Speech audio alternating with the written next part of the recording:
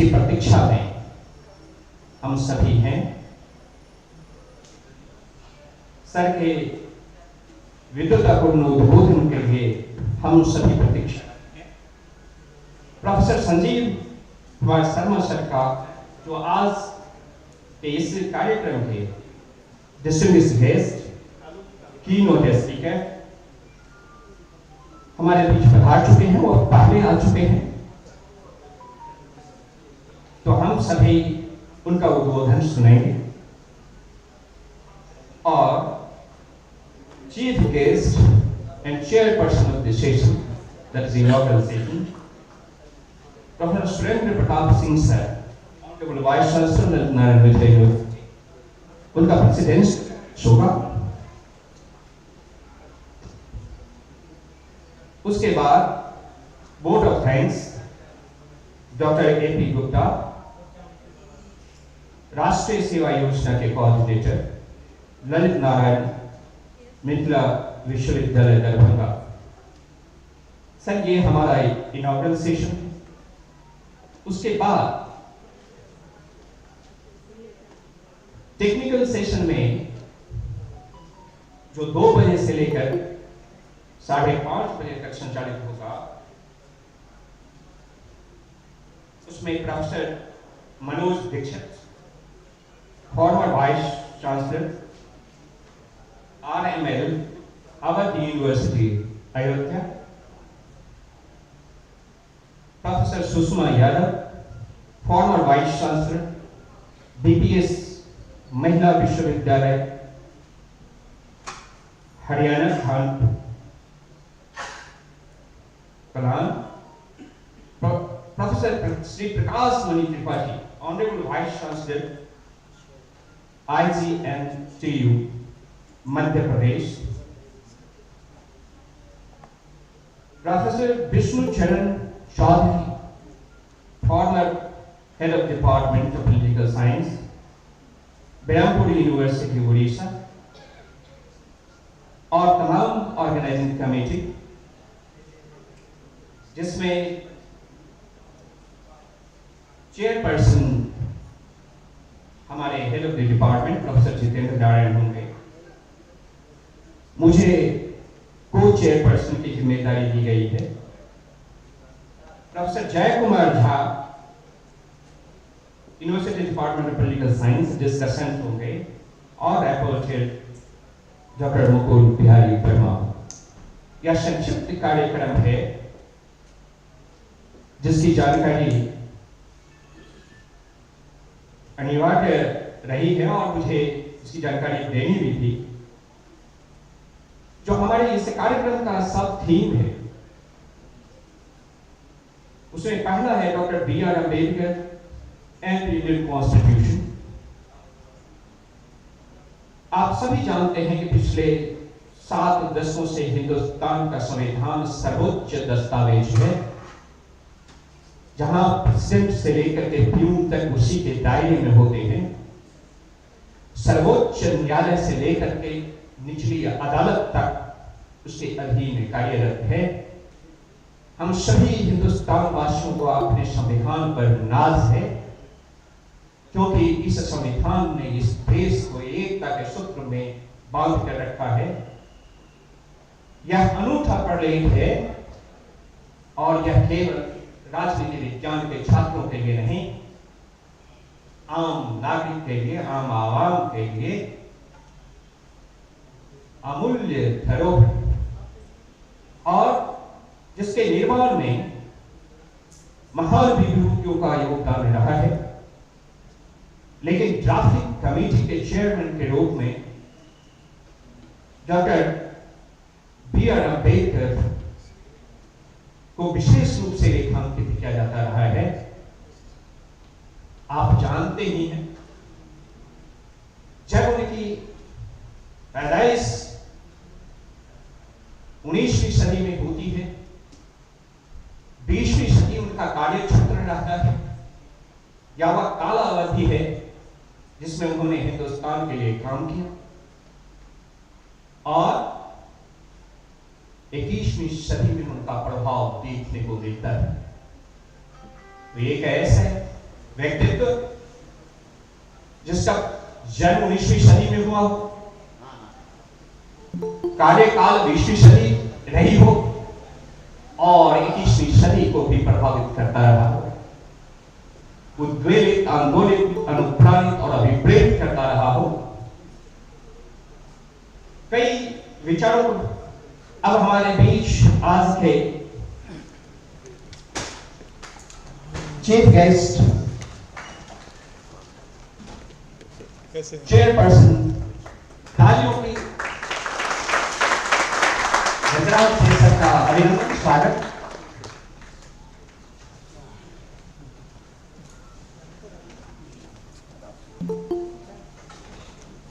आज हम सभी खुश नसीब हैं कि दो महत्वपूर्ण संस्थाओं के कुलपति महोदय हमारे बीच हैं।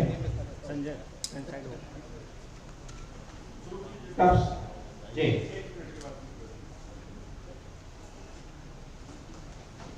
सर के आदेशानुसार, विश्वविद्यालय के आदेशानुसार विश्वविद्यालय सर का विश्वविद्यालय राजनीति विज्ञान विभाग शुक्रगुजार है, आभार प्रकट करता है।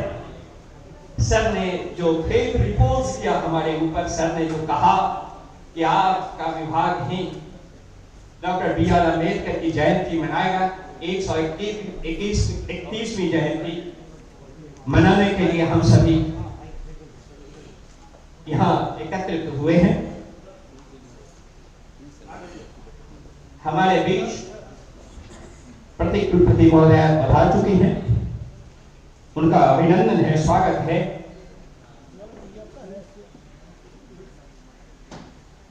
और जो चर्चा चल रही थी कि सब थीम पर, तो पहला है doctor B R. Ambedkar and Indian constitution, दूसरा है Ambedkar ideas on grammar of anarchy. और ग्रामर ऑफ एनार्की की बात जब कहते हैं तो उसमें मौलिक रूप से उन्होंने कहा कि ये कॉन्स्टिट्यूशनल फ्रेमवर्क है, एक डिजाइन है जिसके तहत आपको काम करना है। आप ये जो प्रोटेस्ट, ये प्रदर्शन, ये धरना, ये क्रांति, ये आंदोलन, और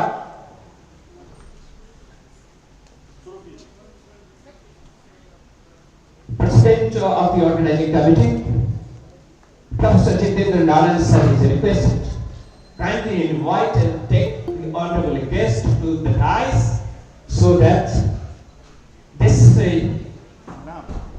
yes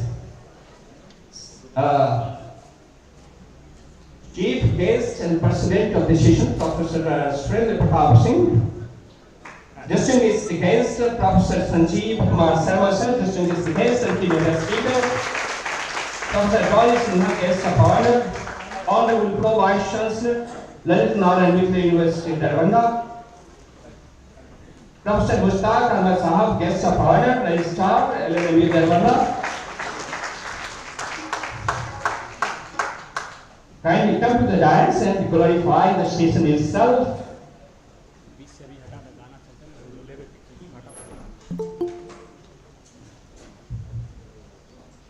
Thank you, sir. अब दूसरी कड़ी है welcome the honorable guests and dignitaries.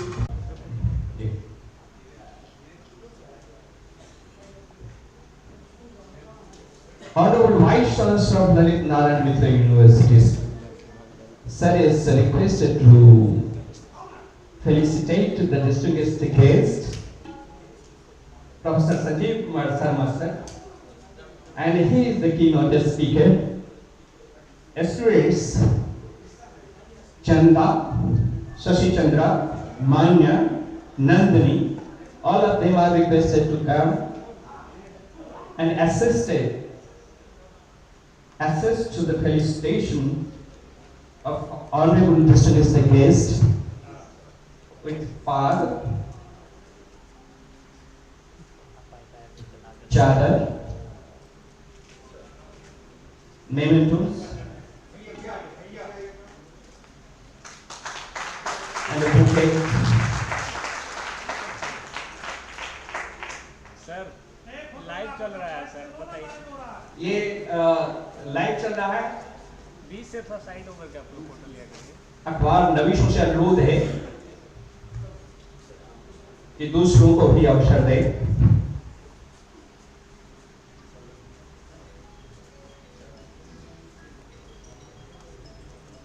President of the organizing committee, Professor Jitendra Narayan sir, is requested to felicitate the Honorable Vice Chancellor, Chief Guest of the Day, and Chairperson of the station, Professor Surendra Pratap Singh sir.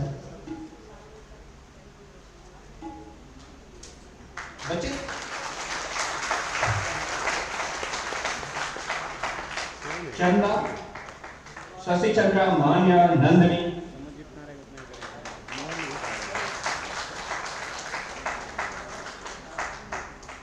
Thank you, sir.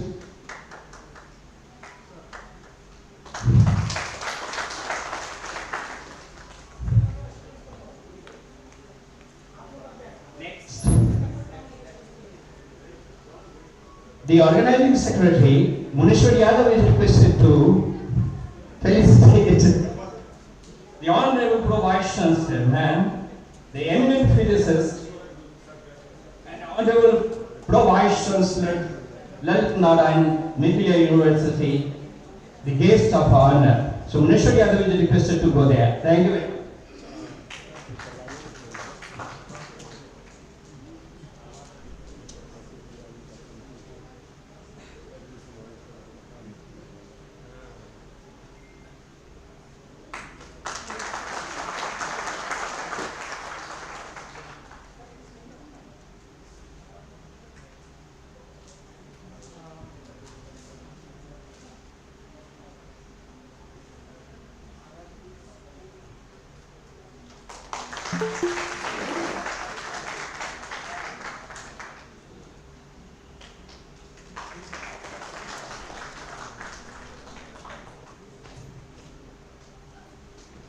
Sir sir तो side दे दीजिएगा।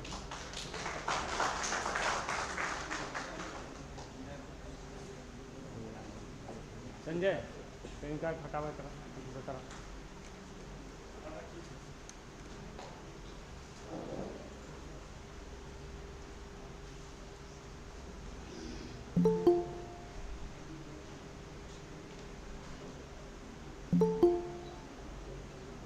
Joint Secretary, Organizing Committee, Professor Mukul Bihari Barma sir is requested to felicitate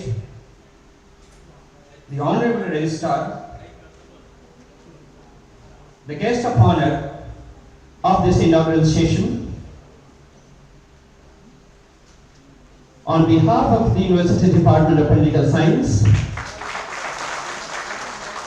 we are really grateful to Registrar Sahab, without which the financial support could not have been received. Therefore, we are very much thankful to him, and we got the financial support from the Registrar Sahab with the kind permission of Honorable Vice Chancellor sir. Thank you very much, sir.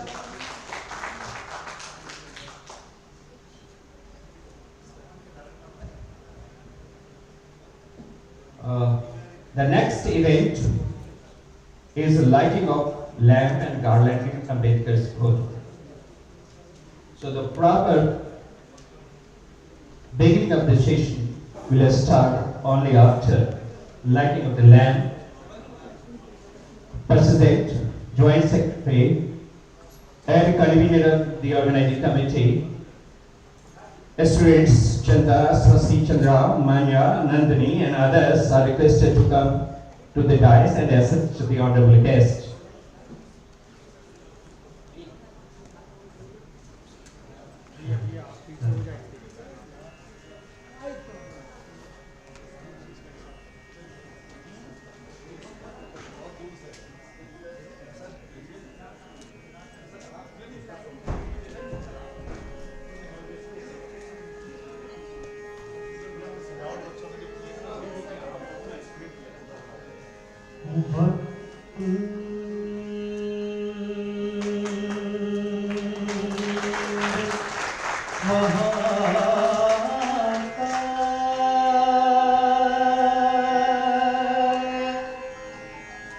सूर्यकोटि समप्रभा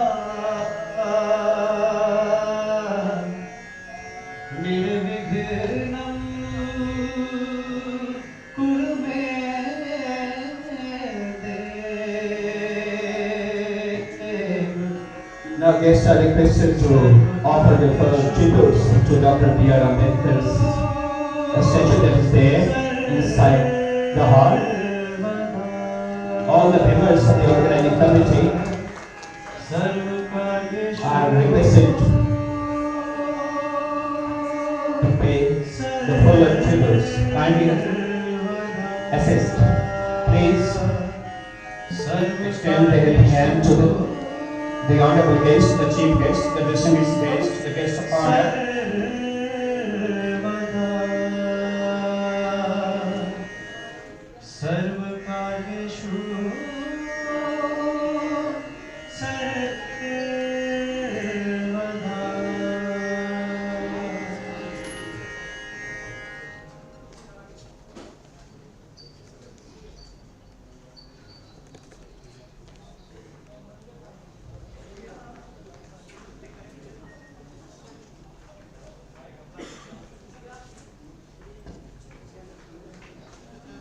अब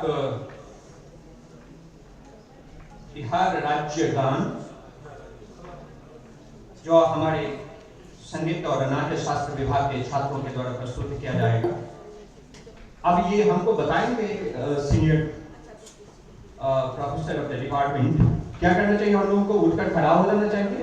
बिहार राज्य गान में कुल गीत में तो हो जाते हैं हम लोग, बिहार राज्य गान में भी आप बताएंगे सर।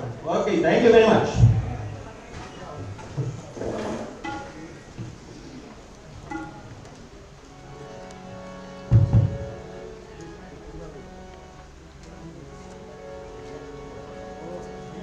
भैया इनका बीच में तो साइड हो जाए ना, इधर से सामने आ रहा है।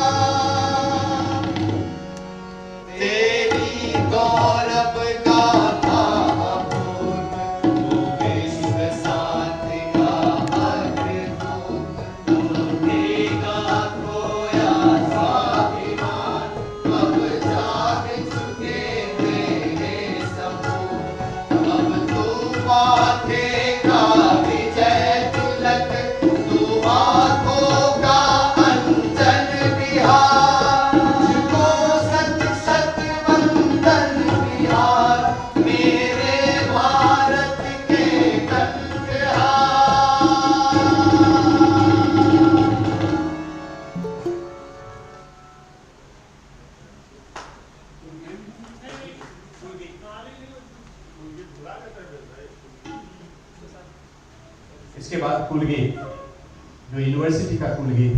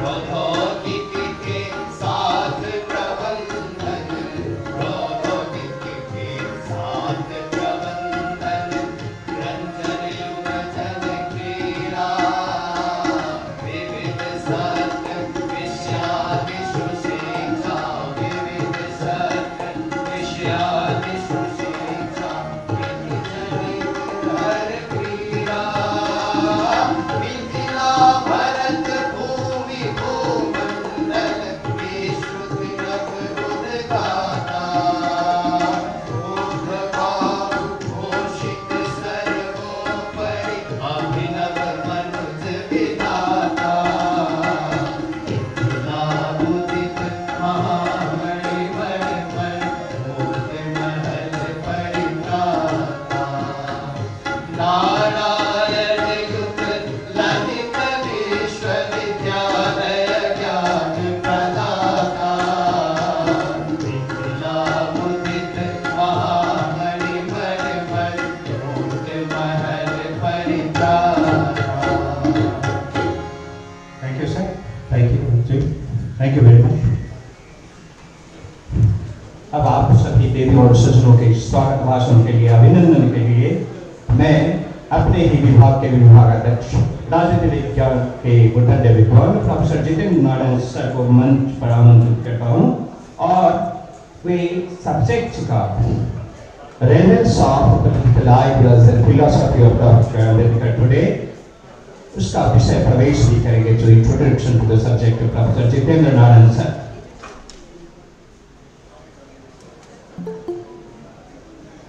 थैंक यू वेरी मिनिस्टर जी। इस आयोजन में आए तमाम लोगों के प्रति विभाग की तरफ से, विश्वविद्यालय की तरफ से आभार व्यक्त करते हुए सबका अभिनंदन करता हूँ। इसका गौरव बोध भी मैं करता हूँ।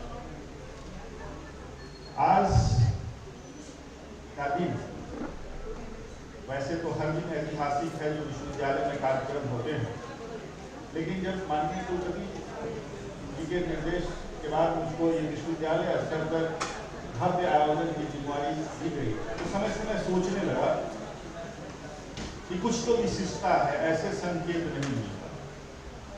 और पहले भी राजनीति शास्त्र के विद्यार्थी के नाते मैं सोचता, मैं अपने को सौभाग्यशाली मानता हूँ कि मंच पर जो विराजमान हमारे माननीय कुलपति जी हैं, सोशल साइंस के, इकोनॉमिक्स के हैं, और राजनीति विज्ञान के छात्र के नाते भी मैं देखता हूँ, शिक्षक के नाते भी देखता हूँ, सारी दुनिया में काम करने का मौका मिला। मैं इतना कह सकता हूँ कि बगल में जो बैठे हुए हैं प्रोफेसर संजीव कुमार शर्मा जी, ये दोनों जो कुलपति हैं, एक तो पद ही बहुत विशिष्ट है, लेकिन आप लोगों की जो कार्यशैली रही है और व्यक्तिगत तौर पर हमारा यह सौभाग्य रहा है कि दोनों के सानिध्य में रहने का, साथ में रहने का, सहयोग करने का मौका मिला। उस आधार पर ऐसे दोनों व्यक्ति जिन लोगों की वजह से संस्था को गौरव मिला हो, माननीय अपने कुलपति प्रोफेसर प्रताप सिंह जी कह रहे थे और दुनिया जानती है कि जिस कॉलेज का दायित्व था उस कॉलेज के लिए लैंडमार्क खोजना पड़ता था, बताना पड़ता था इसके बगल में कॉलेज है। बाद में उस कॉलेज को ही अगल बगल के संस्थाओं को उसी कॉलेज का एड्रेस से पता चलता था। ये कार्यशैली आपकी है। ऐसे माननीय कुलपति का, अपने कुलपति का मैं, जिनको अभी दोहरा दायित्व भी है, हमारे इस कार्यक्रम की अध्यक्षता का भी दायित्व है, हमारे मुख्य अतिथि के रूप में भी हम लोगों को आशीर्वाद देने के लिए उपस्थित हैं, स्वागत करते हुए आभार हर्ष का अनुभव करता हूँ। जैसा कि मैंने कहा, परम सम्मानित प्रोफेसर संजीव कुमार शर्मा जी, आप कुलपति के पद पर ऐसे ही रहे। जब दायित्व मिला तो मैंने कहा कि आपको कुलपति का दायित्व मिला जरूर है, लेकिन आपको एक संस्था खड़ा करने का दायित्व मिला है मोतिहारी में, और उसको सेंट्रल यूनिवर्सिटी का तमाम लोग जानते हैं किस मुकाम पर इन्होंने पहुंचाया। इनकी विशिष्टता ये है, दोनों की विशिष्टता है, एक मरे हुए आदमी को जिंदा करना कितना कठिन होता है। All India political science association वो उसमें काम करने वाले लोगों ने सदगति तक पहुंचा दी थी, वर्षों तक वो डिफेंस रहा, और मेरा परिचय भी उस काम को लेकर के ही साथ में काम करने की वजह से ही घनिष्ठता हमारी रही है, मेरा सौभाग्य रहा है। तो संस्था को खड़ा करने वाले, संस्था में प्राण फूंकने वाले, चीजों को, विषय को गंभीरता से लेने वाले इस नाते ये मंच ऐसे कुलपतियों से सुशोभित है जिसमें हम आप अनुभव करते हैं अपने कार्यक्रम में आने के लिए आप लोगों ने आने के बाद जो हम समझते हैं कि गौरव का अनुभव होना स्वाभाविक भी है आयोजक के नाते। आज के आयोजन में माननीय प्रति कुलपति जी, आप लोग सब लोग जानते हैं कि जो सेमिनार की जो श्रृंखला चल रही है, ऑनलाइन क्लासेस में अगर मिथिला विश्वविद्यालय सबसे अव्वल दर्जे पर है तो परम सम्मानित प्रोफेसर डॉली सिन्हा जी का उसमें कितना बड़ा योगदान है। बच्चों के प्रति जो भी कार्यक्रम होता है उसमें बच्चों के लिए कार्यक्रम हो। कभी कभी होता है, मैं ऑनेस्टली एडमिट करता हूँ, कभी कभी होता है कि भाई यूनिवर्सिटी डिपार्टमेंट और कॉलेज के कल्चर में थोड़ा अंतर है, वहाँ तो डिबेट वगैरह चलता है, लेकिन यहाँ से बच्चे निकलेंगे तो कुछ सर्टिफिकेट भी मिले, कुछ सेमिनार्स भी हो, आगे की तैयारी भी हो। लेकिन उनकी दृष्टि में केवल जो बच्चे हैं वो हैं, हम लोगों के भी हैं, लेकिन ये बच्चे हमारे माननीय कुलपति महोदय वो निकलने वाले हैं, इसलिए मेरी दृष्टि हमेशा रहती है।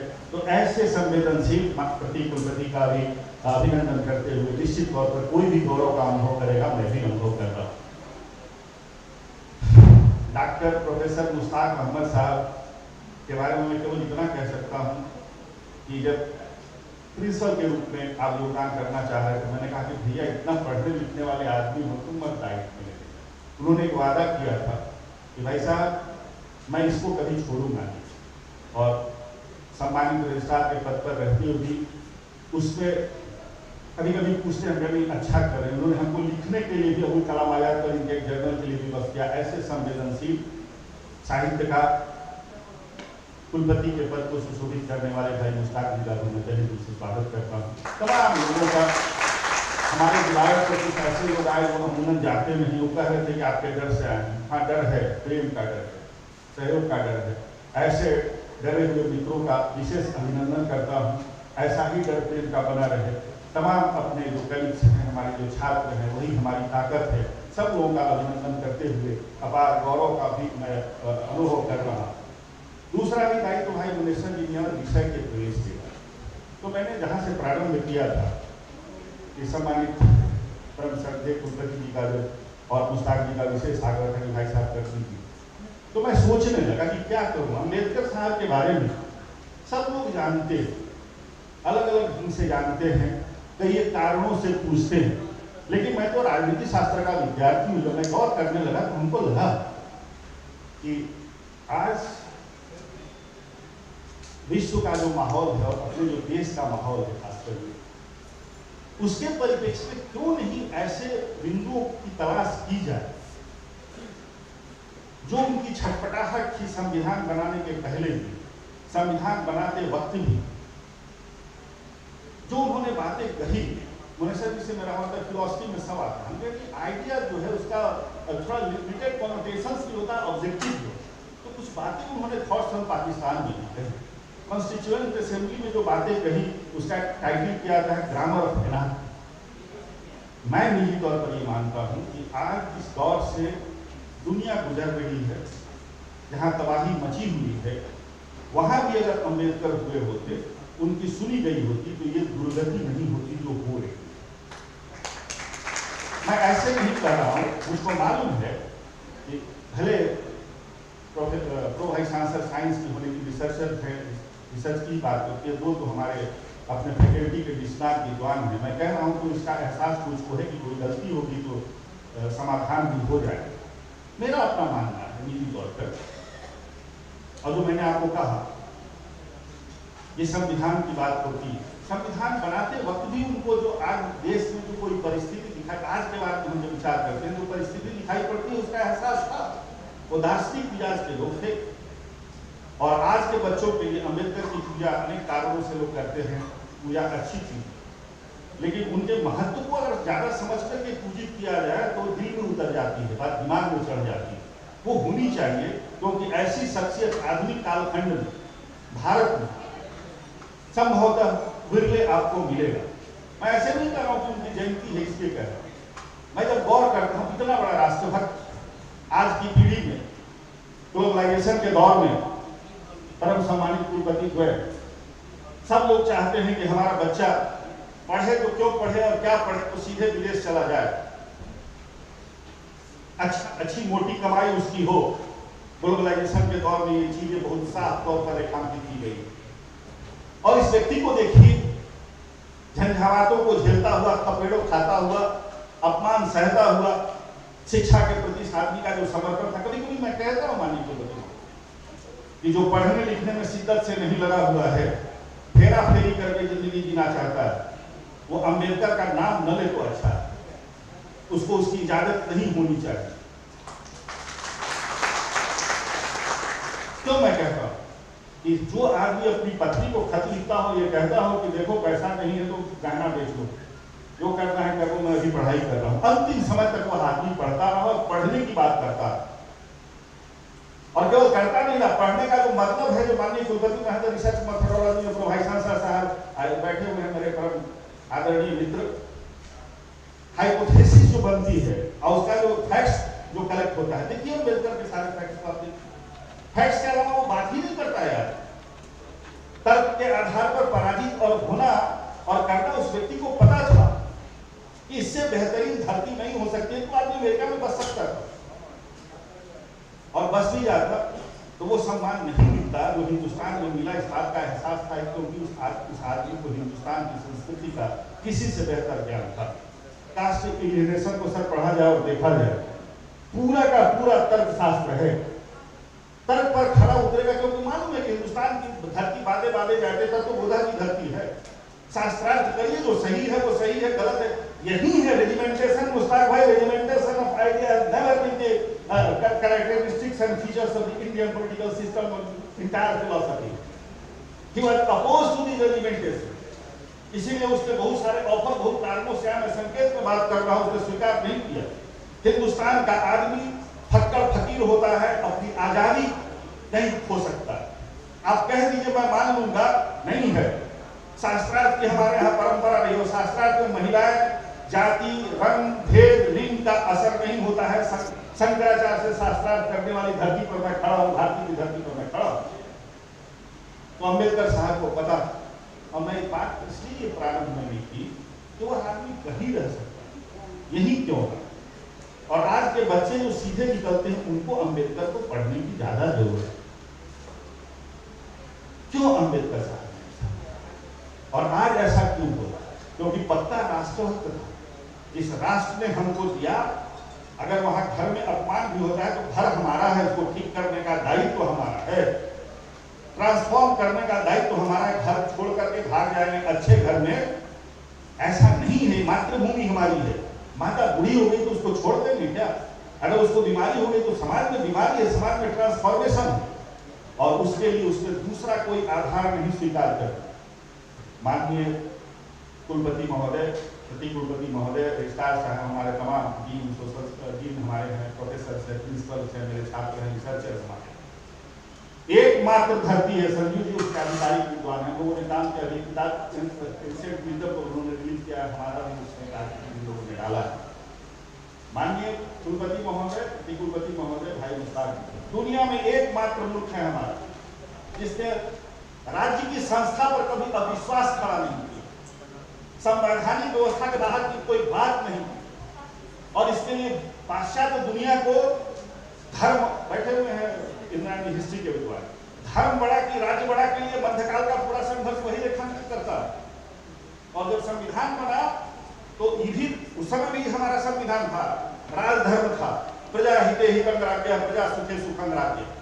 राजा कोई काम नहीं कर सकता, उसकी इजाजत उसको नहीं थी।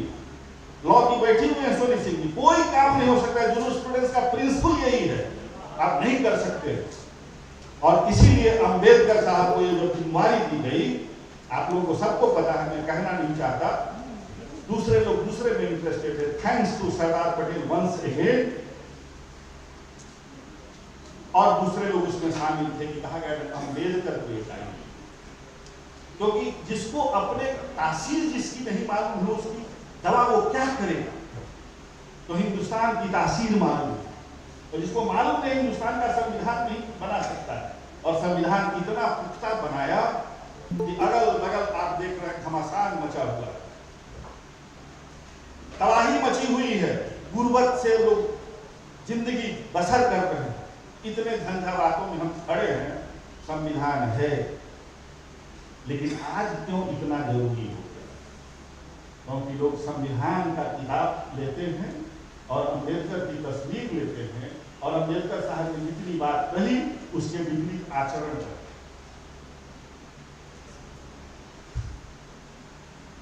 हमारा रिसर्च स्कॉलर है GRF,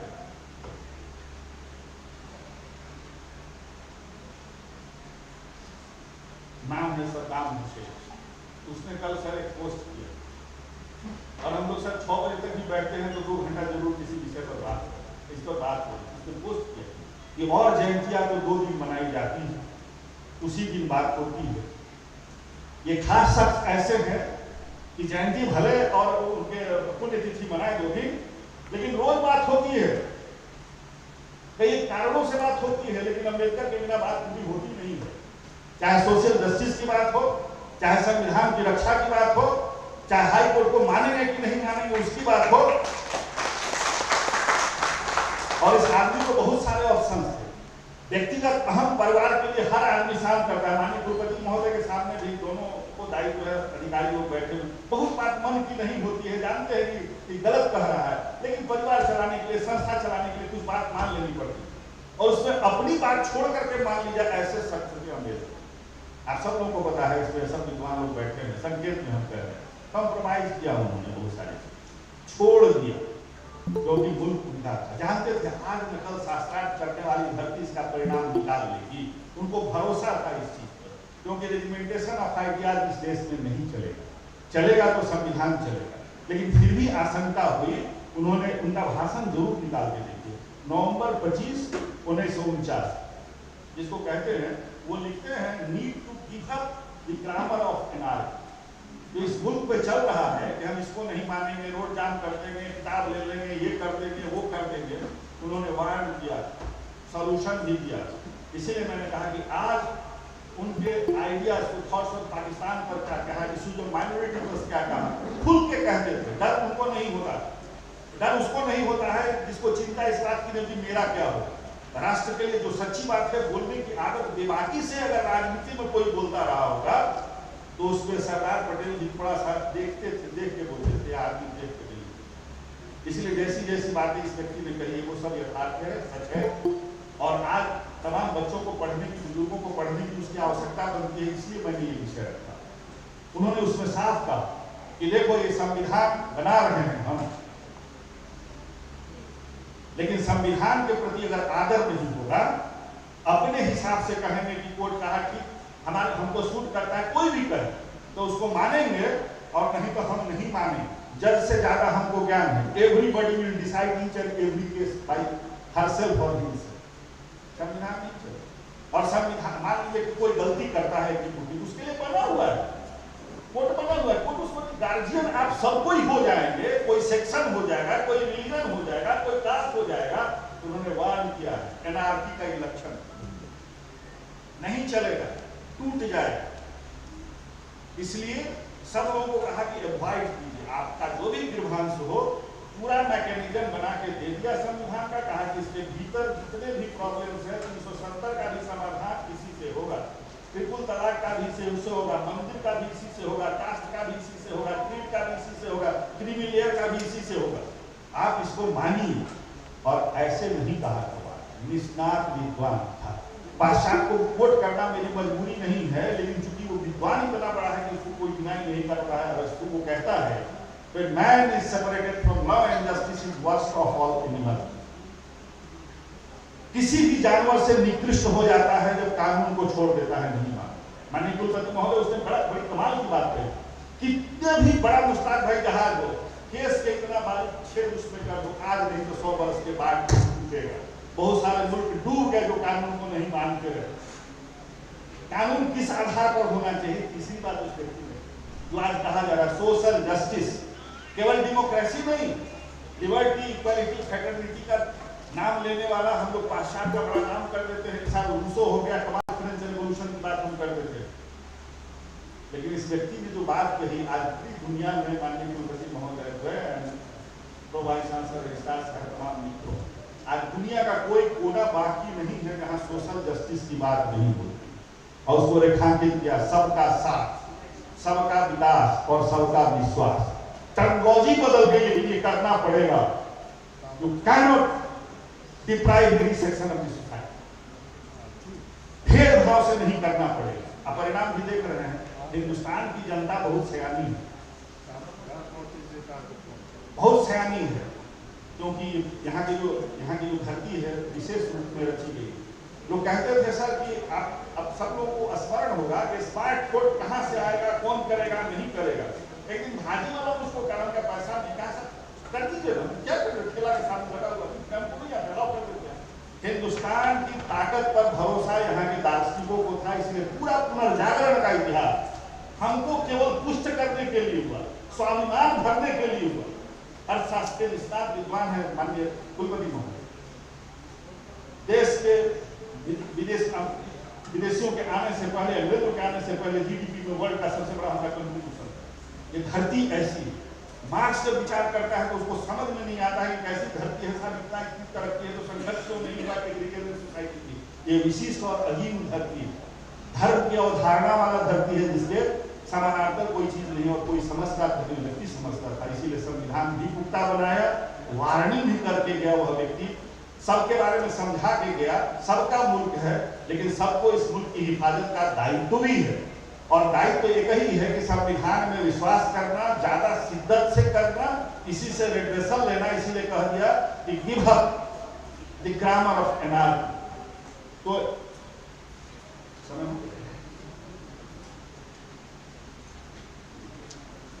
समय से पहले चल रहे हैं लोग, क्योंकि थोड़ा सा फ्लाइट को लेकर के इनको 4 बजे लौटना भी है, और कार्यक्रम थोड़ा पहले भी हो गया।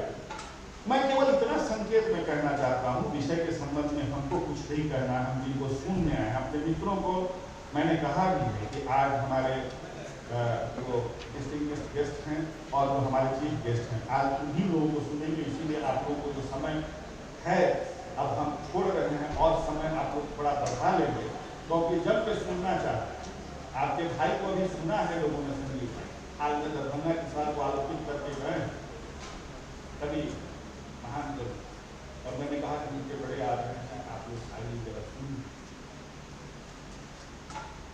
तो अब हम आभार व्यक्त करते हैं, धन्यवाद देते हैं आपकी कार्रवाई के लिए। भाई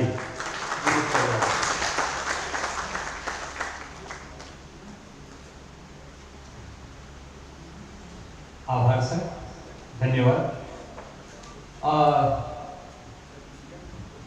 दरअसल हमारे छात्र लोग बहुत सारे लड़ाकू हैं, लेकिन अगर पढ़ाकू हो तो डॉक्टर अम्बेडकर को पढ़ना चाहिए। ये कितना पढ़ना चाहिए? इकोनॉमिक्स को पढ़ना चाहिए, लॉ को पढ़ना चाहिए, फिलॉसफी को पढ़ना चाहिए, सोशियोलॉजी को पढ़ना चाहिए, और क्या नहीं पढ़ना चाहिए। तो ये लड़ाकू छात्रों के लिए है कि वो पढ़ाकू बने और डॉक्टर अम्बेडकर को देखें कि कैसे पढ़ना चाहिए। ये आपके लिए अनुकरणीय है, मैं मंच को तो कुछ नहीं कह सकता, और वह हमारे बूते के बाहर की बात है, इसलिए आप छात्रों के लिए है। यूनिवर्सिटी ऑफ कोलंबिया में जहां उनका स्टैचू रखा, उस स्टैचू के नीचे लिखा हुआ है सिंबल ऑफ नॉलेज। आप मानो या ना मानो, अमेरिका के यूनिवर्सिटी ऑफ कोलंबिया में साहब, जिसकी तुलना वाशिंगटन से किया जाता हो, मार्टिन लूथर किंग से किया जाता हो, जिसकी तुलना अब्राहम लिंकन से किया जाता हो, जिसकी तुलना जॉनसन और रॉबसन से किया जाता हो, तो आप समझ सकते हैं कि वह व्यक्ति, मैंने कहा था कि साहब जिसकी पैदाइश 19वीं सदी में हुई हो और जिसने काम किया 20वीं सदी में और प्रभाव दिखता हो 21वीं सदी में, तो 3 सदी को बांधते हुए जो व्यक्तित्व चलता है, उसका असर और प्रभाव हमारे समाज पर दिखता है, और उसे रेखांकित करने की जरूरत है। उसी को रेखांकित करने के लिए हम अपने आदरणीय कुल सचिव महोदय प्रोफेसर मुश्ताक अहमद साहब दानेश्वर हैं, उर्दू साहित्य के मैं आमंत्रित करता हूँ। प्रोफेसर मुश्ताक अहमद साहब यशस्वी कुल सचिव।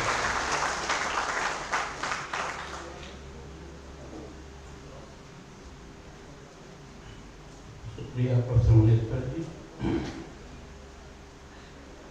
हमारे कुल के प्रति माननीय कुलपति प्रोफेसर प्रताप सिंह साहब, आज के जलसे खास के मुकर्रर खास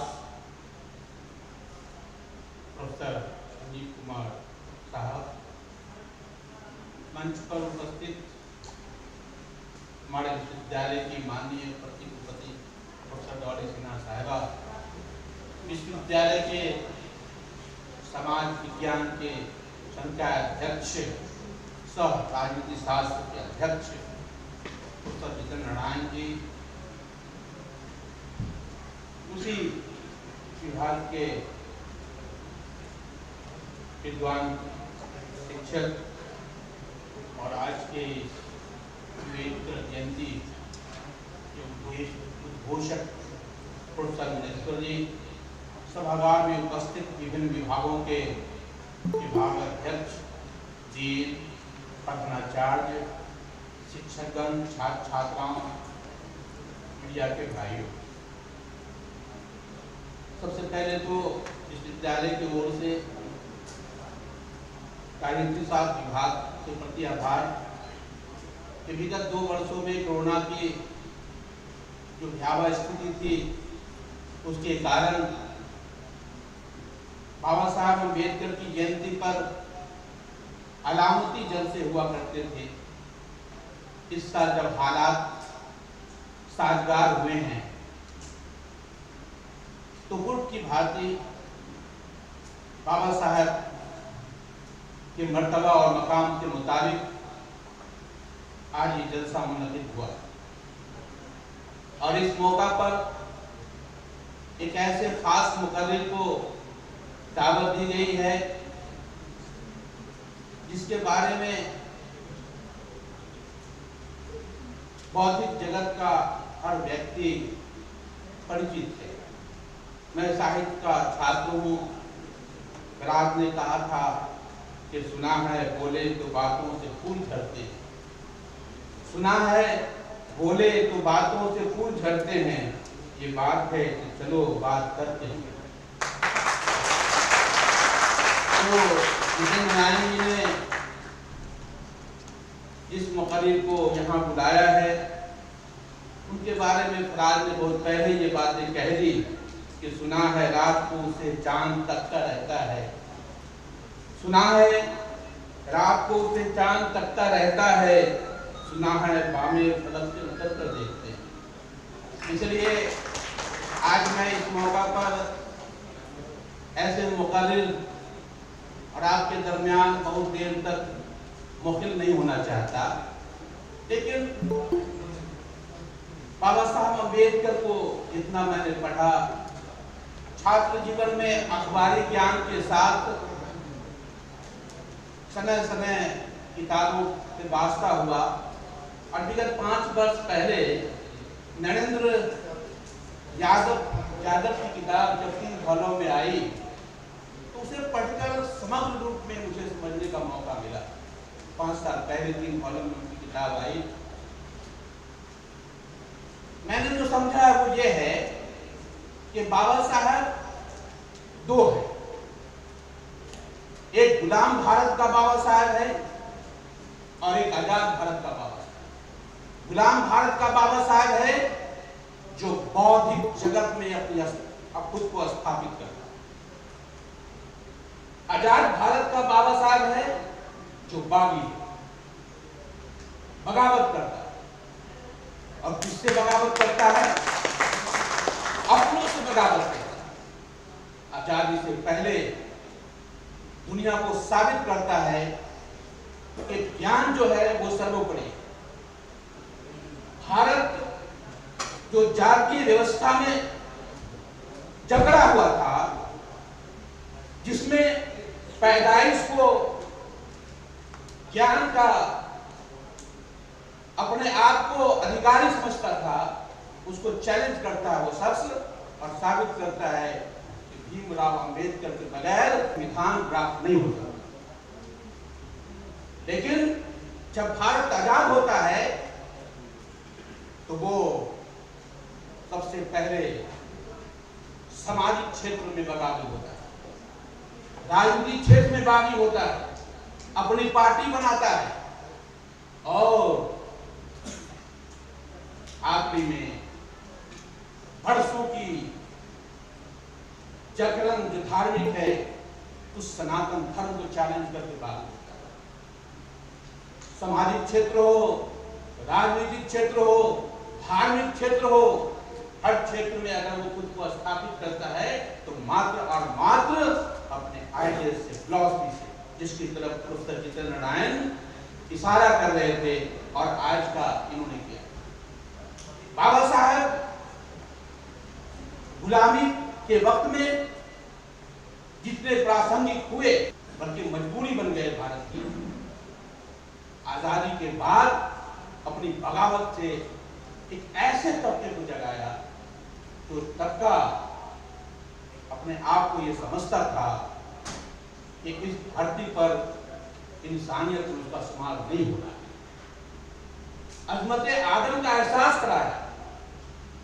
अल्लामा इकबाल ने कहा था कि इस धरती पर दो तरह के इंसान पैदा होते हैं। एक इंसान वो पैदा होता है जिसे पैदा होना था वो हो गया, दूसरा वो पैदा होता है जिसके पैदा होने से पूरी इंसानियत की तस्वीर बदल गई। बाबा साहब अम्बेडकर ने आजादी के बाद भारत की न तस्वीर बदली बल्कि तकदीर भी बदली।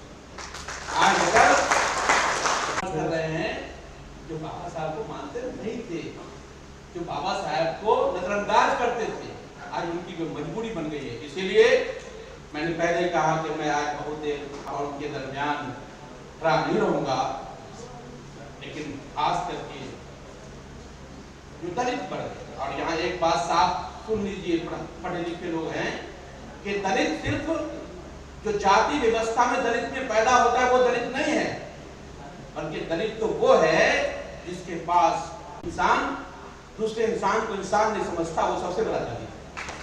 तो भारत में आज उस चिंतन को बदलने की जरूरत है और इसलिए बाबा साहब प्रासंगिक बने रहेंगे, क्योंकि भारत में अभी भी जो व्यवस्था कायम है कि एक इंसान दूसरे इंसान को इंसान नहीं समझ रहा है, जानवरों की तरह उसके साथ सलूक कर रहा है। इसलिए बाबा साहब और प्रासंगिक इसलिए है कि वो बगावत जो बागी बाबा साहब प्रासंगिक, बौद्धिक प्रासंगिक तो बहुत सारे हुए, आज वो बागी बाबा साहब प्रासंगिक है जो समाज में परिवर्तन लाना चाहता है, स्कूल की लड़ाई लड़ता है, रिपब्लिक पार्टी बनाता है अपना, वो बाबा साहब है। यानी वो बाबा साहब हैं कि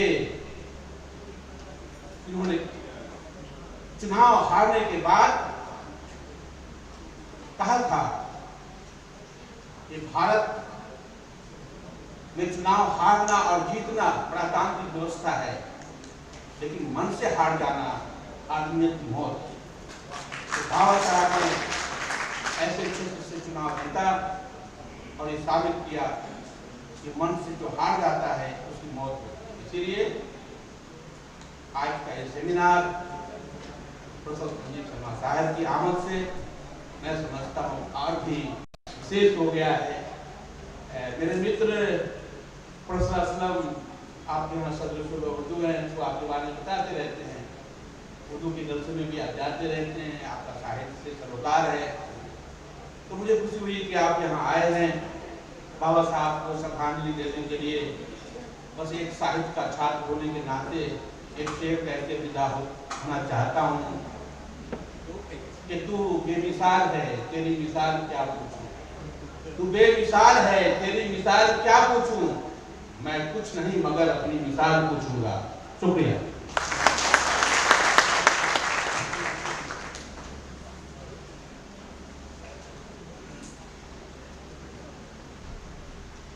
तो उर्दू के इतने महत्वपूर्ण शब्द मिसाल, बेमिसाल। अब साहब मैं अध्यक्ष महोदय की अनुमति से eminent physicist professor Dolly Sinha ma'am को आमंत्रित करना चाहता हूँ, और खास करके मैडम तो साइंटिस्ट हैं। हम लोग भी अपने आप को साइंटिस्ट कहते हैं, लेकिन हम लोग कहते हैं कि कोई परिवर्तन होता तो वो ग्रेविटेशनल पुल से, प्रेशर से होता है या नहीं होता है, मैं मुझे नहीं पता।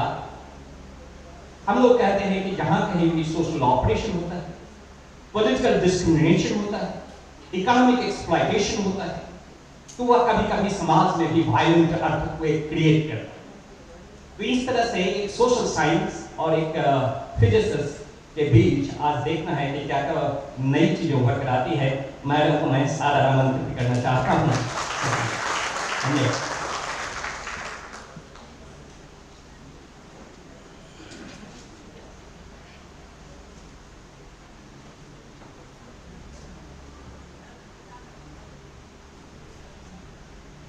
सम्मानित मंच और सभागार में उपस्थित सभी को मेरा नमस्कार, वेरी गुड मॉर्निंग। मंच पे उपस्थित हैं हमारे विश्वविद्यालय के माननीय कुलपति प्रोफेसर सुरेंद्र प्रताप सिंह और आज के इस कार्यक्रम के विशिष्ट कीनोट स्पीकर माननीय former vice chancellor Gandhi Central University Bihar के हैं, ये माननीय professor Sanjeev Kumar Sharma ji, dean faculty of social science doctor Jitendra Narayan, he is also the head department of political science, विश्वविद्यालय के कुल सचिव महोदय professor Mushtaq Ahmad, Organizing Secretary of this seminar, Professor मुनीश्वर जादव जी, और सामने भी बहुत विशिष्ट जन उपस्थित हैं। दर्शक दीर्घा में हमारे सामने कई डीन हैं, हेड ऑफ द डिपार्टमेंट्स हैं, फैकल्टी मेंबर्स हैं और हमारे सम्मानित डेलीगेट्स, पार्टिसिपेंट्स, सभी को मेरा बहुत बहुत नमस्कार। और सबसे पहले मैं विभाग को, राजनीति शास्त्र विभाग को इस महत्वपूर्ण विषय पे सेमिनार रखने के लिए बधाई देती हूँ। Relevance of political ideas and philosophy of doctor B.R. Ambedkar today. तो ये बहुत ही महत्वपूर्ण विषय है, आपने हमारे पूर्व वक्ताओं को सुना है। और जब से मैं यहाँ आई हूँ मिथिला में, मैं पाती हूँ यहाँ के लोग बहुत ही अच्छे वक्ता हैं, बहुत सुंदर बोलते हैं, बहुत प्रभावी बोलते हैं। और मैं जो हूँ बातें कम, काम अधिक में विश्वास रखने वाली हूँ, तो मैं शायद इतना प्रभावी नहीं बोल पाऊँ, लेकिन समय मेरे लिए भी निर्धारित है। और जब मैं बोलती हूँ तो मैं संवाद बच्चों के लिए करना चाहती हूँ, विद्यार्थियों के लिए। तो जो यहाँ सम्मानित विद्वान व्यक्तित्व है, मुझे माफ करेंगे क्योंकि ये मेरा विषय भी नहीं है।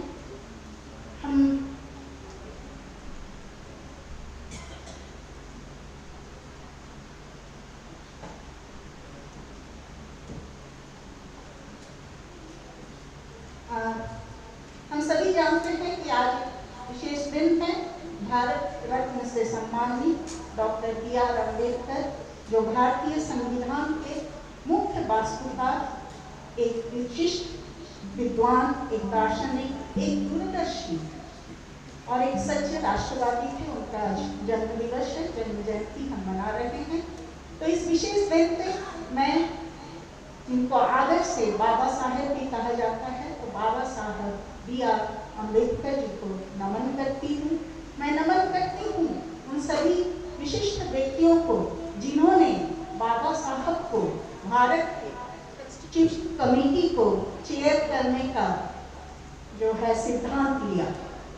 सचमुच ये सिद्धांत हमारे देश के लिए बहुत ही गौरवपूर्ण रहा कि बाबा साहब जैसे एक, आपने सुना कि वो कितने विद्वान व्यक्तित्व थे और कितने विशिष्ट उनकी भावनाएं थी, विचार थे, तो उनको इस पद को सुशोभित करने के लिए वो आए और भारत का संविधान, जो पूरे विश्व में बहुत ही अच्छा और लचीला संविधान माना जाता है, इसको उन्होंने बनाया। और हम जानते हैं कि हमारे संविधान की जो 3 शब्द है, लिबर्टी, इक्वलिटी एंड फ्रेटर्निटी, जो बाबा साहेब के शब्द हैं और उनके विचार है, वो कितने महत्व रखते हैं। लिबर्टी, स्वतंत्रता, हिंदी में स्वतंत्रता, समानता और बंधुत्व। और मैं समझती हूँ कि लिबर्टी का जो हिंदी है, स्वतंत्रता से भी ज़्यादा है कि एक मुक्ति का बोध कराता है। तो इसी सिद्धांत पे हमारा संविधान जो है वो आधारित है। और बाबा साहेब जो है उनके राजनीतिक विचार के चर्चा में होंगी। मैं सामाजिक और जीवन में जो उनके विचार हैं उसको मैं मानती हूँ कि वो सामाजिक तरीके से एक राजनीतिक बदलाव लाने में विश्वास करते थे। और हमारे राष्ट्र निर्माण के लिए जो उनका विचार था, जिनको हमारे संविधान में संयोजित किया गया, वो हमारे लिए बहुत ही फायदेमंद रहा और आगे भी रहेगा। मैं हमेशा मानती हूँ कि किसी भी मनीषी को सही सम्मान उन्हें फूल चंदन चढ़ाना नहीं होता है, बल्कि उनके बारे में जानना, उनके लेखनों को पढ़ना, समझना, उनके विचारों को आत्मसात करना और अपने कार्यों में उन्हें सम्मिलित करना होता है। यदि हम ऐसा कर पाएँ तो हम सही मायने में उस व्यक्ति का सम्मान करते हैं, उनके विचारों का सम्मान करते हैं। मैं कई बार ये बात कह चुकी हूँ, बार बार कहती हूँ विद्यार्थियों आपसे भी, कि आप किसी विशेष व्यक्ति के बारे में जब भी कोई कार्यक्रम होता है या नहीं भी होता है तो उनके लेखनों को, उनके द्वारा लिखे गए पुस्तक, उनके जो भाषण का संकलन है उसको पढ़ें और उसको समझें और उससे कुछ सीखने की कोशिश कीजिए। तो मैंने पाया कि बाबा साहेब अम्बेडकर के जो है उनके जो लिखी हुई किताबें तो उनका नंबर कम है, लेकिन उनका जो संकलन है उनके राइटिंग्स और स्पीचेस का, वो ओरिजिनल जो है वो 17 अंकों में है, वॉल्यूम 1 to 17 जो अंग्रेजी में है, और जिसमें वॉल्यूम 14 में 2 पार्ट है और वॉल्यूम 17 में 3 पार्ट है। और इसका हिंदी रूपांतर भी जो है वो प्राप्त है, खासकर इंटरनेट में। आज के हमारे विद्यार्थीगण जो हैं वो बहुत कंप्यूटर और टेक्नोलॉजी सेवी हैं, आप इंटरनेट और वेब में देखते रहते हैं, तो वेब में उनका हिंदी जो है, ये जो 17 संग्रह का है, collection of works in English, उसका हिंदी रूपांतर 40 वॉल्यूमों में उपलब्ध है और वो आप पढ़ सकते हैं। मैं उन्हीं के संकलन से, जो कि उनके 17वां संकलन में है, उसमें से एक घटना और उनके द्वारा एक मैसेज दिया गया है, वो आपसे शेयर करना चाहूँगी। हम कई बार रिजर्वेशंस की बात करते हैं, कुछ लोग उस पर चर्चाएँ भी करते हैं, ये एक बहुत इम्पोर्टेंट इशू है। तो बाबा साहेब की क्या विचार था रिजर्वेशन के बारे में, तो इसके ऊपर जो है ये एक सम्मेलन हुआ था। ये सम्मेलन था all India schedule caste students federation, जिसका जो ये बना था ये 1945 में, 1945 में बाबा साहेब की इच्छा ही से बनी थी ये संघ। और इसका जो दूसरा कॉन्फ्रेंस था वो पुणे में हुआ था। वहाँ पे 25 to 27 दिसंबर में 1946 में इसका दूसरा सम्मेलन आयोजित किया गया था, जिसमें बाबा साहेब को लोग चेयरपर्सन के रूप में, अध्यक्ष के रूप में चाहते थे, लेकिन उनके पूर्व कार्य निर्धारित थे तो वो आ नहीं पाए। लेकिन उन्होंने अपना मैसेज लिख कर भेजा और अपने संदेश में वो लिखते हैं, मुझे इस बात का बहुत अफसोस है कि मैं अपने कई व्यस्तताओं के कारण आपको पहले नहीं लिख पाया। मुझे ये जानकर बहुत खुशी हुई कि आपने अखिल भारतीय अनुसूचित जाति छात्र संघ का सत्र अखिल भारतीय अनुसूचित जाति संघ के सत्र से अलग आयोजित करने का निर्णय लिया है। तो विद्यार्थी आप देखें कि ये छात्र संघ जो आजकल हम लोग जिसको काफी स्ट्रॉन्ग एक बॉडी मानते हैं, इसका भी बाबा साहेब इसका समर्थन करते थे और उन्होंने इसको कहा कि ये बहुत बुद्धिमान निर्णय है जिससे मैं पूरी तरह सहमत हूँ। आगे वो लिखते हैं, जो संदेश भेजते हैं उसमें लिखते हैं कि इस सम्मेलन की सफलता के लिए अपनी शुभकामनाएं भेज रहा हूँ। आगे लिखते हैं कि सबसे पहले हमारे बच्चों को 2 चीज़ें सीखनी चाहिए। सबसे पहले ये साबित करना कि समान अवसर प्राप्त होने पर वे बुद्धि और क्षमता में किसी से कम नहीं है। तो तो यहाँ पे समान अवसर को वो बोल्ड करते हैं। समान अवसर अगर प्राप्त हो, इक्वल अपॉर्चुनिटी अगर प्राप्त हो, तो वे बुद्धि और क्षमता में किसी से कम नहीं है। ये साबित करना होगा, जिनको अवसर प्राप्त होता है उनको ये साबित करना चाहिए। दूसरा वो आगे लिखते हैं, ये साबित करना कि वे अवसर केवल व्यक्तिगत सुख के मार्ग पर चलने के लिए नहीं है, बल्कि अपने आप को योग्य बनाने के साथ साथ अपने समुदाय को स्वतंत्र होने, मजबूत होने और सम्मान पाने के लिए प्रेरित करना और तैयार करना भी है। यदि ये सम्मेलन हमारे छात्रों के दिमाग में इन दो उद्देश्यों को स्थापित कर सकता है, तो ये सम्मेलन अपने अस्तित्व को पूरी तरह से उचित ठहराएगा। मुझे यकीन है कि ऐसा होगा। तो विद्यार्थीगण, आप देखिए कि किसी भी तरह का जो सुविधाएं प्राप्त होती है वो सिर्फ अपने व्यक्तिगत प्राप्ति के लिए नहीं होती है। बाबा साहेब हमेशा कहते थे कि अपने समूह को भी मजबूत बनाओ, और उनका विचार जो था, cultivation of mind should be ultimate aim of human existence. मतलब अपने दिमाग को जो है, आजकल हम देखते हैं जगह जगह काफ़ी जिम खुली हुई है और लोग अपनी शरीर की चर्चा करते हैं, शरीर को मजबूत बनाते हैं, शायद बॉलीवुड में चांस मिल जाए। लेकिन अपने माइंड को, मस्तिष्क को भी सशक्त बनाना बहुत ही आवश्यक है।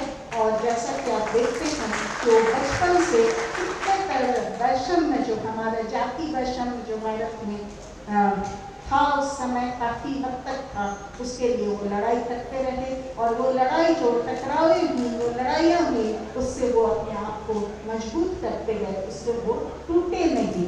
तो उनके एक कलेक्शंस निकाला था, आप जानते हैं कि उनको भी अवसर मिला, क्योंकि उनके जब वो काफ़ी छोटे थे तो उनके जो शिक्षक हैं श्री महादेव अम्बेडकर जी, उन्होंने उनको अपना नाम दिया। आगे चल के बड़ौदा राज्य के स्कॉलरशिप से वो कोलंबिया यूनिवर्सिटी जो यूएसए में है वहाँ वो पढ़ने गए, और जब वो पढ़ने गए, पढ़ाई उनके बारे में कहा जाता है कि दिन में वो 21 घंटा पढ़ते थे। कोलंबिया यूनिवर्सिटी से पीएचडी की डिग्री प्राप्त करने के उपरांत वो इंग्लैंड गए, और वहाँ ऑक्सफोर्ड में भी उन्होंने इकोनॉमिक्स में, स्कूल ऑफ इकोनॉमिक्स से उन्होंने एमए और पीएचडी इकोनॉमिक्स में किया। पहले वो पॉलिटिकल साइंस के छात्र थे, इसलिए उन्होंने इतिहास, राजनीति, धर्म सब कुछ पढ़ा, और बाद में इकोनॉमिक्स भी पढ़े, और वो इकोनॉमिक्स के बहुत बड़े विद्वान थे। और उनकी किताबें जो है, एक किताब उनकी काफ़ी चर्चित है आजकल, जो वो लिखते हैं the problem of rupee and its demonetisation. तो ये जो आज बोला जा रहा है कि उनके विचार आज भी कितने प्रासंगिक है, वो कम नहीं है। मुझे याद है, मैंने कहीं देखा था कि 2004 में उनके यूनिवर्सिटी, कोलंबिया यूनिवर्सिटी, जहाँ अभी मनीश्वर बाबू कह रहे थे कि उनके स्टैचू भी स्थापित है, 100 स्कॉलर्स का एक लिस्ट निकाला था जो कोलंबिया यूनिवर्सिटी से पढ़े हैं, जिसमें पहला नाम प्रोफेसर अम्बेडकर जी का था, बाबा साहेब अम्बेडकर जी का। और इसी तरह की एक list of top humanist people निकाला गया था ऑक्सफोर्ड यूनिवर्सिटी के द्वारा, उसमें भी बाबा साहेब का नाम जो है वो 4 नंबर पे आता है। उनके पर्सनल लाइब्रेरी में उस समय 50,000 से अधिक पुस्तक थे, जो उस जमाने में कहा जाता था किसी भी पर्सन के पर्सनल लाइब्रेरी में इतनी ज़्यादा बुक्स नहीं होंगे, इतनी ज़्यादा पुस्तकें नहीं होंगी। तो उन्होंने अपने आप को तैयार किया, एक उनके जो है सब कुछ उसको आसानी से नहीं मिला, लेकिन अपने आप को अवसर उन्हें प्राप्त हुआ, जिसका उन्होंने फायदा उठाया, मेहनत की, अपने आप को मजबूत किया, और अपने समुदाय और अपने कम्युनिटी को भी मजबूत किया। वो सिर्फ शेड्यूल कास्ट की बात नहीं करते थे, वो सभी दबे कुचले लोगों की बात करते थे, और खासकर महिला शिक्षा और महिलाओं की उन्नति के लिए वो बहुत बात करते थे। उनकी एक बात मुझे काफ़ी याद है, हमेशा याद आती है। वो कहते थे कि किसी भी समाज के प्रगति का सूचक उनके महिलाओं का प्रगति का होता है। तो महिलाएं जहाँ अच्छे पोजीशन में हैं, अच्छा कर रही हैं, उनको अवसर मिल रही है, वही समाज जो है वो सुसभ्य समाज है। तो ये उनके विचार आप आज दिन भर जो है आपका सुनेंगे, विशिष्ट वक्ताओं से सुनेंगे। सुना कि आज के कीनोट स्पीकर बहुत ही वक्ता है, मैं भी उन्हें सुनने के लिए उत्सुक हूँ। धन्यवाद।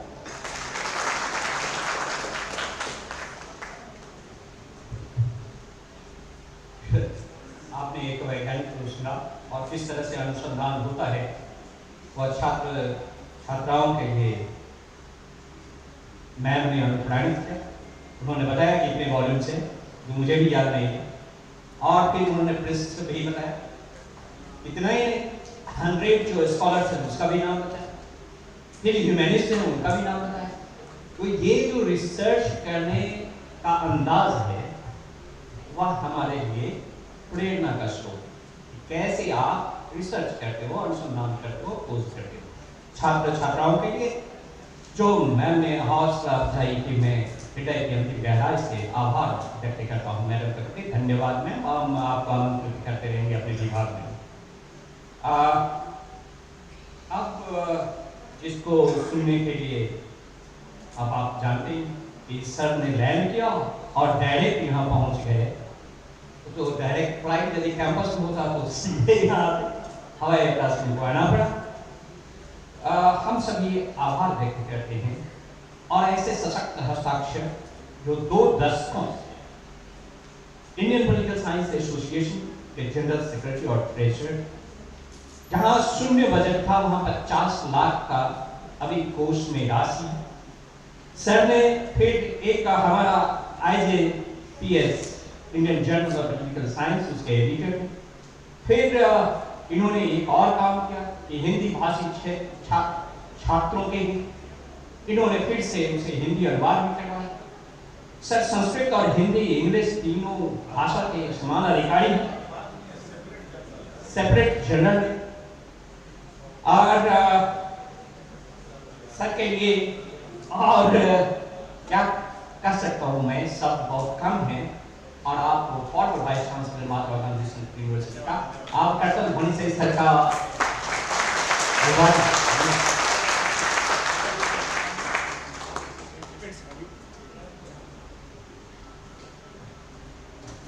ललित नारायण मिथिला विश्वविद्यालय द्वारा आयोजित डॉक्टर B.R. अम्बेडकर के विचार और दर्शन की प्रासंगिकता शीर्षक पर इस संगोष्ठी के उद्घाटन सत्र के अध्यक्ष विश्वविद्यालय के माननीय कुलपति और लगभग 3 दशक से मेरे आत्मीय मित्र प्रोफेसर सुरेंद्र प्रताप सिंह जी, इस विश्वविद्यालय की माननीय प्रति कुलपति प्रोफेसर डॉली सिन्हा, विद्वान कुलसचिव डॉक्टर मुश्ताक अहमद, राजनीति विज्ञान विषय के मेरे दोनों आत्मीय मित्र प्रोफेसर जितेंद्र नारायण, प्रोफेसर मुनीश्वर यादव, इस विश्वविद्यालय के अत्यंत सम्मानित शिक्षक साथियों, विद्यार्थी दोस्तों, मैं भाई जितेंद्र जी का बहुत बहुत आभारी हूँ। इस सभागार में पिछले 3 महीने में दूसरी बार आ रहा हूँ। आज का दिन जिस व्यक्ति के स्मरण का है, उनको संपूर्ण भारत और भारत से बाहर भी लोग स्मरण कर रहे हैं। तो सर्वप्रथम भारत रत्न की उपाधि से विभूषित डॉक्टर B.R. अम्बेडकर की स्मृति को प्रणाम करता हूं। मुझसे पहले जितेंद्र जी ने विषय प्रवेश किया। भाई इसकी आवाज थोड़ी कम कर लो, मेरी अपने आप बढ़ जाएगी। और मुश्ताक जी ने और प्रोफेसर डॉली सिन्हा जी ने डॉक्टर B.R. अम्बेडकर के व्यक्तित्व, कृतित्व, विचार, दर्शन के लगभग सभी आयामों का स्पर्श किया। तो मेरे सामने एक संकट ये हुआ कि जो मैं सोचकर आया था वो तो इन चारों ने कह दिया। फिर भी मेरे लिए ये आवश्यक है कि मैं इतनी दूर से आया हूं तो कुछ आपसे बात करके जाऊं। जितेंद्र जी बहुत स्नेह करते हैं इसलिए आग्रहपूर्वक बुलाते हैं। मैं तो ये समझता था, प्रोफेसर डॉली सिन्हा ने कहा कि यहाँ के लोग बहुत अच्छे वक्ता हैं, प्रभावी वक्ता हैं। मैंने भी 3 वर्ष अभी पड़ोस में मोतिहारी में काटे हैं, तो पहले भी बिहार बहुत आता रहा हूँ, इस विश्वविद्यालय में भी बहुत बार आया हूँ। जब बिहार का गान किया जा रहा था तो मुझे लगा कि ये तो मुझे पहले याद कर लेना चाहिए था, मुझे याद नहीं हुआ ये गान। निश्चित रूप से 3 साल में मुझसे भूल हुई है। भारत की सर्वाधिक बौद्धिक उर्वरा शक्ति को समेटे हुए राज्य में मैं खड़ा हूं, और मैं ये भी जानता हूं कि इस विषय में मुनेश्वर जी और जितेंद्र जी मुझसे अधिक जानते हैं, लेकिन वो ये सम्मान दे रहे हैं, इसके लिए मैं आपके समक्ष उपस्थित हूँ। Doctor B.R. अम्बेडकर के बारे में मुश्ताक जी ने कहा 2 B.R. अम्बेडकर हैं, एक स्वतंत्रता से पूर्व के, एक स्वतंत्रता के बाद के। मुझे तो कई बार लगता है डॉक्टर B.R. अम्बेडकर कई हैं, 2 नहीं हैं। एक डॉक्टर B.R. अम्बेडकर हैं जो पत्रकार हैं। आपने कहा डॉली सिन्हा जी ने कि 40 खंडों में वो हिंदी में उपलब्ध है, मैंने वो 40 खंड पढ़े हैं। Doctor B.R. अम्बेडकर मुक्त भारत और बहिष्कृत, मुक्त नायक और बहिष्कृत भारत के संपादक के रूप में, पत्रकार के रूप में भी हमारे सामने है। Doctor B.R. अम्बेडकर एक समाज सुधारक है, और यह संकेत किया गया मुझसे पूर्व वक्ताओं द्वारा कि केवल एक खांचे में, किसी परिधि में, किसी संरचना मात्र में समूहों को, समुदायों को नहीं देख रहे हैं, बल्कि एक व्यापक भविष्य की दृष्टि से देख रहे हैं। Doctor B.R. अम्बेडकर एक राजनेता है, चुनाव भी लड़ रहे हैं। Doctor B.R. अम्बेडकर एक प्रशासक भी हैं, मंत्री भी हैं, भारत स्वतंत्र भारत के विधि मंत्री है। Doctor B.R. अम्बेडकर एक लेखक है, विस्तार से लिखा है। Doctor B.R. अम्बेडकर एक चिंतक है, चिंतन भी कर रहे हैं। लेखक और चिंतक में थोड़ा सा भेद होता है। बहुत सारे लोगों को विश्वविद्यालय की व्यवस्था ने API के कारण लेखक बना डाला है, वो लिख रहे हैं। चिंतन से वो कोई संबंध रखना आवश्यक नहीं भी समझ रहे हैं। चिंतन बहुत बाद की स्थिति है। तो डॉक्टर अम्बेडकर एक चिंतक भी है। Doctor B.R. अम्बेडकर दार्शनिक भी, क्योंकि वे दार्शनिक वो है जो समकालीनता से परे सोच सकता हो, जो समसामयिकता से आगे जा सकता हो, जो अपनी दृष्टि को किसी राज्य, क्षेत्र, समुदाय, जाति, वर्ग, समूह, संप्रदाय से दूर ले जा सकता हो, वह दार्शनिक है। जिसकी दृष्टि में भविष्य भी हो, अतीत से संबंध भी हो और वर्तमान की संयुति भी हो, वह दार्शनिक है। तो डॉक्टर B.R. अम्बेडकर के व्यक्तित्व में इतने आयाम हैं, वे वक्ता भी हैं। एक कार्यक्रम के बारे में उल्लेख किया प्रोफेसर डॉली सिन्हा ने, उन्हें उस कार्यक्रम में जाना था, नहीं जा पाए, उन्होंने जो वो भाषण भेजा वही पुस्तक बन गया, वो भाषण ही स्वयं में पुस्तक बन गया। तो वो लेखक भी हैं, पत्रकार भी हैं, दार्शनिक भी हैं, विचारक भी हैं, चिंतक भी हैं, राजनेता भी हैं, प्रशासक भी हैं, विधिवेत्ता भी हैं। और मुझे ऐसा लगता है कि भारतीय राजनीति के उस कालखंड में जिसमें डॉक्टर B.R. अम्बेडकर हमारे समक्ष हैं, विश्व के उस समय के सर्वाधिक समादृत विश्वविद्यालयों और उच्च शिक्षा संस्थानों से पढ़े हुए सबसे अधिक उपाधि प्राप्त राजनेता, वे श्रेष्ठतम कहे जाने वाले विश्वविद्यालयों से पढ़े। पूरे जीवन में एक ही बात का मलाल रहा। जितेंद्र जी ने कहा कि उन्हें पीछे मुड़कर नहीं देखा, कभी कष्ट नहीं हुआ। बहुत संकट में से बालक के रूप में, विद्यार्थी के रूप में, बचपन में जो सामाजिक विकृतियों के कारण कष्ट झेले, उनसे व्यथा नहीं हुई, विचलन नहीं हुआ, पदस्खलन नहीं हुआ। अपनी एक दृष्टि वह निश्चित रखी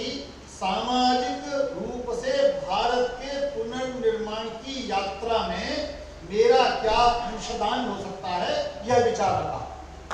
हम 1947 से पहले के भारत की दृष्टि जब रखते हैं और राष्ट्रीय आंदोलन को देखते हैं तो प्रायशः विश्व भर में स्वतंत्रता के आंदोलन राजनीतिक आंदोलन हैं और वे आंदोलन राजनीतिक प्रशासनिक अभिकरणों पर स्वातंत्र्य और स्वायत्तता प्राप्त करने की इच्छा मात्र हैं। लेकिन भारत में ऐसा नहीं हुआ।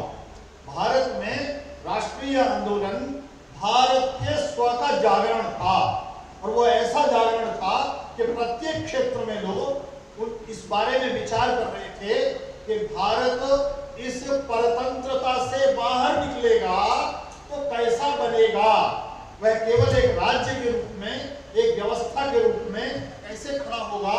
इससे परे बहुत सारे लोग आध्यात्म की धारा में, साहित्य की धारा में, फिल्मों की धारा में, लेखन की धारा में, समाज की धारा में, विभिन्न धाराओं में और कई बार एक व्यक्ति अनेक अनेक धाराओं में दिखाई पड़ता है, सोच रहे थे, कल्पना कर रहे थे कि एक नया भारत बनेगा तो कैसा बनेगा। और यही कारण है कि 1909 में जब तक महात्मा गांधी ये निर्णय नहीं कर पाए थे कि वे दक्षिण अफ्रीका की अपनी अच्छी खासी चलती हुई वकालत को छोड़कर भारत आएंगे, तब भी वो स्वतंत्र भारत की कल्पना की पुस्तक लिखते हैं, हिंद स्वराज, और सोचते हैं नया भारत होगा तो कैसा होगा। ऐसे ही समाज सुधार की धारा के रूप में प्रारंभ करने वाला एक विद्वान व्यक्ति, जो जिसका मैंने उल्लेख किया, विश्व के श्रेष्ठतम कहे जाने वाले उच्च शिक्षा संस्थानों से पढ़कर आया हुआ विद्वान, जिसने सामाजिक कुरीतियों के कारण भारत के समुदाय में, समाज में परेशानियों को स्वयं भी अनुभव किया, अपने समाज में भी होते हुए देखा, उनके निराकरण के लिए, उनके निवारण के लिए केवल मात्र प्रयत्न नहीं करता, लेकिन उनके लिए घोषणा यह भी करता है, शिक्षित बनो। पहला संदेश डॉक्टर बी आर अम्बेडकर का शिक्षित बनो का है। इसका अर्थ है शिक्षा के, उल्लेख किया था हमारे मित्र मुश्ताक जी ने कि ज्ञान को महत्वपूर्ण माना, और ज्ञान को महत्वपूर्ण मानना भारत की सहस्त्रों वर्षों की परंपरा का संवाहक ही कह सकता है। इसलिए ये भी समझने की आवश्यकता है कि doctor B are Ambedkar Bharatiya Samaj की कुरीतियों से लड़ते हुए भी भारतीय सामाजिक व्यवस्था में व्याप्त शोषण या किसी प्रकार की अपवंचना के विरुद्ध खड़े होते हुए भी भारतीय पारंपरिकता के विरोधी नहीं है। इसीलिए मैंने उल्लेख किया कि वो एक ही मलाल की बात करते हैं और कहते हैं मुझे एक ही मलाल रहा जीवन में कि मैं संस्कृत नहीं पढ़ पाया, अगला जन्म मिलेगा तो संस्कृत पढ़ूंगा। उन्होंने संस्कृत के ग्रंथों का अंग्रेजी से अनुवाद पढ़ा और अंग्रेजी से अनुवाद पढ़ने के कारण उनकी दृष्टि में जो समस्याएं आई, उन्हें बाद में उन्होंने अनुभूत किया कि कहीं ना कहीं व्याख्याओं में कहीं भेद हुए हैं। इसलिए मुझे लगता है सनातन धर्म के त्यागने के बाद बौद्ध धर्म अपनाते समय भी वे यह घोषणा करते हैं, उनके पास विकल्प है अन्य धर्मों में जाने का, लेकिन वे कहते हैं मैं किसी ऐसे धर्म में जाऊंगा जिसकी मिट्टी भारत की हो, जिसका जन्म भारत में हुआ हो। इसलिए डॉक्टर बी आर अम्बेडकर के जिस प्रारंभिक वाक्य में डॉक्टर प्रोफेसर जितेंद्र नारायण ने संकेत किया, राष्ट्रभक्ति, वो बहुत महत्वपूर्ण है। और मैं जब इस विषय को देखता हूं तो इस विषय में आज उसकी प्रासंगिकता क्या है, बहुत महत्वपूर्ण विषय है। ऐसे में हम भारत के किसी भी पूर्व पुरुष का जब सम्मान करते हैं, उनकी स्मृति में आयोजन करते हैं, बातचीत करते हैं, तो हम उनके बारे में अच्छी बातें बोलते हैं, उनके लेखन के बारे में बोलते हैं, और प्रायशः हम भावावेश में ये भी कहते हैं कि हमें उनके बताए रास्ते पर चलना चाहिए। कई बार मुझे संकट होता है, मैं समाज विज्ञान का विद्यार्थी हूँ, कि डॉक्टर बी आर अम्बेडकर के कार्यक्रम में आने के बाद मैं कहूँगा कि उनके बताए रास्ते पर चलना चाहिए। अगली बार आप मुझे गांधी जयंती में बुलाएंगे तो मैं कहूँगा गांधी जी के बताए रास्ते पर चलना चाहिए। थोड़े दिन नेहरू जी की जयंती में बुलाया तो मैं कहूँगा नेहरू जी के बताए रास्ते पर चलना चाहिए। अब बड़ी कठिनाई होगी, तीनों के रास्ते मिलते नहीं है, एक दूसरे से मेल खाते नहीं है। पूना पैक्ट की कहानी आपको सबको पता है। लेकिन भारत की विशिष्टता इसी बात में है कि 1946 1946 में 9 दिसंबर को जब संविधान सभा की पहली बैठक हुई, उसके बाद भारत का जब धार्मिक आधार पर विभाजन हो गया और डॉक्टर बी आर अम्बेडकर की सदस्यता संविधान सभा से, चूंकि वो उस समय के पूर्वी पाकिस्तान के क्षेत्र से आते थे, जिसे आज हम बांग्लादेश कहते हैं, उनकी सदस्यता समाप्त हो गई। डॉक्टर बी आर अम्बेडकर के संबंध कांग्रेस से कैसे थे ये स्पष्ट है, पूना पैक्ट के बाद हम जानते थे। तब भी भारत के उस समाज ने, भारत की उस संविधान सभा ने यह महसूस किया, यह अनुभव किया कि विधि का इतना बड़ा विद्वान जो विश्व भर में ख्याति प्राप्त है, वो भारत की संविधान सभा में ना हो, ये उचित नहीं है। इसलिए उस समय के कांग्रेस ने अपने एक सदस्य से त्यागपत्र दिलाया महाराष्ट्र से, और डॉक्टर बी आर अम्बेडकर को डॉक्टर राजेंद्र प्रसाद के आग्रह पर पंडित जवाहरलाल नेहरू ने महाराष्ट्र से निर्वाचित कराया संविधान सभा में, कांग्रेस की सहायता से निर्वाचित कराया। इसका अर्थ है राजनीति के समावेशी चरित्र के मूल भाव भारतीय राजनीति में उस समय तक विद्यमान थे, और उसी का परिणाम है कि पहली सरकार के कैबिनेट मंत्री के रूप में भी वे शपथ लेते हैं, जबकि राजनीतिक रूप से, वैचारिकी के रूप से कांग्रेस से उनकी किसी प्रकार की कोई निकटता नहीं थी। लेकिन भारत की राजनीति के परिदृश्य में उस समय एक समावेश का भाव निश्चित रूप से था, और मैं ये रेखांकित इसलिए कर रहा हूँ, राजनीति ने तब से 75 वर्ष की यात्रा कर ली है, भारतीय संसदीय लोकतंत्र ने भी ये यात्रा कर ली है। उसके बाद समावेश का क्या स्वरूप आपके सामने है, हम आप सब जानते हैं। अब आज हम एक ऐसे समय में हैं कि हम भारत के किसी भी एक राजनेता के बारे में, मैं आपके बीच में बोल रहा हूँ, कोई किसी बात के किसी शब्द को पकड़कर मेरे भी असुविधा कर सकता है। हमारी असुविधाओं का प्रभाव इतना बड़ा हो गया है। मैं एक उदाहरण प्राय अपने मित्रों को सुनाता हूँ। आज से करीब 15 साल पहले राजस्थान के विश्वविद्यालय में एक कार्यक्रम में राष्ट्रीय आंदोलन के इतिहास के कुछ बैठे एक किसी वक्ता को बुलाया गया। वे राष्ट्रीय आंदोलन पर बोल रहे थे। राष्ट्रीय आंदोलन को बोलते समय 20-25 मिनट बाद पीछे से किसी बच्चे ने हाथ खड़ा किया और उन्होंने कहा, आपने इस राष्ट्रीय आंदोलन में अमुक व्यक्ति का नाम अभी तक नहीं लिया। उन्होंने प्रवाह में कहा कि मुझे राष्ट्रीय आंदोलन के जिस पक्ष पर बोलना है, उन अमुक व्यक्ति का उतना बड़ा योगदान नहीं था। वो बच्चा बाहर निकल गया। 15 मिनट बाद करीब 25-30 बच्चे आए, उनके हाथों में सरिये, हॉकी और डंडे थे। उन्होंने आयोजकों को और वक्ताओं को इतना पीटा कि जो वक्ता बोलने के लिए आए थे वो 20 दिन शहर में हॉस्पिटल में रहे। अध्यक्ष जो विभागाध्यक्ष थे, जितने भी बता रहा हूँ मैं आपको, वो करीब कोमा में रहे 15 दिन। क्योंकि मैं उनको सचेत के लिए कर रहा हूँ।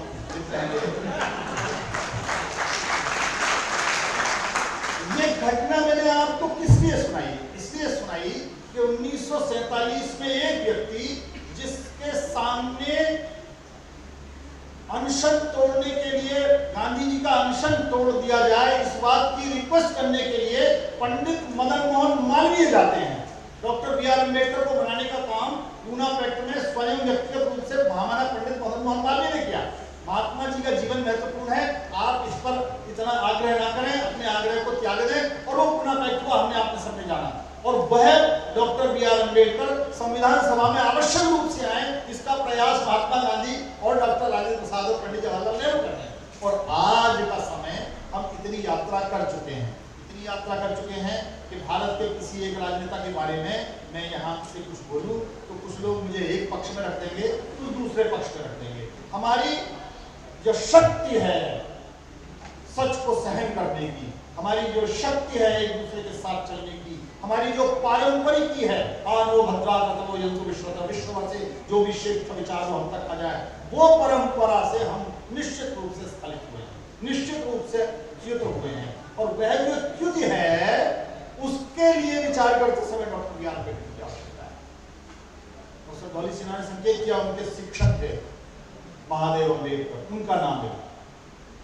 अब जाति प्रथा को तोड़ने के नाम पर, जातीय व्यवस्था को तोड़ने के लिए, जातीय वैषम्य के विरुद्ध खड़ा होने वाला व्यक्ति और किसी प्रकार के भी भेदभाव के विरुद्ध खड़े होने वाला व्यक्ति, उसको अपने शिक्षक द्वारा दिया गया उपनाम बाद में लोगों के राजनीतिक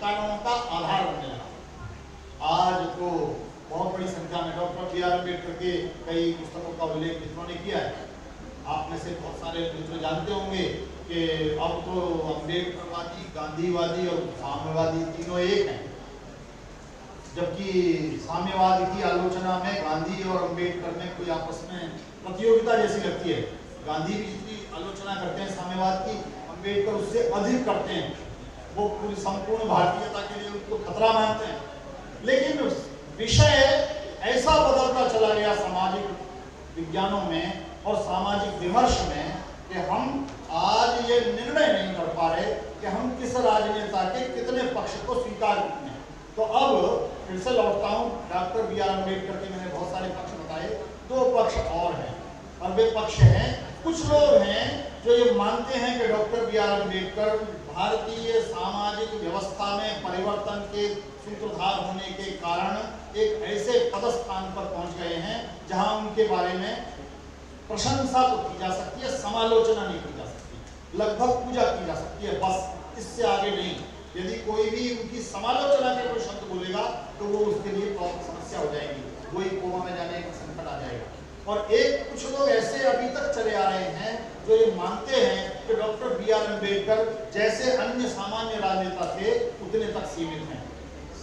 भारत की आवश्यकता, वर्तमान भारत की आवश्यकता ये है कि हम एक सही रास्ता अपनाएं, सही मार्ग समझें और ये जानें किसी भी राजनेता के संपूर्ण तत्व को स्वीकार किया जाना असंभव भी है, अवांछनीय भी है।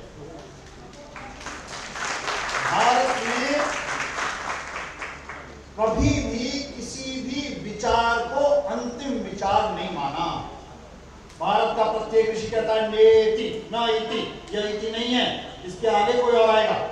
साहिब लुधियानवी ने कहा कल और आएंगे डगमों की खिलती कलियां चुनने वाले, मुझसे बेहतर कहने वाले, तुमसे बेहतर सुनने वाले। बेहतर होगा, श्रेष्ठ होगा और अच्छा होगा। प्रत्येक व्यक्ति सहस्रों वर्षों से सत्य के अनुसंधान की यात्रा का सहयात्री मात्र है। उन्होंने उनमें से कुछ ने उस यात्रा के पद चिन्हों को, यात्रा के मार्ग बिंदुओं को, यात्रा के स्थान बिंदुओं को आलोकित किया है। इतना आलोकित किया है तो हमारे काम के हैं, लेकिन उन्हें अंतिम मानने में कठिनाई है। वो भारत की परंपरा भी नहीं है, भारत की एक प्रकार से चिति भी नहीं है, भारत की पहचान भी नहीं है। इसलिए भारतीय संस्कृति, भारतीय परंपरा हमें सिखाती है हम अपने श्रेष्ठ पुरुषों से, अपने पूर्व पुरुषों से, अपने पूर्वजों से, अपने पूर्व राजनेताओं से, समाज विज्ञानियों से, शिक्षकों से, गुरुओं से, बड़ों से, छोटों से। हम तो कहते हैं बालादपि सुभाषितम अमेध्यादपि कांचन, छोटे बच्चे से भी अच्छी बात सीखी जा सकती है, किसी भी समय सीखी जा सकती है। तो डॉक्टर बी.आर. अम्बेडकर अपने कृतित्व से, अपने लेखन से, अपने व्यक्तित्व से, उस राष्ट्रीय आंदोलन में अपने सामाजिक समीकरणों के साथ साथ समाज सुधार के प्रयत्नों से, विधि के वेत्ता के रूप में संविधान में अपने अंशदान, योगदान, अवदान से और बाद में विधि मंत्री और एक सामाजिक चिंतक के रूप में अपने चिंतन से हमें बहुत कुछ दे सकते हैं। लेकिन उसे लेने के लिए हमारी दृष्टि में एक सहजता होनी चाहिए। मैं जहाँ खड़ा हूँ मैं प्राय इस बात का उल्लेख करता हूँ पिछले अनेक वर्ष से। महात्मा गांधी भारतीय राजनीति में 2015 में आने के बाद, 1917 में 15 में आने के बाद, 1917 में पहली बार जब चंपारण मोतिहारी आए, उसके बाद से राष्ट्रीय आंदोलन के एक ऐसे व्यक्ति बन गए जिनसे कोई विचार विमर्श नहीं कर सकता था, जिनकी कोई आलोचना नहीं कर सकता था। लेकिन उसी राष्ट्रीय आंदोलन में उनकी क्षमा, उनके आत्मबल, उनकी दया, उनकी करुणा, उनकी अहिंसा का विरोध, सार्वजनिक विरोध, कविता के माध्यम से विरोध नामधारी सिंह दिनकर ने किया। विरोध के लिए विरोध नहीं किया, अपना एक विचार रखने की क्षमता के रूप में किया। और यह जो विचारों को साथ रखने की क्षमता है, ये भारत की पहचान है। इसलिए डॉक्टर बी.आर. अम्बेडकर की समालोचना, आलोचना नहीं, विश्लेषण, समालोचना, और इसका अर्थ है हम ये जाने किसी भी व्यक्ति के व्यक्तित्व के श्रेष्ठतम तत्वों को हम कैसे स्वीकार कर सकते हैं।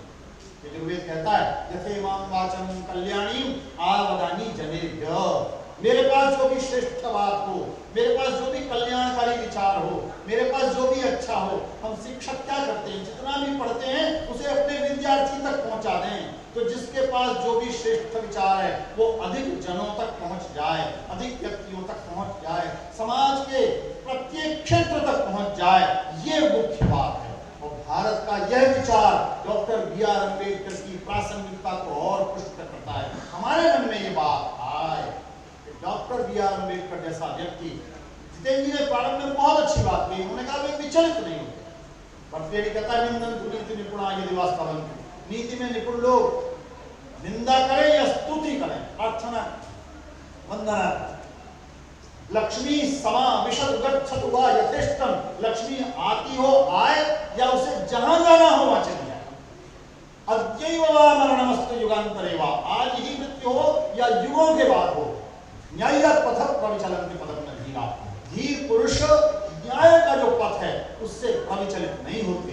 भारतीय परंपरा में डॉक्टर बी आर अम्बेडकर इस बात के प्रतीक हैं, और वो प्रतीक हैं इस बात के कि उन्होंने सारी असुविधाओं, सारी असावधानियों, सारे कष्टों, सारी सामाजिक विद्रूपताओं के साथ भी अपने व्यक्तित्व को कुंठित नहीं होने दिया, अपनी कार्य प्रणाली को संकुचित सीमित नहीं होने दिया। उनके व्यक्तित्व की विराटता ने स्पर्श किया संपूर्ण भारतवर्ष का, और वह प्रतिबिंबित हुआ उस संविधान में जिसे हम अपना महत्वपूर्ण ग्रंथ मानते हैं। वह केवल राजनीतिक अभिकरणों की व्यवस्था के लिए, प्रशासनिक संरचनाओं की सहायता के लिए बना हुआ ग्रंथ नहीं है। भारतीय संविधान सचमुच में एक ऐसा उपकरण है, एक ऐसा अभिलेख है, एक ऐसा डॉक्यूमेंट है जो भारत को मिला है, जो भारत के भविष्य का निर्माण करता है। वो सामाजिक परिवर्तन का आधार बनता है, वह सांस्कृतिक संस्थाओं का सूत्रपात करता है, वह प्रशासनिक अभिकरणों के साथ साथ राजनीतिक व्यवस्थाओं के चरित्र में परिवर्तन करता है। और उस अभिलेख के बनाने में डॉक्टर बी आर अम्बेडकर की भूमिका अधिकतम है। आप में से अधिकांश तो जानते हैं जो समिति बनाई गई थी, जिसके वे अध्यक्ष थे प्रारूप समिति के, उसके अधिकांश सदस्य समय नहीं दे पाते थे, तो डॉक्टर बी आर अम्बेडकर ने ही मुख्य रूप से वो दायित्व का निर्वहन किया। केवल यहाँ तक नहीं, बाद में संविधान सभा के समक्ष जब वह प्रारूप रखा गया, उसके प्रत्येक कॉलम, कॉमा, वाक्य, शब्दावली सब पर उन्होंने अपने मन से, मस्तिष्क से, अंतःकरण से, ज्ञान से जो सोचा था उसको डिफेंड किया, उसकी रक्षा की, उस पर बातचीत की, उस पर तर्क किया। इसलिए डॉक्टर बी आर अम्बेडकर की तर्क क्षमता भी संविधान सभा की, यदि आप प्रोसीडिंग्स पढ़ेंगे तो आपको आभास होगा। डॉक्टर बी आर अम्बेडकर लेखक वक्ता के साथ साथ बड़े तार्किक हैं, और वह तार्किक रूप में प्रत्येक बात को केवल इसलिए नहीं कि स्वतंत्र भारत के लिए आवश्यक होगा, वह इस रूप में प्रस्तुत करते हैं संपूर्ण भारत के भविष्य के लिए। नया भारत बनेगा तो भारत कैसा बनेगा? विधि के मंत्री के रूप में जिस बात पर उनकी असहमति हुई पंडित जवाहरलाल नेहरू से, उन्होंने त्याग पत्र दिया कैबिनेट से, वह भी एक बड़ा महत्वपूर्ण कदम है। वर्तमान भारत की सरकार डॉक्टर बी आर अम्बेडकर के व्यक्तित्व, कृतित्व और उनके विभिन्न महत्वपूर्ण स्थानों की रक्षा में बहुत प्रकार के काम कर रही है। लेकिन जैसा प्रोफेसर डॉली सिन्हा ने कहा था, इतने मात्र से हमारा काम पूरा नहीं होगा। वह सरकारों का काम है, वो कर रही है, बहुत अच्छा कर रही है। मेरा आपका काम, विश्वविद्यालयों में बैठे व्यक्तियों का काम, शिक्षा संस्थानों में बैठे हुए लोगों का काम इससे पूरा नहीं होगा। मेरा आपका काम यहाँ से प्रारंभ होगा, और यह इस रूप में प्रारंभ होता है कि हम भारत के एक ऐसे महत्वपूर्ण व्यक्ति के बारे में निष्पक्ष रूप से विचार करें। हम तो उस पृथ्वी पर हैं जहां हम अपने अवतारों की भी आलोचना करते हैं, जिन्हें हमने अवतार कहा है उनकी भी आलोचना कर लेते हैं, उनमें भी कमियां खोज लेते हैं। उनके रहते हुए एक व्यक्ति ने कमी खोज ली, राम के रहते हुए उनके राज्य में एक व्यक्ति ने उनमें कमी खोज ली। इसलिए भारत अपने व्यक्तियों की दुर्बलताओं को साथ लेकर चलता है, उनकी शक्तियों को भी साथ लेकर। विश्वविद्यालयों में दीक्षांत समारोह होते हैं, दीक्षांत समारोह में कुलपति उपदेश देते हैं, वह मंत्र है तैत्तरीय संहिता का। सत्यम वद धर्मम चर स्वाध्यायान मा प्रबल, सत्य बोलो, धर्म का आचरण करो, स्वाध्याय में प्रमाद मत करो। वहां गुरु के रूप में, गुरुओं के मुखी, गुरुणाम गुरु होता है कुलपति, गुरुणाम गुरु के रूप में कुलपति कहते हैं। सत्यम वद, सत्य बोलना। अब समाज जीवन में जा रहे हो, अब तो विश्वविद्यालय का काम पूर्ण हो गया, उपाधि मिल रही है, घर जाओगे, व्यवसाय करोगे, आजीविका प्राप्त करोगे, समाज में रहोगे, लोगों से मिलोगे जुलोगे, परिवार बनाओगे। अब लोगों के साथ कैसे रहोगे? तो सत्य बोलना, धर्म का आचरण करना, स्वाध्याय में प्रमाद मत करना, स्वयं पढ़ लेना। अब टाइम टेबल नहीं होगा, अब सिलेबस नहीं होगा, अब कोर्स नहीं होगा, अब डिग्री नहीं होगी। ऐसे में गुरु एक बहुत महत्वपूर्ण बात है। और वो कहता है, मैं सोचता हूँ मेरे पास विद्यार्थी आता है, मैं विश्वविद्यालय में मेरे को पढ़ाता हूँ राजनीति विज्ञान, बच्चे आते हैं, एमफिल बंद हो गई, एमए करने के लिए आता है, बच्चा 2 साल एमए करेगा, 1 साल एमफिल करता था, 3 साल पीएचडी करेगा तो और 3-4 साल रह जाएगा। मेरे पास रहेगा, मुझसे बात करेगा, मुझे सुनेगा, मुझे काम करते हुए देखेगा, वो मेरी शक्तियां जानेगा, वो मेरी सामर्थ्य जानेगा, मेरी अच्छाइयां जानेगा। लेकिन वो मेरे साथ रहेगा तो मेरी कमियां भी जानेगा, मेरी कमजोरियां भी जानेगा, मेरी दुर्बलताएं भी जानेगा। गुरु घोषणा कर रहा है आज से सहस्रों वर्षों पूर्व, साहस के साथ कर रहा है और कहता है, जब समाज जीवन में जा रहे हो, यानी अस्माकं सुचरितानि तानि त्वया उपास्यानि नोइतराणि, जो मेरे अंदर सुचरित है, जो मेरे अंदर श्रेष्ठ है, उसका पालन करना, बचे हुए का नहीं। मेरी दुर्बलताएं समाज में मत ले जाना। इसलिए भारत की पहचान इस रूप में है कि हम निष्पक्ष, निर्मम, निष्ठुर समालोचना, अनासक्त भाव से करें। संपूर्ण अवतारों में सबसे बड़ा अवतार कहे जाने वाले कृष्ण सबसे अधिक आलोचना के शिकार है। आप जानते हैं, सबसे अधिक आलोचना हो, पूर्ण अवतार कहते हैं, तब भी आलोचना से करते हैं और वही अनासक्त होने की बात करते हैं। इसलिए मित्रों, विद्यार्थी बहुत बड़ी संख्या में बैठे, एक बात कहकर अपनी वाणी को विराम देंगे। भारत का भी कोई मार्ग नहीं बताता, किसी ने कोई मार्ग नहीं बताया। भारत केवल, मैंने कहा था, सत्य की अनुसंधान की यात्रा का नाम है भारत। भारत सत्य की अनुसंधान की यात्रा में सबको सहयात्री बनाना चाहता है और डॉक्टर बी.आर. अम्बेडकर उसी सत्य के अनुसंधान की यात्रा में लगे हैं। सत्य के अनुसंधान के लिए क्या चाहिए? जिज्ञासाएं चाहिए, कौतूहल चाहिए, उत्कंठाएं चाहिए, उत्सुकताएं चाहिए, आतुरताएं चाहिए, कुछ प्रश्न चाहिए, मन में कुछ जलना चाहिए, उबलना चाहिए। वह सब क्यों उबलता है?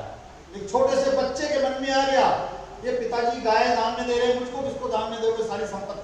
पिता क्रोध में डांट देते हैं, बाद में चले जाते हैं, यम को दे दूंगा। यमराज के पास प्रश्न पूछने चला जाता है। हमारे यहाँ प्रश्न पूछने की बड़ी पुरानी परंपरा है। यक्ष ने युधिष्ठिर से प्रश्न पूछे हैं, यम ने यमी से प्रश्न पूछे हैं, गार्गी ने भरी सभा में टकटक ने कहा, मेरे पास 1000 सोने की सींग वाली गाय है, जो भी श्रेष्ठतम विद्वान गाय को ले जाए। पीछे से गार्गी खड़ी होती है, कहती है, याज्ञवल्क्य ने कहा, अरे भाई सामश्रव अपने शिष्य बेटा गाय ले चलो। कहते हैं, अभी गुरुजी तय नहीं हुआ कि आप सबसे बड़े विद्वान हो, अभी तो तय होगा। प्रश्न पूछने की बड़ी पुरानी परंपरा है। भारत का सबसे बड़ा प्रश्न पूछने वाला एक व्यक्ति, उसका नाम है अर्जुन। वो कृष्ण से प्रश्न पूछता है, युद्ध की सेनाएं दोनों सामने आमने खड़ी हैं, तब कहते हैं, सैनयोर मध्ये रथम स्थापयामि, दोनों सेनाओं के बीच में विराट ले जाओ। वहाँ प्रश्न पूछता है, ये तो मेरे परिचित हैं, मेरे बंधु बांधव हैं, मेरे रिश्तेदार लगते हैं, इनको कैसे मारूंगा? मैं उस कथा में नहीं जा रहा। मैं डॉक्टर बी.आर. अम्बेडकर के साथ आपको एक यात्रा पर ले जाता हूँ, अपनी बात पर पूर्ण करूंगा। भारत कोई मार्ग नहीं बताता, सबको कहता है मार्ग खोज लो। कृष्ण गीता में उपदेश देते हैं, कर्म योग बताते हैं, भक्ति योग बताते हैं, ज्ञान योग बताते हैं, राजयोग बताते हैं, सारी बातें बताते हैं, विराट स्वरूप भी दिखा देते हैं। फिर एक बात कहते हैं, 18वें अध्याय में कृष्ण समाप्त करते हैं और कहते हैं,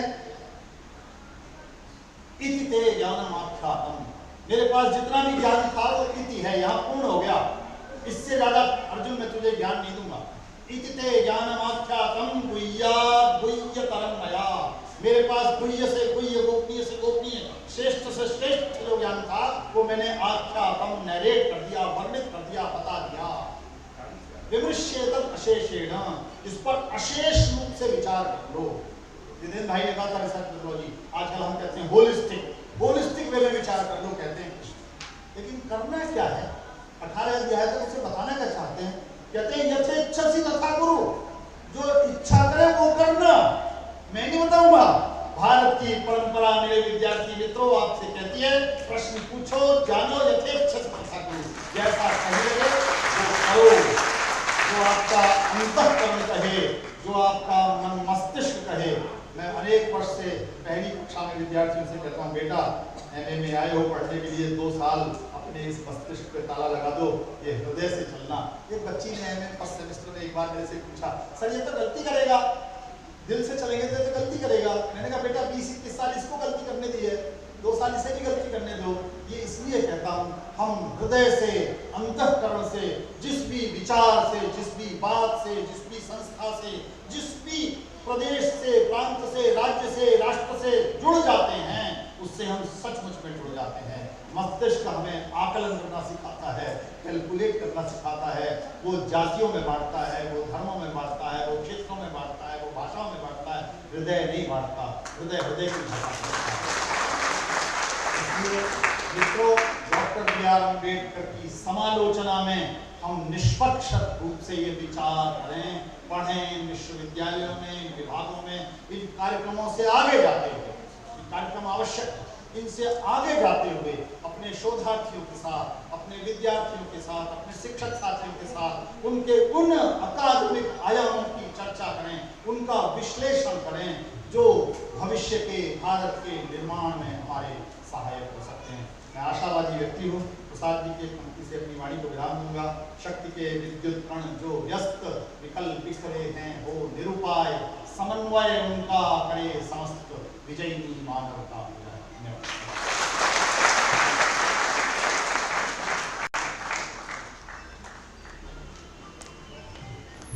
छोटा सा आग्रह होगा सर। उत्सुकता रह गई मेरे मन में।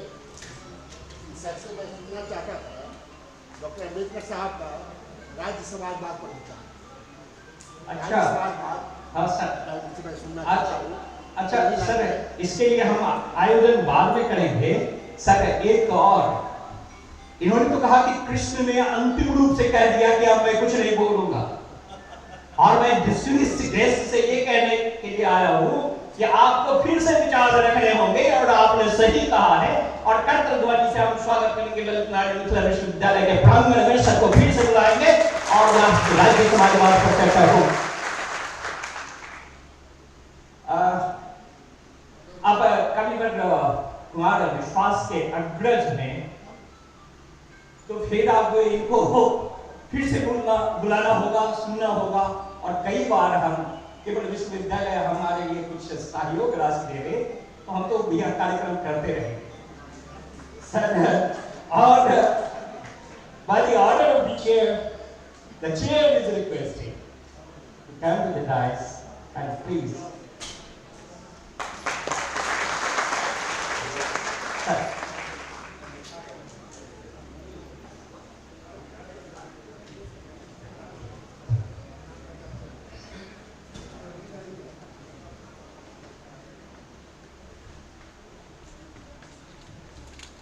मंच पर बैठे हुए अद्भुत विद्वान शिक्षक कुलपति संजीव कुमार जी, विश्वविद्यालय की प्रति कुलपति प्रोफेसर लाली सिन्हा, ह्यूमैनिटीज के डीन, पॉलिटिकल साइंस के हेड नारायण जी, विश्वविद्यालय के कुलसचिव प्रोफेसर अहमद,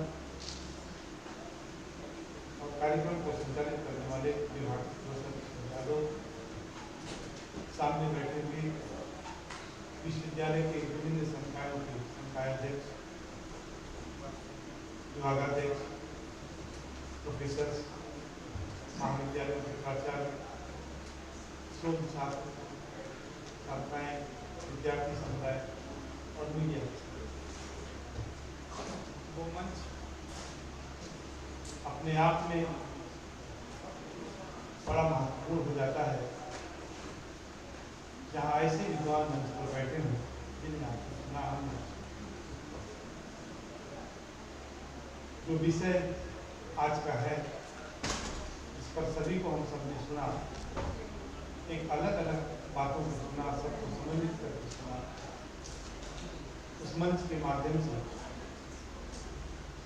आदरणीय बाबा साहब को जन्मदिन पर मैं श्रद्धा सुमन अर्पित करता हूँ। अपने सभी साथियों को मंगल कामना करता हूं। ऐसा मंच जहां पॉलिटिकल साइंस के 3 अद्भुत विद्वान बैठे हैं, वहां किसी को भी बोलने के लिए कुछ शेष नहीं है। इस विषय को और इस विषय के तमाम साथियों से मेरा संबंध है। मेरे ख्याल में हर यूनिवर्सिटी में इस विषय के उत्कृष्ट विद्वान हैं और जितने बड़े विद्वान हैं उनसे अच्छे वक्ता भी हैं। अपनी बातों को किस तरह से कही जाए कि जिस रूप में हम सामने के लोगों को पहुंचाना चाहते हैं, उसी रूप में, उसी मात्रा में, उसी ढंग से वो बात वहां तक पहुंच जाए, उन सबको प्रेसित। आज का मंच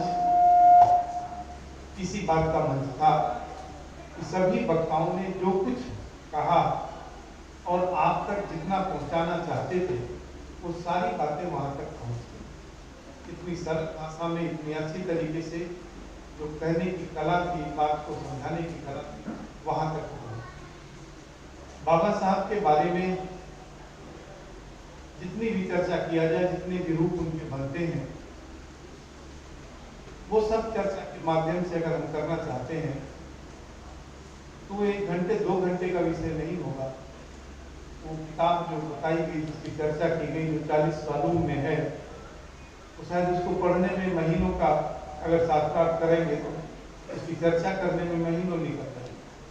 और अगर समालोचना पर आएंगे तो शायद युग नहीं समाप्त होगा, तो समालोचना नहीं समाप्त। एक किताब है, आप सबने पढ़ी भी होगी, Amartya Sen novel narrates the argumentative Indians. पूरी किताब इसी बात की है कि भारत की किसी भी विचारधारा का अंत नहीं होता, समापन नहीं होता, तो गतिवान है। जो चरे वेती का संकल्प है, उसी संकल्प के अनुरूप वो चलती रहती धारा, कभी बंद नहीं होती, कभी रुकती नहीं। उस क्रम में अगर देखना चाहेंगे बाबा साहब को, तो एक पहलू बड़ा महत्वपूर्ण था, मैं उसी की चर्चा आपसे करूंगा कि जो आत्मबल का पहलू था बाबा जी का, और जिस कालखंड में 20वीं शताब्दी में उनका उद्भव हुआ, उनके सारे विचार, उनके कृत्य आए, उस समय के जितने लोगों के साथ वो विचार करते थे, जो उस समय भारत को ऊर्जा देने के लिए सारे विद्वान थे, सारे महापुरुष थे, वो एक अद्भुत काल था। जिसका भी नाम हम उस समय का लेंगे, उसकी वीरता का, उसके सहयोग का, उसकी ज्ञान का एक लंबी फहरिस्त बनती है, एक लंबी सूची बनती है। बाबा साहब उन लोगों के साथ थे जो भारत को एक दिशा देना चाहते थे, आजाद भारत की एक रूपरेखा तय करना चाहते थे। बाबा साहब उनमें प्रमुख, और उनका ताकत, उनका आत्मबल, और आत्मबल आने का एकमात्र कारण हो सकता है, वो केवल स्वाध्याय हो सकता है, बातों को जानना हो सकता है, उनका अध्ययन हो सकता है। यानी कुल मिलाकर के ज्ञान जितना ज्यादा हमारे हिस्से में होगा, अध्ययन जितना ज्यादा हमारे हिस्से में होगा, आत्मबल उतना ही मजबूत होगा, उतना ही बढ़ता चला जाएगा, आत्मबल बढ़ता जाएगा। और जिसका आत्मबल बनेगा, बातों को ना करने की ताकत उसी के पास होगी, चैलेंज करने की ताकत उसी पर होगी, स्थापित विचारधारा पर चलने और चलाने की ताकत उसी के पास होगी, जिसका आत्मबल ऊंचा।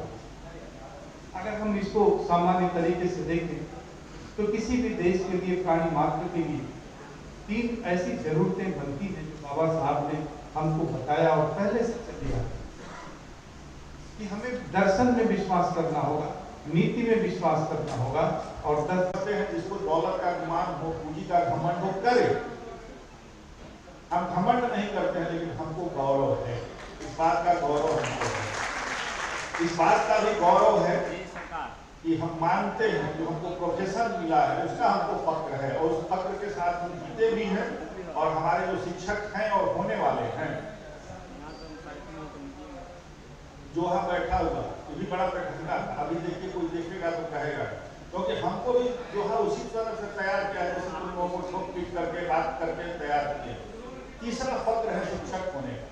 मैं कहता हूँ जितने लोग दुनिया में मिलेंगे, चाणक्य ने कहा अलब्धस अलब्धस अलब्धस परिरक्षण, जो उपलब्ध है उसको प्राप्त करना, और जो प्राप्त हो गया उसका संरक्षण करना राज्य का दायित्व है। तो उस कारण से हर आदमी का कोई न कोई प्रोफेशन होगा। जो जन्म लिया है आजीविका के लिए कुछ न कुछ करेगा, पढ़ाई करता है उसका सब्जेक्ट क्या है, लकड़ी है, सोनार करता है उसका लोहा है। पीछे से आवाज नहीं आनी चाहिए मुझको। सबसे कीमती क्या होता है पता है आप लोगों को? क्या होता है कीमती? हीरा। प्रचार में भी देखते होंगे, जन्म जन्म का हीरा। जो कारीगर होता है उसका सब्जेक्ट होता है हीरा। बॉटनी पढ़ाने वाले का सब्जेक्ट होता है प्लांट। हीरा के कारीगर से अगर गड़बड़ी हो जाएगी जो बेशकीमती है, बेटा बात करनी हो ना, बात चल जाओ, बात करनी हो आराम से जा सकते हो। हम इतना फालतू बात नहीं कर रहे हैं कि बात करने की जरूरत पड़े। मैं कह रहा था हीरा का जो कारीगर है उसका सब्जेक्ट हीरा है ना, तो टूटेगा तो बहुत कीमती होगा ना, होगा कि नहीं होगा? लाखों करोड़ों का नुकसान हो जाएगा। हम लोगों का सब्जेक्ट एज ए टीचर दुनिया का उससे कीमती सब्जेक्ट हो ही नहीं सकता है। इसीलिए टीचर होना फक्र की बात है, लेकिन इसका एहसास भी होना चाहिए। करोड़ों का नुकसान हो सकता है, लेकिन हम एक स्टूडेंट को अगर ठीक से नहीं उसको तराश सके तो ओसामा बिन लादेन हो सकता है,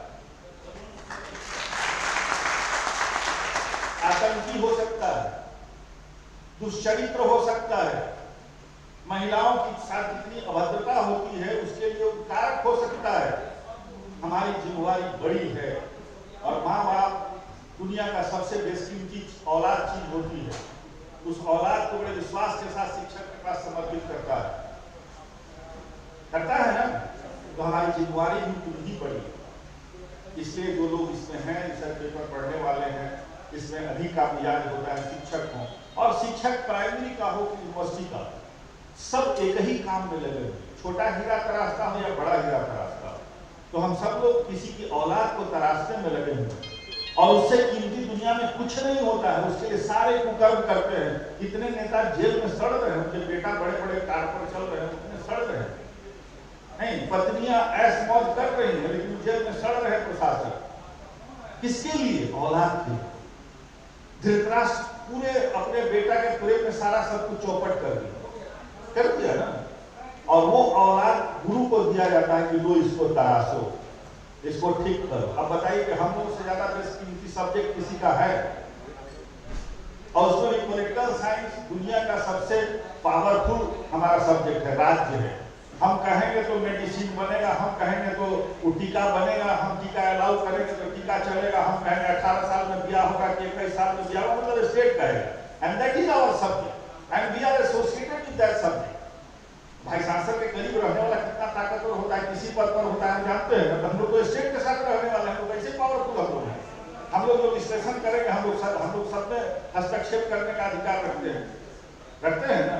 तो हम लोग इस हॉल में जो बैठे हुए लोग हैं वो कितने महत्वपूर्ण हैं, तो एक दूसरा महत्व हमको बताएगा कि हम अपना महत्व खुद समझेंगे। और जिस दिन हम लोग अपना महत्व समझाएंगे, मेरे स्पीच की कोई जरूरत नहीं है। आप सब लोग हमसे बेहतर करेंगे, इसी आशा समझते हैं कि जो मालिक हैं राधे राधे के, उनको भी अनुमान नहीं था कि भाई इतनी संख्या आ जाएगी। वो भी कहते थे 150 है तो 200 हो जाएगा। तो मेरे लिए फख्र की बात है, देरी जो भी हो लेकिन वो चीज भी आएगी। लेकिन हमने सोचा कि वो तो बाद में आएगा, वो तो खा के खत्म भी हो जाएगा, लेकिन ऐसा फूड आपको दे जो कि आपके साथ रह जाएगा, इसीलिए मैं खड़ा हूँ। ठीक है ना? अब हम लोग गणेश जी के सौजन्य से गणेश जी 2:40 का समय है, 2:30 तक आप तैयार कर दीजिए, सब कुछ रेडी कर दीजिए। तैयार है? जुड़ेंगे, गेस्ट चालू हो जाएगा। किसी को कुछ पूछना हो, 10 मिनट का समय हो, इतनी बात मैंने कही, कोई जिज्ञासा हो तो पूछ लो भाई। किसी को कोई जिज्ञासा हो, कहीं से जिज्ञासा हो तो पूछ लो, आप ही पूछ लीजिए जब से। घर में बच्चे ठीक हैं? कोई जिज्ञासा है किसी को? पूछिए। इतनी बात कही गई, भाई सांसद साहब ने कही, चीफ गेस्ट ने कही, मुश्ताक भाई ने कही, प्रो भाई सांसद ने कही, कुछ बातें मैंने भी कही। आपको इसमें से कोई शंका हो, कोई कंट्राडिक्शन लगता हो, स्पीकर हमारे कहा के चले गए, हमारे इंतजार भी कर रहे थे कि आइएगा टाटा से ही खाना साथ में खाना, भैया मुझको माफ करो मैं मेरा खा करके खा लूंगा हमारा टेक्निकल सत्र में। तो इसलिए सबके बिहाफ में हम ये नहीं कहते हैं कि सबका हम जवाब दे सकेंगे, लेकिन मेरी कोशिश होगी कि आपके प्रश्नों का जवाब दे, नहीं होगा तो हम माफी मांगेंगे, बाद में जवाब देने की कोशिश करेंगे। कोई प्रश्न हो तो आप पूछ सकते। हाँ बोलो। सर, भीमराव अम्बेडकर के बारे में हम लोग बचपन से पढ़ते आ रहे हैं कि छुआछूत जो है कि वो बहुत बड़े ये थे, विरोधी थे, लेकिन अभी भी हम लोग देख रहे हैं, आज हम लोग इतने उन्नत हो गए हैं, हमारा देश आज़ाद हो गया है, फिर भी छुआछूत और जो जाति प्रथा जो है और आरक्षण का मामला है, अभी भी हमारे कुछ पिछड़ी जाति के लोग हैं, जैसे मैं भी समझ गया, समझ गए। तो सर उसको अभी भी क्यों? ये बड़ा महत्वपूर्ण प्रश्न है कि मेरी स्टूडेंट ही है, अभी गेस्ट टीचर के रूप में काम कर रही है कुंवर सिंह कॉलेज। क्या प्रश्न है, आप लोगों ने नहीं सुना होगा तो मैं कह देता हूँ कि B.R. अम्बेडकर छुआछूत के खिलाफ लड़ते रहे, लेकिन अभी भी ये समस्या इतने दिनों आजादी के बाद है। ये क्यों है? ठीक है ना? B.R. अम्बेडकर साहब के साथ जितनी ज्यादती हुई, उनका बैग फेंक दिया गया, उनको मकान से निकाल करके बाहर कर दिया गया, बड़े पद पर आसीन थे, उसके बावजूद उनको रजिस्टर फेंक के लोग देता था। आप में से कोई हमको बताएगा कि ये जाति आज किसी के साथ हो सकती है? हो सकती है क्या? अरे बोलिए ना भाई, हाँ या ना, साहब बोलिए। कम दिया ना। दूसरी बात ये है कि अम्बेडकर साहब मैंने कुछ चंद शब्दों में अम्बेडकर जी के आइडियाज और फिलॉसफी पर इस टाइटल को भी गढ़ने में बहुत समय मुझको लगा और बहुत लोगों से डिस्कशन हुआ। Finally that title was decided, क्योंकि हम जब भी टाइटल गढ़ते हैं तो उसमें मेरी कोशिश ये होती है कि जो हम चाहते हैं उसको कैरी करें। रिसर्च में भी हम चाहते हैं कि बहुत स्पष्ट होना चाहिए। अम्बेडकर साहब चाहते, मैंने कहा ना, बड़े राष्ट्रभक्त थे, लेकिन उसके साथ बड़े दार्शनिक भी थे। दोनों चीजें जब मिल जाती है तो अद्भुत कॉम्बिनेशन बनता है, राष्ट्रभक्त भी हो और दार्शनिक भी हो। दो चीजें हैं इसके प्रश्न में, दो चीजें हैं। एक जो है वो उसके शिकार थे, और उतना बड़ा विक्टिम आज कोई नहीं हो भी नहीं सकता, होना भी नहीं चाहिए। इस पर बहुत काम हुआ है, सोशियोलॉजी में काम हुआ है। डॉक्टर शेषानंद सिन्हा का है, पहले गांव में कैसे व्यवहार होता था, कैसे खाना पहन करके नहीं चल सकता था, कैसे नीचे बैठना पड़ता था। आज वो स्थिति नहीं है, कई कारणों से उसको रेखांकित करने की जरूरत नहीं है। अम्बेडकर उस समय जो घटित उनके साथ हुआ, वो अमेरिका में रह जाते। हमारे मित्र ने एक पहलू छोड़ दिया, सारे पहलुओं को तो कहा, लेकिन इकोनॉमिक्स का पहलू छोड़ दिया। वो अर्थशास्त्र के भी उतने ही बड़े ज्ञाता। और जो आज आप देख रहे हैं ना, जो सेंसेक्स जिसको देखते हैं ना, इसको एस्टैब्लिश करने वाले मुंबई में वही थे, फाइनेंस के आदमी, पॉलिटिकल साइंस के आदमी नहीं। वो पहलू संजीव भाई से छूट गया, क्योंकि एक दर्शन होता है उस अंदाज में बोल रहे। कहने का लघु लुबान ये है कि वो चाहते तो ऐशो आराम की जिंदगी अमेरिका में वो जी सकते थे, जो उनके पास डिग्रियां थी, जो नॉलेज था। फिर भी वो हिंदुस्तान में ही आए रहे, किया था। किसके लिए किया? तो जिस दलित समाज के साथ इतना उत्पीड़न हुआ, अमानवीय व्यवहार हुआ, वो जानते थे कि एक न एक दिन तर्क के आधार पर यह समाप्त होगा। ये जन्म से नहीं है, ये लोगों ने, जैसे एमएलए का बेटा एमएलए, मिनिस्टर का बेटा मिनिस्टर, अयोग्य शिक्षक है लेकिन अपनी पत्नी भी दस्तखत नहीं करने आता है, सही है ना, शिक्षक बना दिया, पूरे बिहार के शिक्षा को बर्बाद कर दिया, इसलिए कि हम हैं तो हम डाल दें। तो सबसे पुराना ऋग्वेद है, जहाँ जाति का कहीं चर्चा नहीं। राजनीति शास्त्र के जो विद्यार्थी हो, चाणक्य ने कहीं जाति की बात कही, वर्णाश्रम व्यवस्था हमारे थे। राजा को जाति व्यवस्था मेंटेन करने के लिए नहीं कहा गया, वर्ण योग्यता से संबंधित। लेकिन हाँ, कालखंड में ये चीजें हो गई, चारे वर्ण की बात होती है, कितनी जातियां, कितनी प्रजातियां।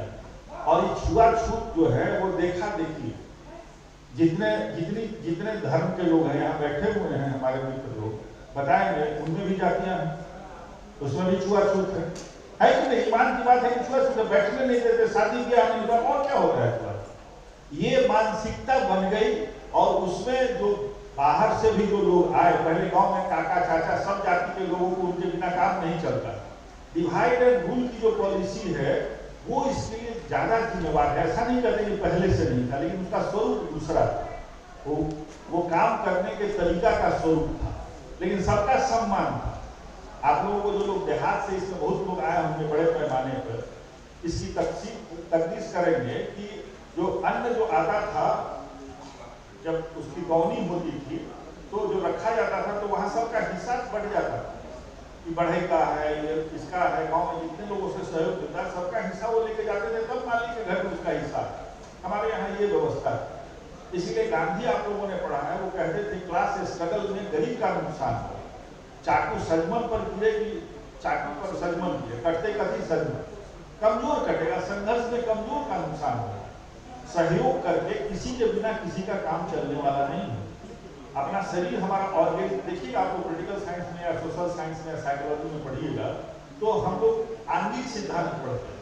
हमारा ही शरीर है, लेकिन हम लोग मुंह पर कितना लगाते हैं, क्रीम पाउडर, इसको सब लड़का लड़की पर सब लगाता है। तो बॉयज का भी, जेंट्स पार्लर भी जिंदगी भर हम लोग लगाते हैं। अब लास्ट में कहाँ हाथ जाता है, पैर पर जाता है, क्योंकि पैर काम करना बंद कर देता है।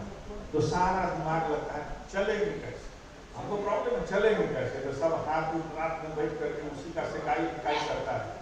अगर सूर्य से उसका किए रहते थे दशा तो नहीं होती। शरीर का सारा अंग हमारे लिए महत्वपूर्ण है।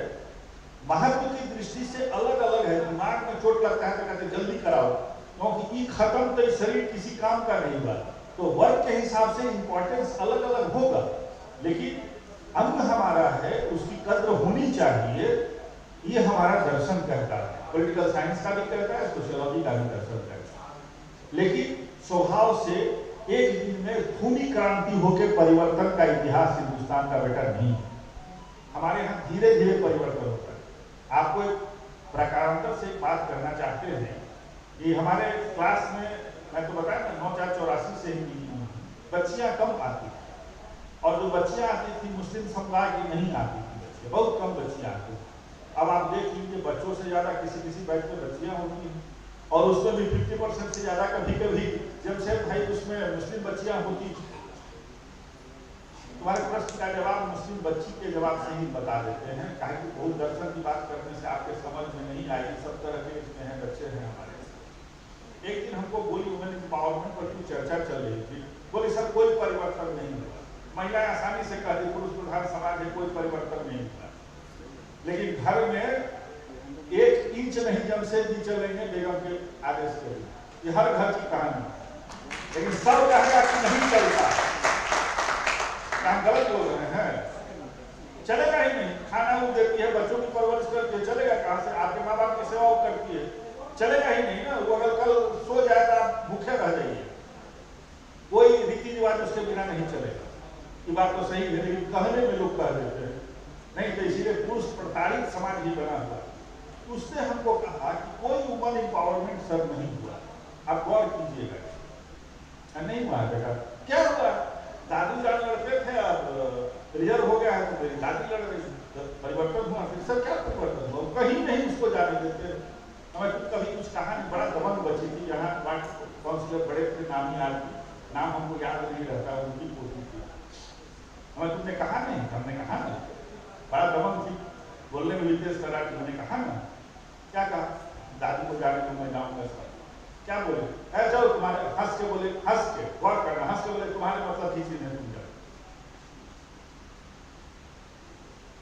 कोई परिवर्तन नहीं हुआ बेटा। क्या परिवर्तन हुआ सर? नहीं गए। तुम्हें जाना, अम्मी जान से पूछना, क्यों अपने दादू जान से ऐसी बात कर सकती थी? सर पूछने जाने की क्या जरूरत है?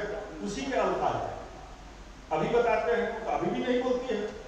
दादू की बात थोड़ी अबू से भी नहीं इस तरह से बोल सकती है। चुप लगा गया। तो कुछ परिवर्तन हुआ बेटा? हम लड़कियों को बेटा ही कहते हैं, क्योंकि मेरी बेटी बड़ी है, उसको जो बेटा ही कहते हैं, उससे वही है, इससे सब बच्चों को हम बेटा ही कहते हैं। कुछ प्रोफेसर स्कूल में बेटा कहते हैं, अभ्यास करके स्कूल में गए तो बोले ज्योतिषी ने उसको पेज पर भी लाते हैं, बेटा बात में देखे तो गलती हो गई, बोली तू जो कहीं नहीं कहेंगे। उसने कहा कि नहीं हमको वही कहे। हमने कहा कुछ परिवर्तन हुआ बेटा?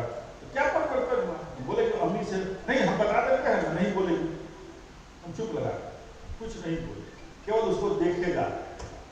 तो तेज इतनी थी, हंस परिवर्तन हुआ, हंस परिवर्तन, क्या परिवर्तन हुआ? तो वही तो अम्मी नहीं करती इसको हम करें। अच्छा हम कहेंगे तुमको अगर चुनाव लड़ना होगा तो क्या करो? किसे पूछोगे? तो मैं किसी से नहीं पूछूंगी, शौहर से भी नहीं, तो नहीं पूछूंगी। हम कहें तुम्हारी बच्ची होगी तो क्या करेगी? तो और नहीं पूछेगी। 3 पीढ़ी में परिवर्तन हो जाएगा। ऐसे परिवर्तन हिंदुस्तान में, सोशल ट्रांसफॉर्मेशन की जो हिस्ट्री हिंदुस्तान की है उसमें बहुत परिवर्तन है। नहीं परिवर्तन हुआ तो रिसर्च करने वाले को जरा देखो, अगल बगल रिसर्चर को गोली मारो, खुद देखो इंटरकास्ट मैरिज कितना हो रहा है। जो अपने को बड़े कहते थे कि हम ये हमारा कुल है, हमारा ये खानदान है, देखो उनके बच्चे कहाँ शादी कर रहे हैं। और मैंने उस दिन कहा बैठे थे, कुछ कुलपति लोगों के साथ में बैठा था, बाहर के एक्सपर्ट आए थे, तो मैंने उनको कहा कि सर एक बात हमारे समझ में आई है, आप लोगों से शेयर करना चाहते हैं। गीत के नाते दायित्व है, हम तो वही है, दायित्व बढ़ गया है तो और कुछ लोगों से संपर्क हो जाता है, एक्सपर्ट लोग बड़े बड़े आते हैं। भाई सांसद के गुरु भी बैठे। मैंने कहा एक चीज मैंने गौर किया है कि पहले लव मैरिज नहीं टीकता, ध्रुव जी भी थे साइकोलॉजी, तो उनके भी एक्सपर्ट। आजकल लव मैरिज ज्यादा टीकता है, गौर किए हैं? हाँ गौर किए। हमें कारण क्या देखते हैं? कारण कुछ देखे हैं तो कुछ लोग बताएंगे उसके इतर कारण बताते हैं। पहले देह के आकर्षण से ये ज्यादा हो जाता था, कम उम्र में। पहले का लव मैरिज देखिएगा तो कम एज में होता है, अब का लव मैरिज देखिएगा तो प्रौढ़ लोगों में होता है, काम कर रहा है, साथ काम कर रहा है, एक दूसरे को परख रहा है, समझ रहा है, एक दूसरे के महत्व को जान रहा है, तो जाति और धर्म का बंधन टूट गया। अभी डाइवोर्स नहीं होता ऐसा नहीं मैं कह रहा, संख्या कम गई है, ये रिकॉर्ड बता रहा है। आपसी समझ जब हो गई है तो जब यही बंधन टूट जाएगा, यही अम्बेडकर कहते थे, तो कहने से नहीं होगा, भाषण से नहीं होगा, दबाव से नहीं होगा। ये रिश्ता जो है ये दिल का रिश्ता है, दिमाग का रिश्ता है, किसी के दबाव में नहीं होगा, लेकिन ये हो रहा है और तेजी से हो रहा है। ये अच्छा लक्षण है, बुरा नहीं मैं इसको मानता। तो तुम जो चाहती हो कि पहले अम्बेडकर के साथ जो हुआ अब किसी के साथ नहीं हो सकता है, अब तो फॉल्स केसेस हो जा रहा है, अब तो उसके लिए अलग स्थिति हो गई।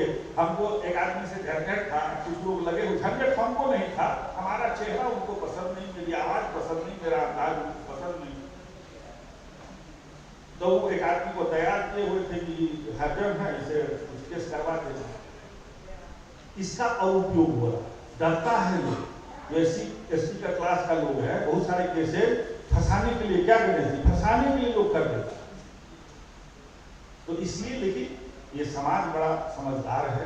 हिंदुस्तान की जो तारीख है, इसकी जो इबारत है बड़ी बुलंद है।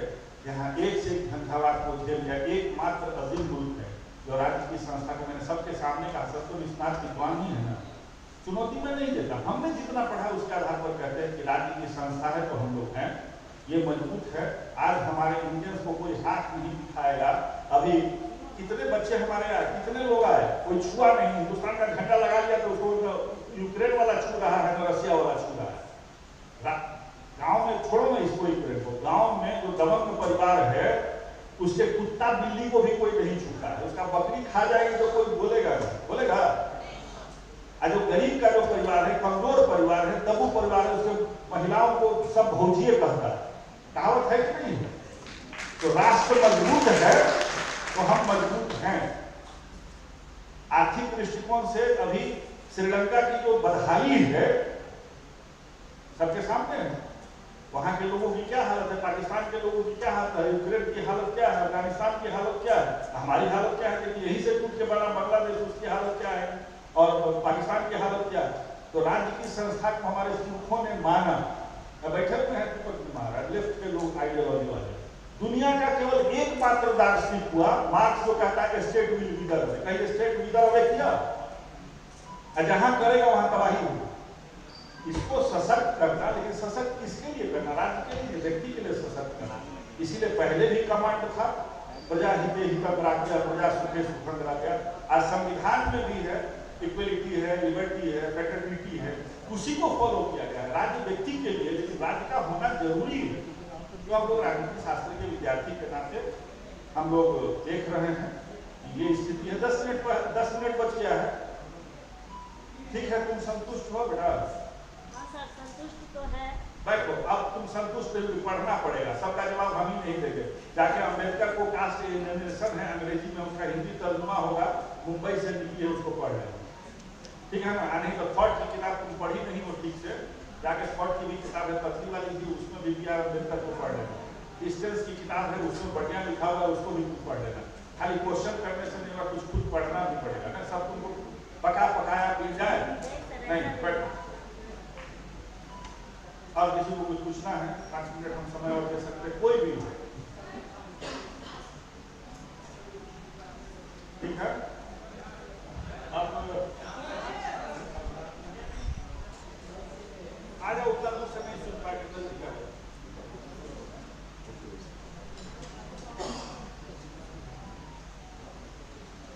क्या हो दीपक, गलत नहीं कर रहे हैं? राज्य रहेगा तब ना, नहीं रहेगा तो कौन पूछेगा? कोई पूछने वाला है? अमेरिका को कोई नहीं छूता, हिंदुस्तान में कोई नहीं घुसता है, हमको घुस के मारते हैं। अब पाकिस्तान में घुस के आओ तो समा को मार दिया, मार के चला दो। क्या क्वेश्चन है? हाँ मालूम है तुमको, पहले भी पूछी हो क्वेश्चन, बोल दो यहाँ लोग सुन लेगा। शॉर्ट क्वेश्चन पूछना कहेंगे, 5 मिनट के बाद हम ऑनलाइन हो जाएंगे दूसरे का। जी आप सबको मेरा नमस्कार।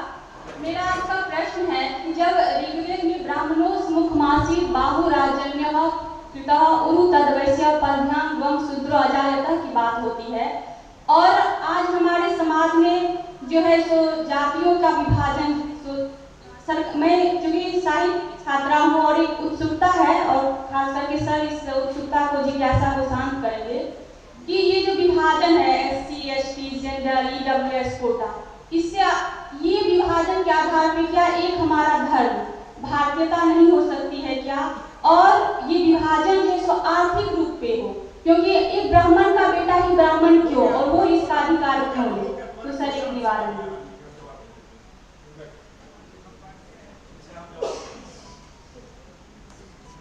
तुम्हारा प्रश्न है ये होगा, तुम्हारे घर में कितने सदस्य होंगे? 5-10 होंगे। बैठो, यही बैठो, सुन लो, 5-10 सदस्य होंगे। घर में कोई बीमार पड़ता होगा, उसके लिए अलग कुछ व्यवस्था होती होगी, डॉक्टर कहता होगा तो उसको पहले फल की, अब तो फल काफी बिकने लगा, हिंदुस्तान का आर्थिक स्ट्रक्चर बढ़ गया। पहले यार हम लोग खरीदने जाते थे तो कहता है घर में कोई बीमार है क्या? जनरल क्वेश्चन, कोई बीमार है क्या? मैंने फल बीमार के लिए जाता है कि मानो कि नहीं, जो कमजोर होता है उसको दूध दिया जाता है कि उसको दूध पिला दो, बॉर्नविटा भी पिला दो। कोई घर में रोकता है उसको? रोकेगा? सब कोई कहेगा मेरा भी इसको दे, लेकिन वो स्वस्थ हो गया, मजबूत हो गया, और उसके बाद कहेगा वो काका हमारा काजू बड़ नीक लगे छे, हम खेबे, उसको खा सकेगा कोई? ठोकेगा उसको। लेकिन जो कमजोर है, अब कमजोर भाई बहुत कारणों से, उसके जन्म का दोष हो सकता है, उस नक्षत्र उसका गड़बड़ हो, मौसम खराब हो, बहुत सारे कारण हो सकते हैं, लेकिन उसके बीमारी को सब कोई दूर करने में देखता है कि इसको ज्यादा पैसा खर्च हो रहा है, देखता है क्या? तो हिंदुस्तान में अनेक कारणों से, उस कारण को अगर जानना है तो रोड टू फ्रीडम एक किताब है विद्येश्वर पाठक जी की, जो सुलभ इंटरनेशनल के डायरेक्टर है। उसमें इस विस्तार से उन्होंने सोशल साइंस के रिसर्चर भी हैं, सोशियोलॉजी के स्कॉलर भी हैं, पटना यूनिवर्सिटी से PhD किया। उसमें देखना कि कैसे कैसे जातियाँ कैसे कैसे आई, ठीक है ना? इस्लाम में भी बहुत सारी जातियाँ हैं, हिंदुस्तान में लोग कहते हैं कि असर हो गया है, सब जगह है। उसमें भी कबायली जो है सो अलग अलग है, कुर्द अलग है, शिया अलग है, सुन्नी अलग है, ये बंटवारा है।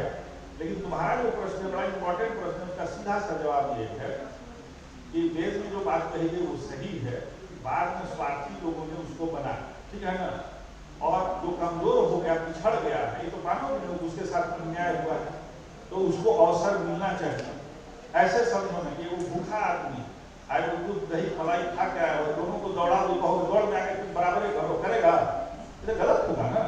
तो बाबा भीमराव अम्बेडकर साहब की गोष्ठी में तुमने प्रश्न पूछा है, बाबा भीमराव अम्बेडकर का पढ़ लो, उन्होंने यही कहा है कि कमजोर है, अपमानित है, इसको मान सम्मान पॉलिटिकल पावर मिलना चाहिए, लेकिन हमेशा के लिए नहीं किया, that is not a permanent provision.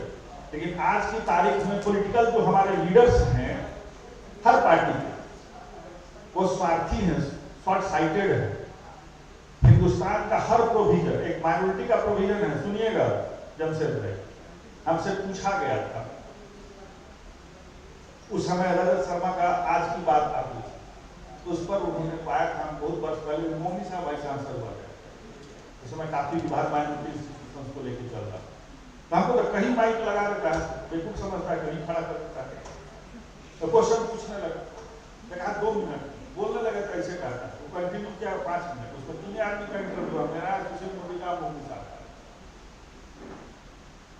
क्या था, संविधान बहुत बढ़िया बना है, दुनिया का जो कोई कहता है, मैंने इस पर 3, 4, 5 लेक्चर दिए हैं, 1-1 घंटे का, सवा घंटे, डिफरेंट पेजेस पर, गढ़वाल यूनिवर्सिटी के पेज पर, एलईपी के पेज पर, सेंट्रल यूनिवर्सिटी के पेज पर, और मैंने ये साबित किया है कि दुनिया का सबसे बेहतरीन संविधान है, बहुत सोच के बनाया है, और अम्बेडकर को दिया गया, इसलिए अम्बेडकर से बढ़िया संविधान नहीं कोई ड्राफ्ट कर सकता है, क्योंकि यहाँ की सारी चीजों की जानकारी है, क्या अपमान है, क्या मान है, उन्होंने परमानेंट प्रोविजन नहीं किया, और माइनॉरिटी को भी दिया गया, तो उस पर काफी लंबा विवाद हुआ है, चेयरमैन थे उसके सरदार पटेल, और फिर से सेपरेट कम से भी पढ़ लीजिएगा, सेपरेट इलेक्टोरेट की बात की उन्होंने नहीं स्वीकार की, कहा किसी के साथ कोई जाति नहीं है, बात समझ में आ रही, लेकिन किसी के साथ अन्याय नहीं हुआ, तो माइनॉरिटी की स्थिति क्या हो गई थी, ये सब बड़े बड़े लोग जो देश का बंटवारा कराए वो पाकिस्तान चले गए, आर्मी का हो, इंडस्ट्री का हो, लैंड रोड हो, सब भाग के चला गया, गरीब गुरबा रह गए, जो कहता है कि पश्चिम बंगाल में रह गया, बिहार में रह गया, कुछ महाराष्ट्र में रह गया, वही सब रिकॉर्डेड कहा जाता है, वो गरीब था, रह गया, अब उसका बच्चा पढ़ेगा ना, उसके सामने समस्या थी, उर्दू उसको आती थी, सब भाग गया टीचर, एक उर्दू को किसी स्कूल में बच्चा बच गया, उसके लिए कहाँ से पढ़ाता, कोई टीचर आता भी नहीं, मिलता भी नहीं, खर्च भी नहीं करता, इसलिए 3 चीज के लिए केवल दिया गया, लैंग्वेज, स्क्रिप्ट, कल्चर, पढ़ लीजिएगा उसमें, 3 चीज के लिए कहा गया कि भैया आप अपनी संस्था चलाओ, लेकिन आज माइनॉरिटी इंस्टीट्यूशन उसके उदाहरण से समझा रहे हैं, माइनॉरिटी के बच्चे कम पढ़ते हैं, मेजॉरिटी के बच्चे ज्यादा पढ़ते हैं, माइनॉरिटी में भी संपन्न के बच्चे ज्यादा पढ़ते हैं, तस्दीक कर रहे हैं ना, कि धनी के बच्चा जो मुसलमान है उसका बच्चा पढ़ता है, गरीब का बच्चा पढ़ता है, उसको चलाता कौन है, प्रोफेसर नहीं चलाता है, उसको चलाता है ठेकेदार चलाता है, क्या गलत कह रहे हैं, उसको पॉलिटिशियन चलाता है, तो बनाया किस कारण से, हो किस कारण से, तो संविधान का बेजा इस्तेमाल हुआ है, इस कारण से ये समस्या अब तक इसका समाधान नहीं हुआ, लेकिन एक दिन में नहीं हुआ, उसके पश्चात धीरे धीरे ट्रांसफॉर्मेशन होगा। आज से 15 साल में पहले गया था दिल्ली पब्लिक इंस्टीट्यूट में, और प्रोटेक्टिव डिस्क्रिमिनेशन पर सेमिनार, वहाँ लड़कियां भी बहुत तेज शरारती स्कॉलर्स हुई थी, या क्रीमी लेयर की बात क्यों उठ रही, आपसे में लड़ाई हो रही नहीं, तो भैया आप तुम खा पी लिए मजबूत हो गए, वही हो गया, हमको खाने, उसी की लड़ाई चल रही है, पॉलिटिकल होता है कि सबको रिजर्वेशन दे दो, नौकरी है, पॉलिटिक्स का टूल हो गया। संविधान निर्माता ज्ञानी लोग थे, त्यागी लोग थे, सब स्वार्थी लोग, इसके वजह से हो रहा है।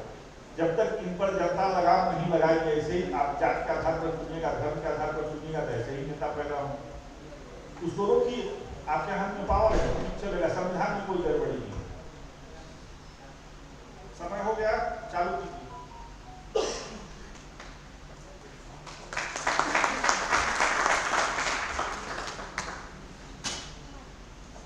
मुरेश्वर जी कहाँ हैं, फोन करके बुलाइए ना, बैठे हुए हैं, आपको जब पैनल शुरू होगा तो चेयरपर्सन आवेंगे ना,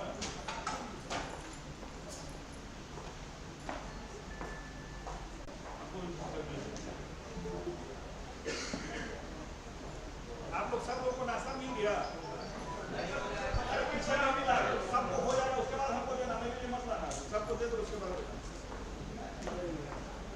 देरी क्यों हो रही है, अरे फोन करके पूछिए।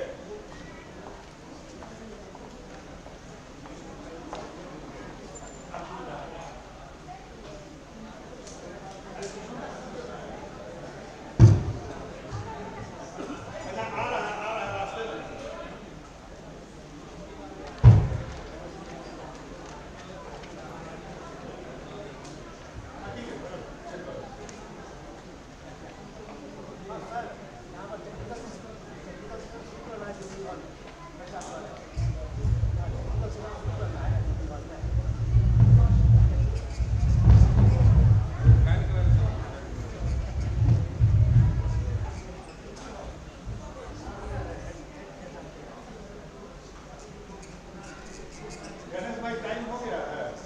सर। 1 मिनट बाकी है, टाइम ऑन है। हो गया।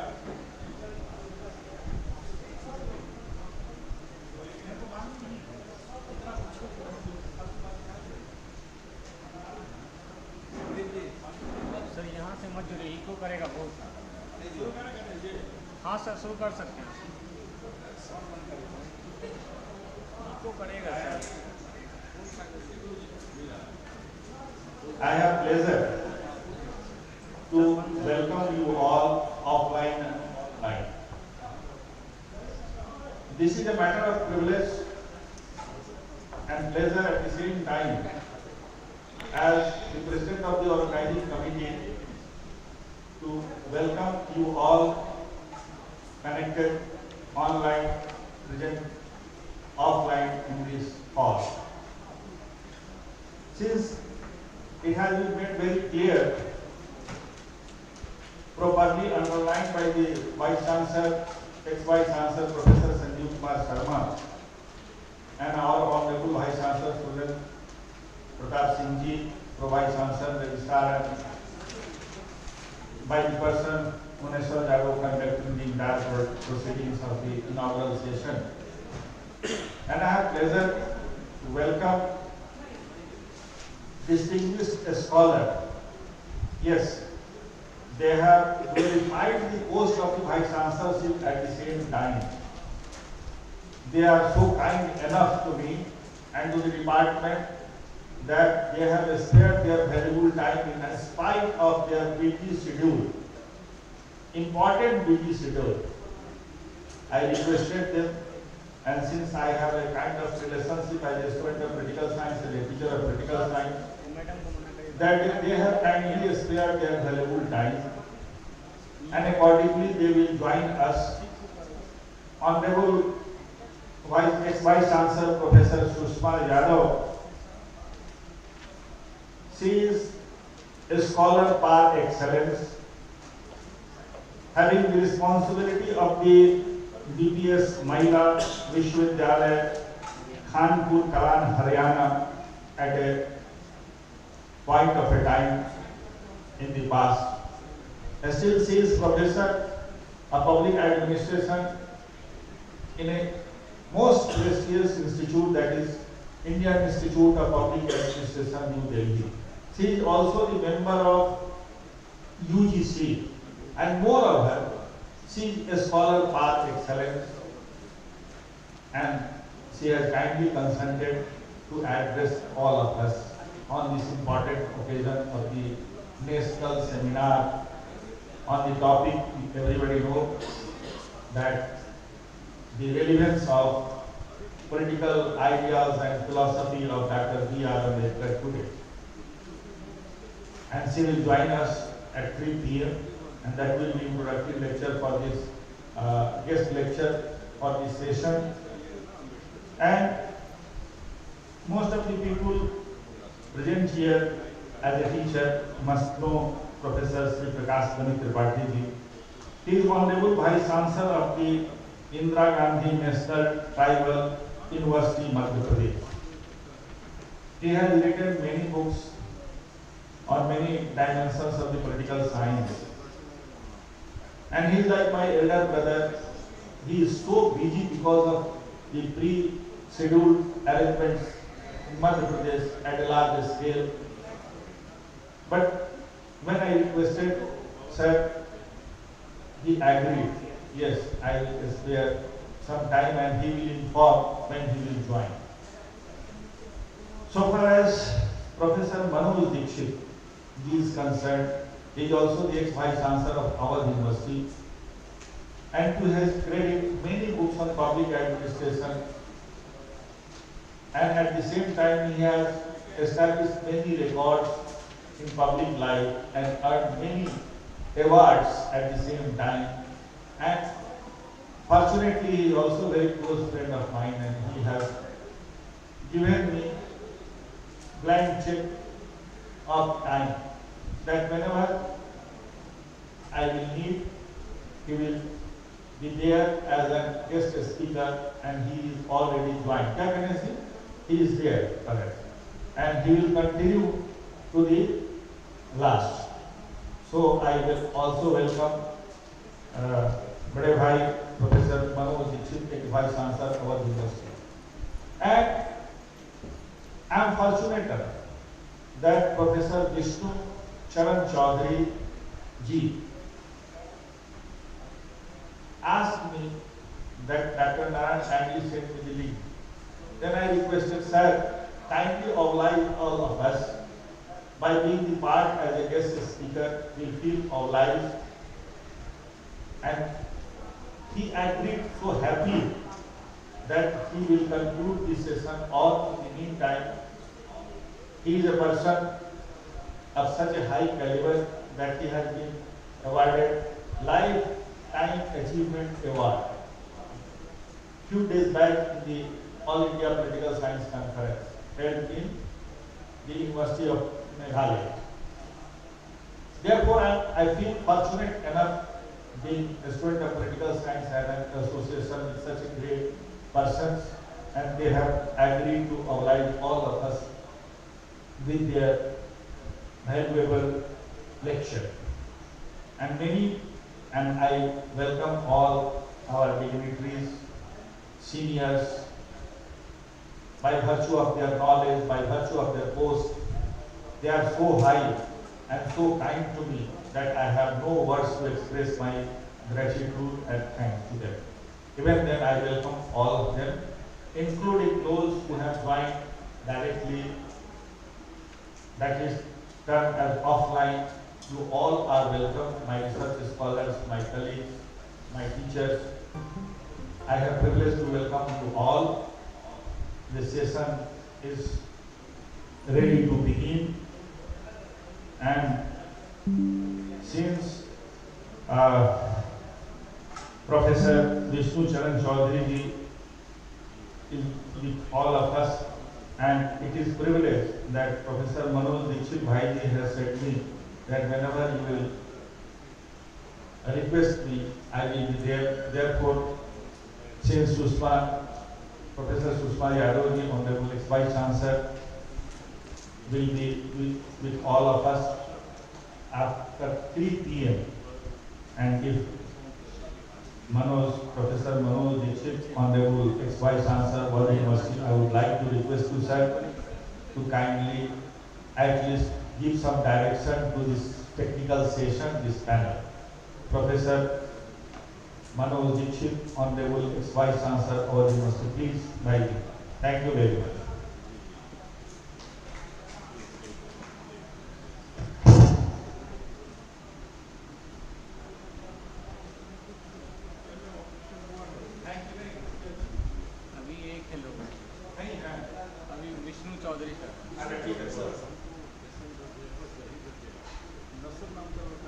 Anyway, I have been informed by my engineer साहब गणेश जी, जानते हैं गणेश जी की पूजा सबसे पहले होती है, और उनका कमांड उन्होंने कहा कि fortunately out of the 3 guests, 1 guest Professor Vishnu Chaudhary ji is with us, and he is such a learned person, and memory is so sharp that you will feel elevated after his lecture. Sir, Professor Vishnu Chaudhary sir, I would like to request humbly, kindly to address us. You are welcome, sir. Most welcome, please, sir. Give direction to this technical panel. Am I audible? Yes, you are quite audible, sir. You are so sound. Your voice is so powerful. Please, sir. So, very good afternoon to all of you. I convey my best wishes to all of you, because today is the Vishuva Sankranti, the new year of Odisha has begun today, and it is celebrated as Hanuman Jayanti, and in Assam they have got separate functions, in Punjab they have got separate functions, but added to this, today is the 131st birth anniversary of Baba Saheb Bhimrao Ambedkar, who is a Bharat Ratna. The topic fixed for today is the relevance of the political ideas and the philosophy of Dr. B.R. Ambedkar today. So, from the morning, you have been listening to different speakers on the life, achievements and contributions of B.R. Ambedkar. B.R. Ambedkar is known as the father of Indian Constitution because of three reasons. In the first place, he was the chairman of the drafting committee which gave us the Constitution. Secondly, he gave the input to the Constitution of India out of his long experience as a jurist, as a legal luminary, and after studying the different constitutions of India. Thirdly, he was the man who replied to the queries put by different members of the Constituent Assembly on different issues, on different aspects of the Constitution that came into force on 26th January 1950 and which was adopted earlier on 26 November 1949. He was the main figure behind the ideas enshrined in our Constitution, and there were numerous provisions affecting the whole gamut of the life of the nation, the rights, liberties and obligations of the people. His speeches and observations in the Constituent Assembly were full of logic and wisdom. He had his faith on the Constitution of India when he said, I quote, I feel that it is workable, it is flexible, and it is strong enough to hold the country together both in peacetime and in wartime. Indeed, if I may say so, if things go wrong under the new Constitution, the reason will not be that we had a bad Constitution, but we will have to say is that man is delayed. He had a faith in the people of India and in the future of the country under a political system which is at once strictly constitutional and socially and economically progressive.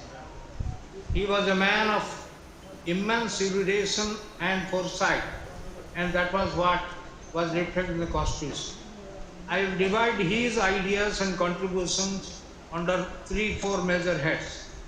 For example, Ambedkar and social change. Born in 1891 in an untouchable Mahar community, he became a great thinker and activist.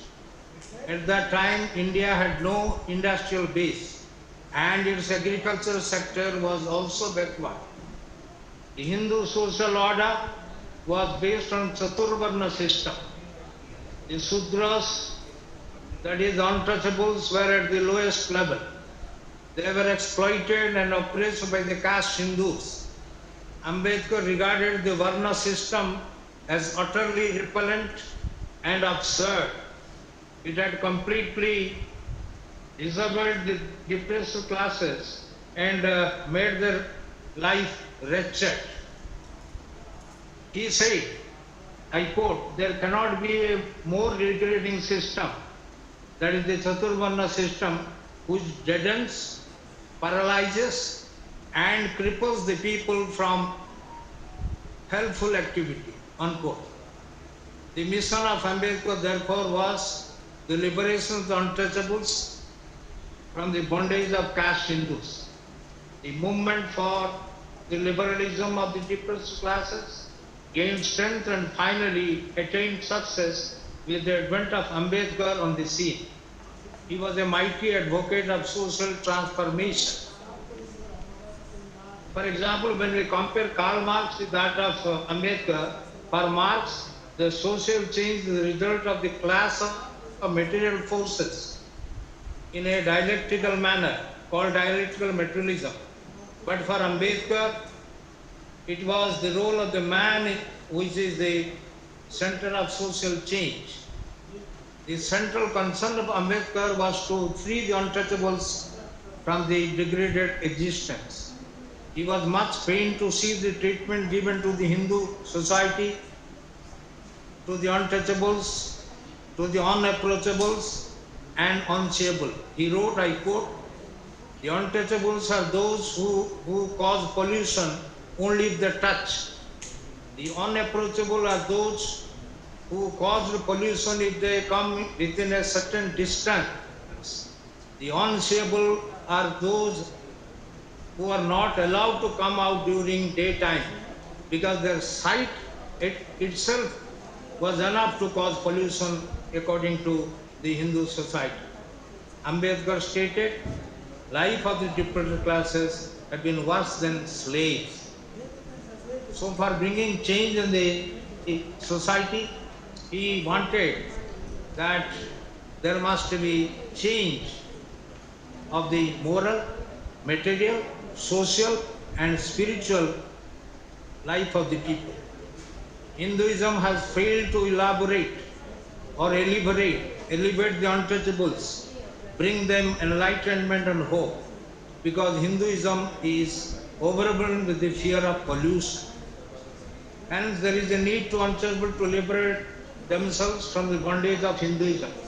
Ambedkar pleaded for bringing a change in the social structure of the society, to change the graded inequality of the Varna system.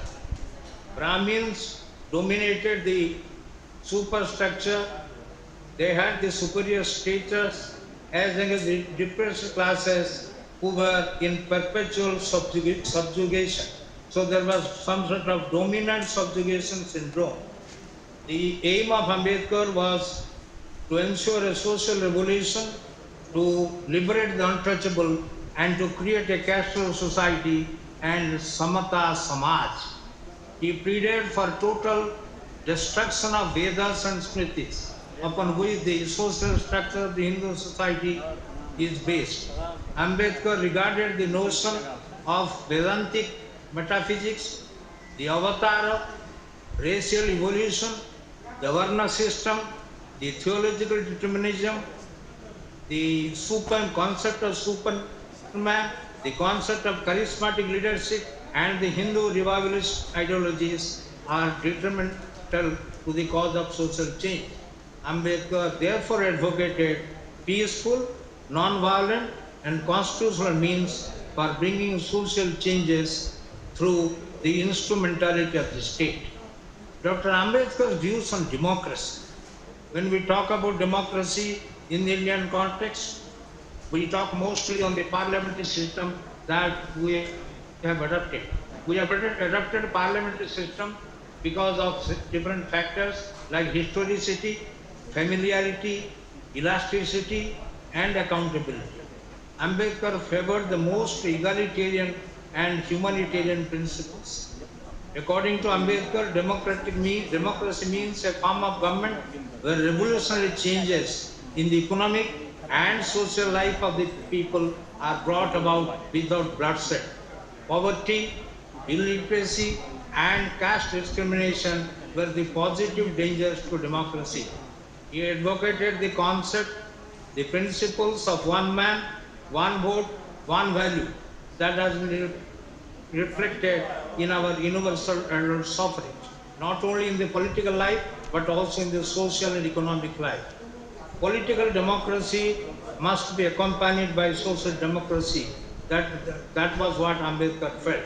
Social democracy involves three things: an attitude of mind, number one; number two, an attitude of respect to the untouchables and to create a casteless society, and also to have a social organization free from rigid social values.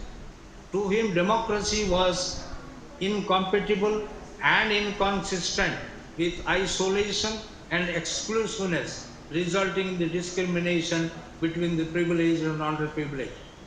He regarded democracy as both a social ideal and a political method. So far as the parliamentary democracy in India, he has been a champion of this because of certain reasons. Particularly speaking to the Constituent Assembly, he said, personally speaking, I am very greatly attached to the parliamentary system of government. Why? Number one, parliamentary government means a negation of hereditary rule. No person can claim to be a hereditary ruler. He must obtain the approval of the people. Number two, laws have to be made for the welfare of the people and with their consent. The laws are made by the representative of the people in parliament. The head of the state is titular head. He is merely a symbol. Secondly, he said, parliamentary system of government means that at a started period, those who want to advise the head of the state must have the confidence of the people in themselves renewed. Two pillars on which the parliamentary system of government rests are the following. Number one, an opposition which is strong, responsible, accountable. Number two, free and fair election.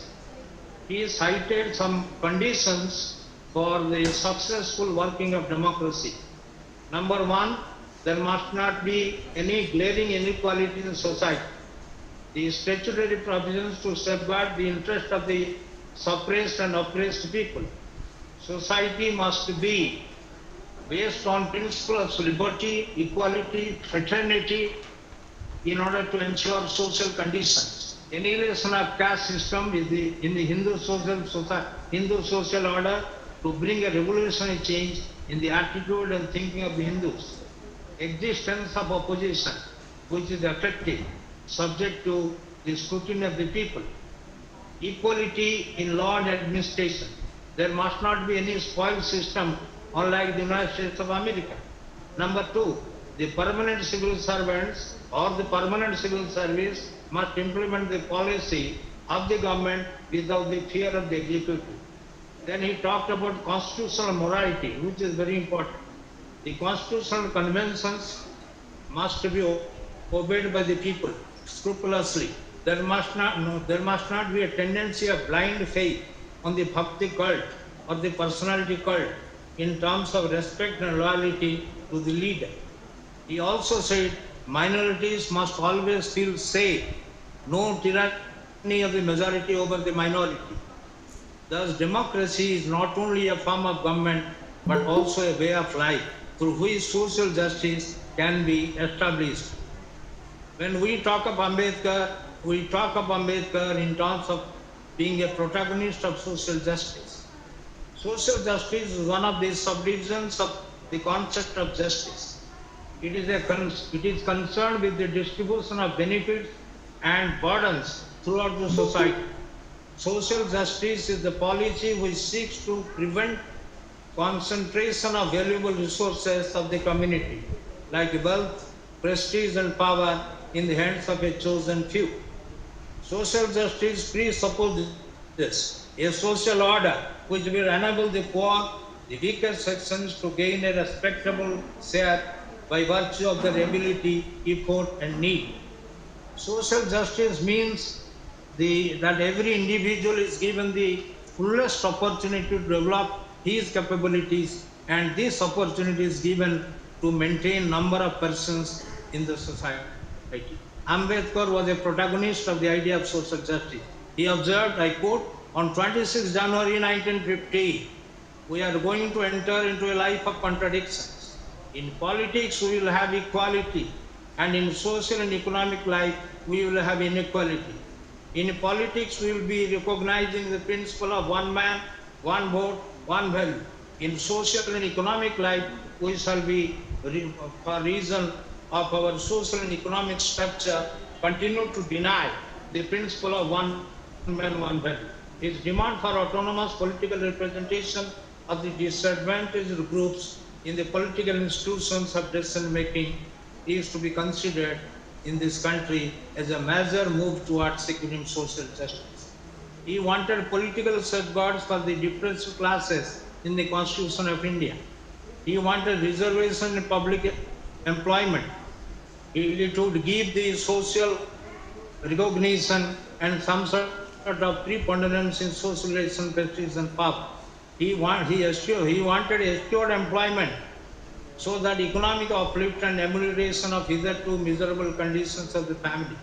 He was in favor of reservation, and he said it is a crucial component of the scheme of social justice envisioned in the Constitution for depressed classes.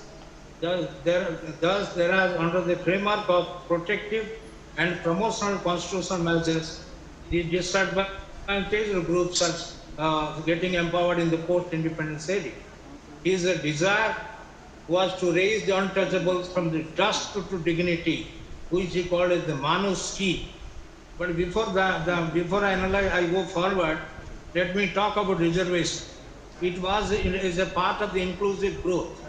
It was first given under the British regime in 1925 on the basis of caste and community. In 1943, it was extended to the scheduled caste. In 1946, the scheduled caste were given reservation facilities on the basis of their population. So it is also called compensatory discrimination. It is also called affirmative action.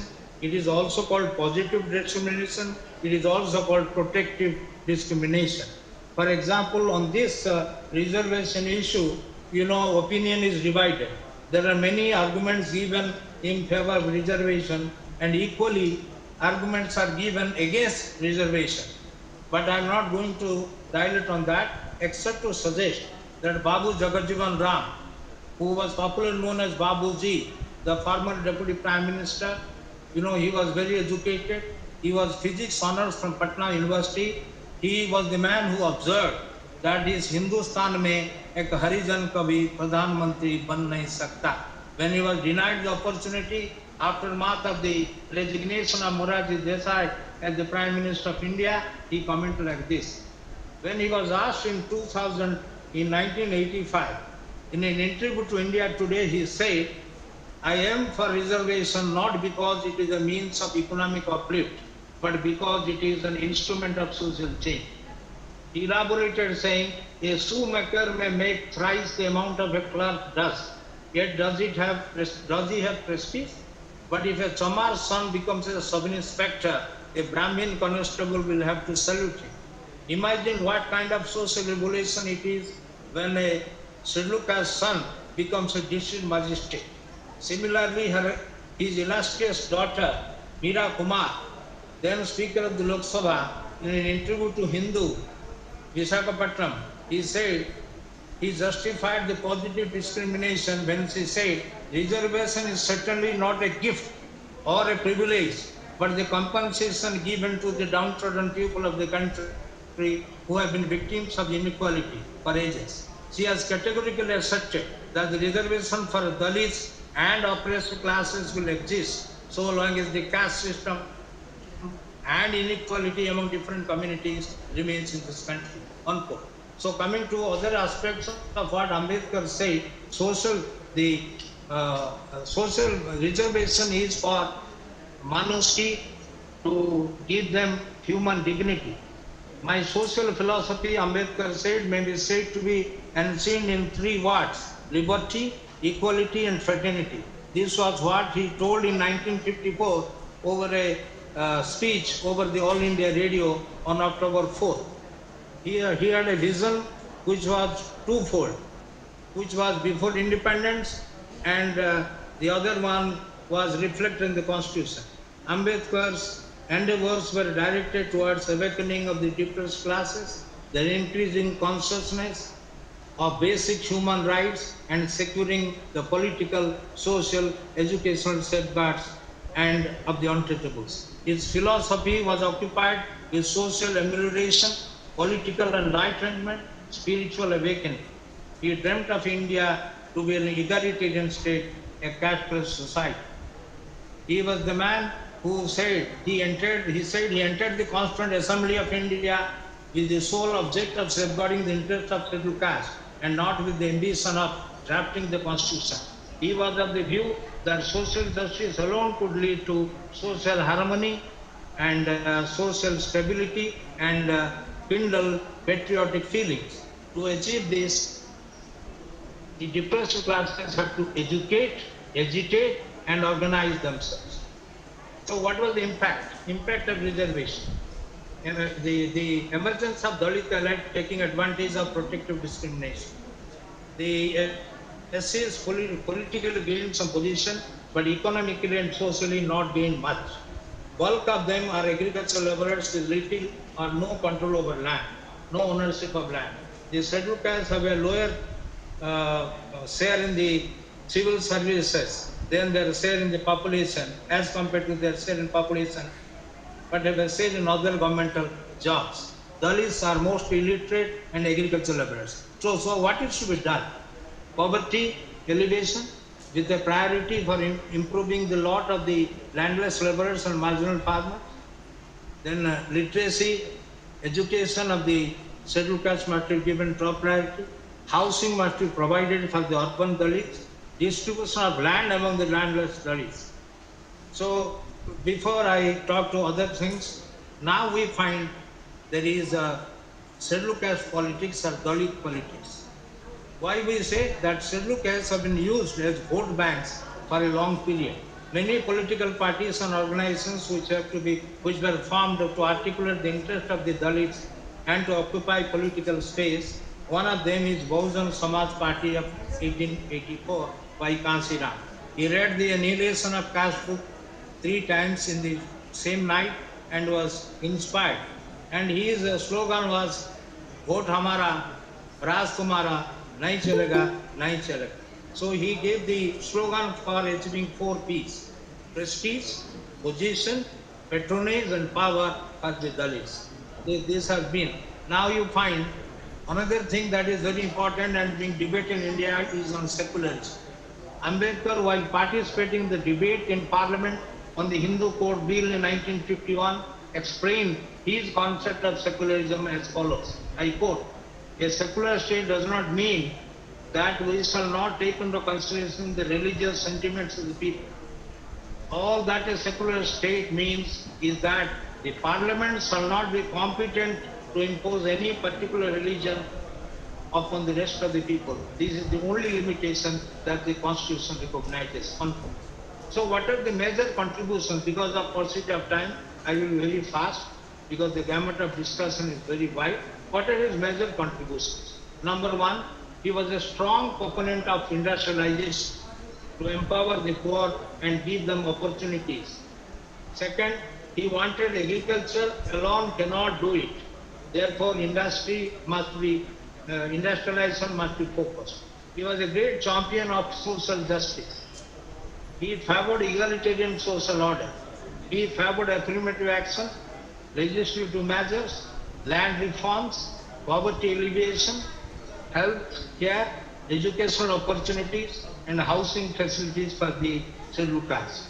He was in favor of inclusive growth. Now, inclusive growth is used in every sentence, in every discussion, in every forum.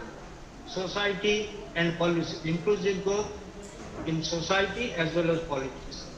He wanted minimum needs must be satisfied, means of livelihood, job opportunities, self-respect, and life with dignity. His main concern was Dalits must prosper not in isolation but as a part of mainstream. We all know that both Mahatma Gandhi and Ambedkar, they wanted the uplift of Harijans or Dalits. But Ambedkar's approach was different, Gandhiji's approach was different. So here I pointed out that Dalits must prosper not in isolation but as a part of mainstream. Then economic and social empowerment along with political empowerment of the different classes is the need of the hour. He was in favor of Dalits enjoying basic human rights. He favored gender equality. He was a votary of women empowerment. He laid emphasis on education. He wanted active role of the state in planning. This is very important in the present context. His emphasis was on productivity, physical capital and human capital both. He wanted the freedom to propagate he wanted freedom to private sector except some reserved sectors. He wanted equitable distribution of national wealth and resources. His approach was Bahujan Hitaya and Bahujan Sukhaya. He raised the consciousness of Dalits. And you know, Ambedkar was for this. He made the Simon Commission in 1928.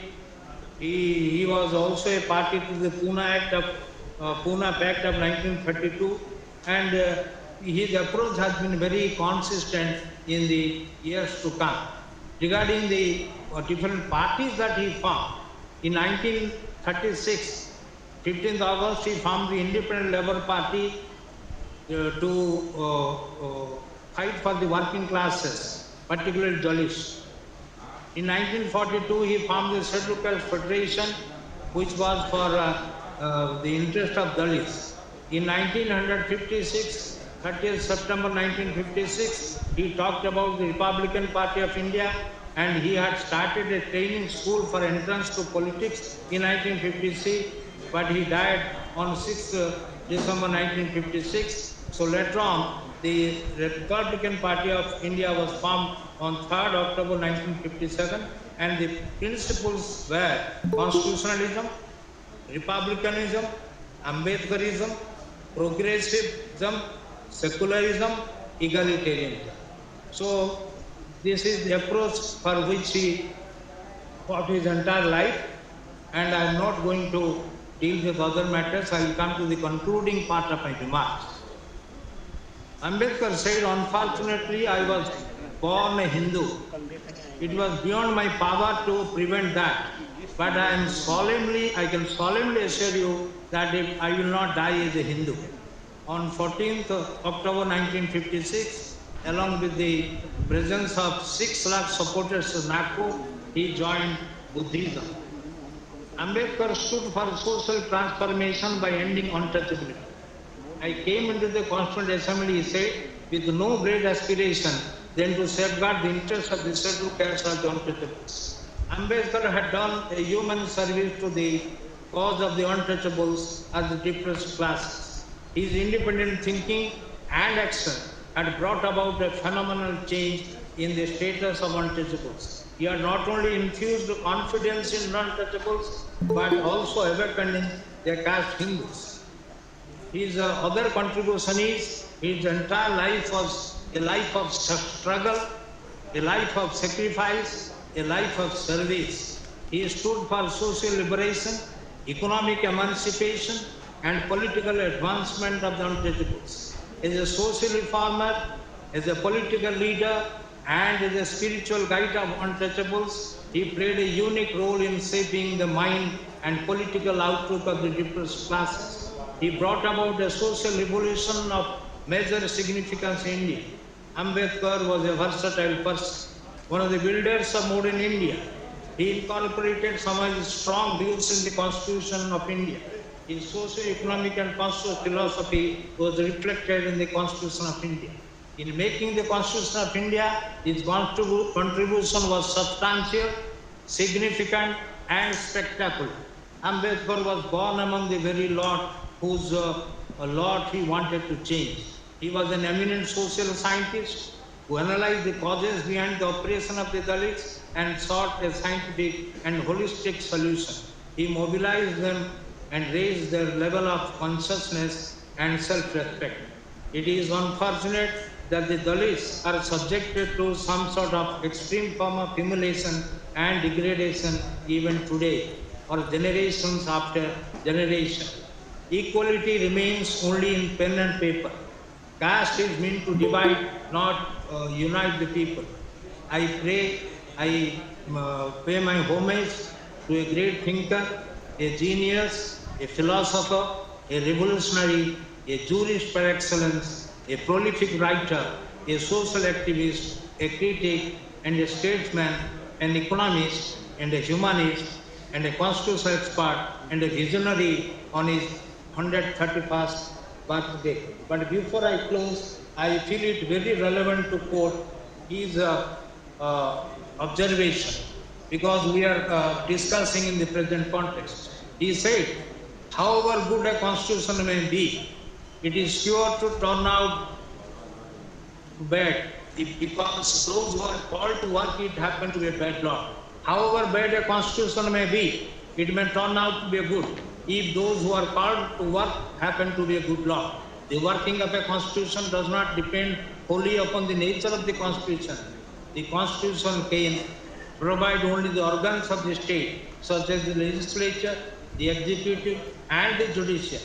The factors on which the working of these organs of the state depends on the people and the political parties. The people and the political parties, they will set up as their instruments to carry out their wishes and their policies.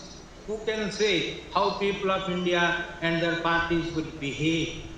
Will they uphold constitutional methods of achieving their purposes, or will they prefer revolutionary methods of achieving them? If you adopt revolutionary methods, however good the constitution may be, it requires no prophet to say that it will fail. It is therefore futile to pass any judgment upon the constitution without reference to the part which the people and the parties are likely to pay. So, Ambedkar was very clear in his views that we have produced the best constitution for the people of India. When there was a charge of plagiarism, he said we have borrowed some good elements from different parts of the constitutions of the world. There is nothing called plagiarism, and nobody can claim that it is their pattern. On federalism also he gave certain remarks, on fundamental rights he gave some remarks, on directive inserted policy he defended them. So all the remarks, the observations that he made in the Constituent Assembly and even afterward are relevant today. So now the question is, we have to put, like K.R. Narayanan put it, whether we have failed the Constitution or the Constitution has failed. Secondly, it was also put it in this way, is there any constitutional inadequacy or institutional decay? So with these observations, I thank Professor S.P. Singh ji, the Vice Chancellor of the University, Professor Jitendra Narayan ji, and Professor Muneshwar Jadhav for giving an opportunity to participate on this auspicious day. Thank you, Judge. Sir, in fact, you have obliged all of us by your wonderful speech, sir. I am speechless. I don't have any word to express my sincere gratitude to you. Simply you can feel my feelings, sir. Thanks a lot for giving the blessings and introducing the subject in a technical session. Sir, we all feel very obliged to you, sir. Thank you once again, sir. Now I would like to request Honorable Vice Chancellor of Amarkantak Tribal University, MP, my elder brother, Honorable Vice Chancellor Professor Sri Prakash Mani Tripathi, who have spared his very good time in spite of all engagements. I feel that out of love and affection, he has managed time. I don't have any words simply to say that, sir, please, sir. Please, sir. धन्यवाद professor Jitendra ji. विश्वविद्यालय के यशस्वी कुलपति professor S.P. Singh, professor Muneshwar Yadav ji और हमारे अत्यंत प्रिय भाई प्रोफेसर जितेंद्र नारायण जी, जिनके सौजन्य से आप दिख रहे हैं।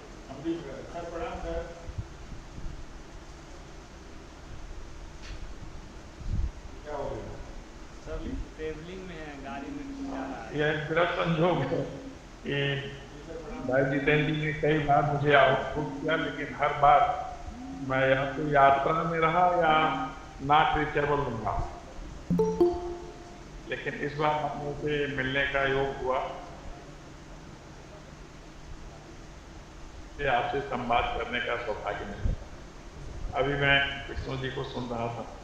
हम लोग जब भी अम्बेडकर जी के बारे में विचार करते हैं, कुछ बातें सहज ध्यान में आ जाती हैं। इसके पूर्व की मैं अपनी बात आरंभ करूँ। बाबा साहेब भीमराव रामजी अम्बेडकर की 131वीं जयंती पर आप सभी को बधाई और सत नमन। भारतीय स्वातंत्र आंदोलन और स्वातंत्रोत्तर राजनीति के एक ऐसे पुरोधा जिनके स्मरण मात्र से वैचारिक प्रवाह तेज होता है, हम सब जानते हैं स्वातंत्र आंदोलन में उनकी भूमिका अतिशय महत्वपूर्ण रही और गांधी जी ने जब स्वातंत्र आंदोलन को जन आंदोलन बनाने का अभियान आरंभ किया, उसमें इन्होंने भी भरपूर सहयोग किया।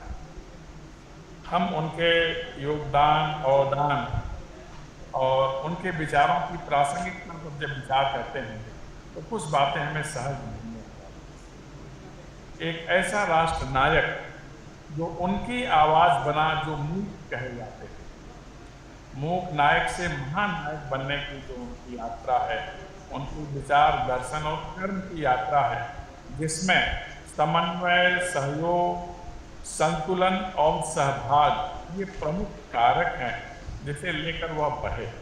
उनका आशय था कि इस देश में कोई वंचित वर्ग के अधीन अंतर्गत होने वाला न दिखे, हाशिए पर खड़ा हुआ न दिखे। अब ऐसे लोग जो सुविधाविहीन हैं वह हाशिए से आगे आकर केंद्र में अपनी महत्ता स्थापित करें। यह विचार था अम्बेडकर जी का। अपने विचार से, अपने कार्य से उन्होंने समय समय पर पूरे लोकमानस को प्रभावित भी किया। हम आप संविधान की रचना में उनकी भूमिका को जानते हैं। हम आप पूना पैक्ट के समय उनके समर्पण को जानते हैं। हम आप हिंदू कोड बिल पर उनके विचार को जानते हैं। हमें जानना है कि उनका लक्ष्य कितना बड़ा। स्वतंत्र भारत में हम लोग जब तिरंगा फहराते हैं, जो हमारे लिए गौरव का प्रतीक है, हमारे स्वाभिमान का प्रतीक है, हमारी स्वतंत्रता का प्रतीक है, उसमें अशोक चक्र, यह उनकी भावना की भूमि है। उनका आग्रह था तिरंगा में अशोक चक्र। हम जब भारत की आर्थिक प्रगति को देखते हैं तो हमें ध्यान रखना चाहिए केंद्रीय रिजर्व बैंक की धारणा, वित्त आयोग की धारणा, एम्प्लॉयमेंट एक्सचेंज की धारणा, यह उनकी देन है। हमारे देश में और पूरी दुनिया में श्रमिक लोगों के लिए कार्य के घंटे निर्धारित नहीं थे, 14 से 16 घंटे होते थे। यह उनका आग्रह था कि कार्य के घंटे 8 हो और श्रमिक में कोई भी हो सकता है। जहाँ तक इस देश की सामाजिक संरचना का प्रश्न है, आमतौर पर संवाद करते समय हम लोग उन्हें एक क्षेत्र में ही लेकर रह जाते हैं। वह बृहत्तर भारतीय समुदाय की अभ्युदय के पोषक थे, इसीलिए सर्व समाज की बात करते थे। भारत की परंपरा का जितना बोध उन्हें था, शायद ही समकालीन विचारकों को उतना बोध रहा हो। वेद का ज्ञान हो, पुराण का ज्ञान हो, बुद्धिशास्त्र का ज्ञान हो, संवैधानिक मूल्यों का प्रश्न हो, उनसे बेहतर जानकार समकालीन राजनीति में कोई नहीं था। इसीलिए जब अपनी बात कहते हैं तो अपने सांस्कृतिक ग्रंथों से संदर्भ देते हुए चलते हैं। आधुनिक कबीर कहे जाते हैं अपनी बात सच्चाई से रखने के लिए, लेकिन उनकी बात कहने की शैली में किसी के ऊपर प्रहार नहीं होता, उच्चार होता था या सुधार का आशय होता।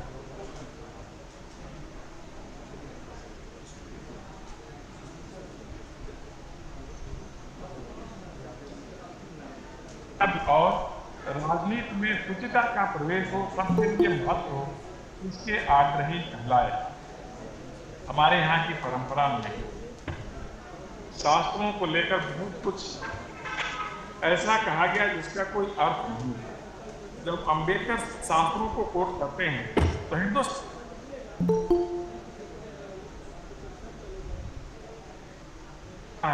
भी बताते हैं, प्रक्षिप्त अंकों पर प्रहार करते हैं। सीधी बात वह कहा करते थे, हमें आपको उनकी उस संवाद का ध्यान रखना चाहिए। जब हाथ उठाकर जिसमें एक अंगुली का संकेत है, उन्होंने कहा कि हमारी सामाजिक व्यवस्था में जो कुरीतियां आई हैं, ये अंग्रेजों की देन है और अंग्रेजों का लक्ष्य। तो हाथ उठाकर अंगुली का संकेत उसी भाषण का है जिसमें उन्होंने कहा कि हमारी सामाजिक संरचना में विद्रूपता के पीछे हमारे शास्त्र नहीं है, यह अंग्रेजी ब्रिटानिक व्यवस्था है जिसने हमको बहुत जगह बांट दिया, जातियों में उपजातियों में रहने का।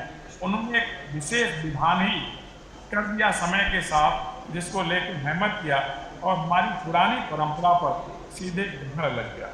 उन्होंने समाज में सबके लिए स्थान हो, सबके लिए सम्मान हो और सबकी पहचान हो, इसके लिए बार बार कहा।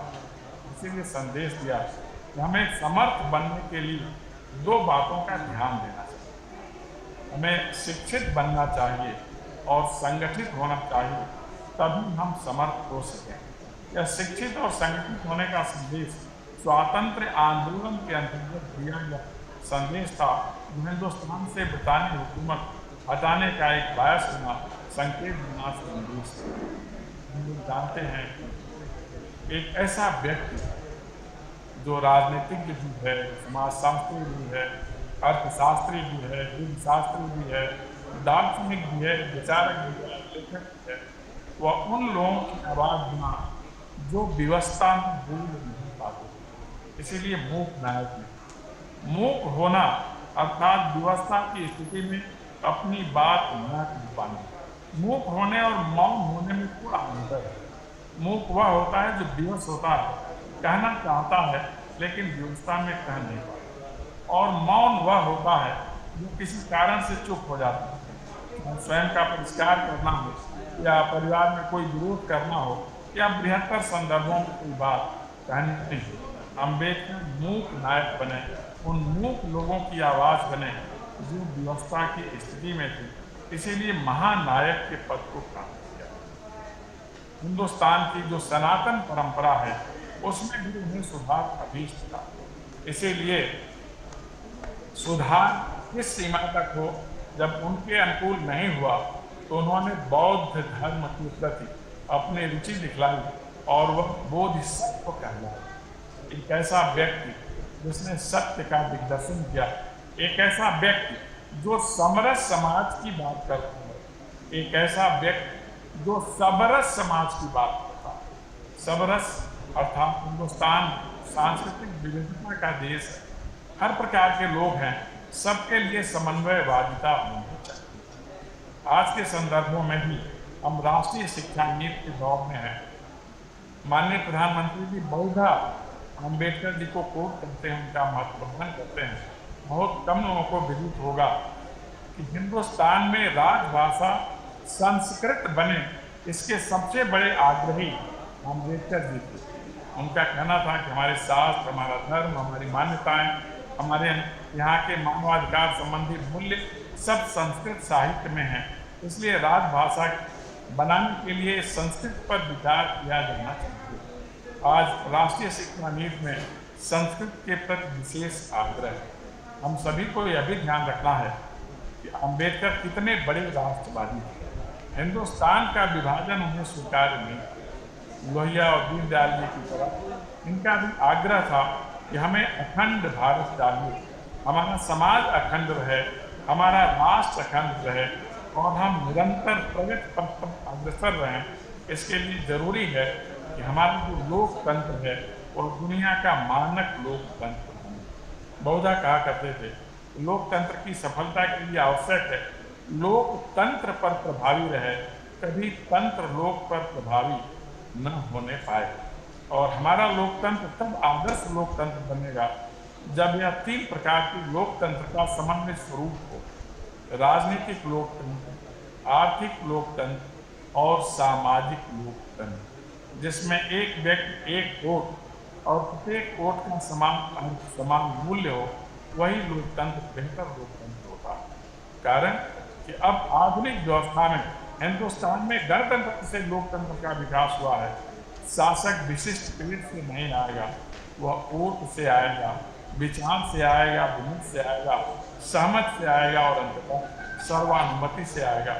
इसलिए अगर परिवर्तन करना है तो हमें संवैधानिक राष्ट्रों का प्रयोग करना चाहिए। धर्म के क्षेत्र में भक्ति मुक्ति दिलाती है, राजनीति और राष्ट्र के संदर्भ में एक ही भक्ति है, वह है राष्ट्र भक्ति। और इस राष्ट्र भक्ति के लिए उत्सर्ग का भाव होना चाहिए। आज की युवा पीढ़ी के लिए बहुत बड़ा संदेश उनका है।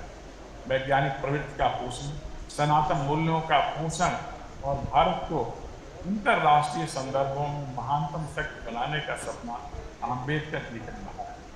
इसी कारण जब माननीय प्रधानमंत्री जी कहते हैं कि हम सक्षम, समर्थ, सशक्त और ज्ञान की दुनिया का महानतम राष्ट्र बने, तो निश्चित रूप से उसी धारा का विकास होता है, विस्तार होता है, जिसको लेकर के अम्बेडकर जी चलते थे। सही अर्थों में भारत के ऐसे सपूत जिन्होंने केवल भारत भारतीय और भारतीयता का सपना देखा और उसके लिए निरंतर खड़े रहे, चलते रहे, ऐसे महाविभूति को सत्य सत्य नमन। आप सभी ने एक महत्वपूर्ण कार्यक्रम आयोजित किया है, इसके लिए बहुत बहुत धन्यवाद। नमस्कार।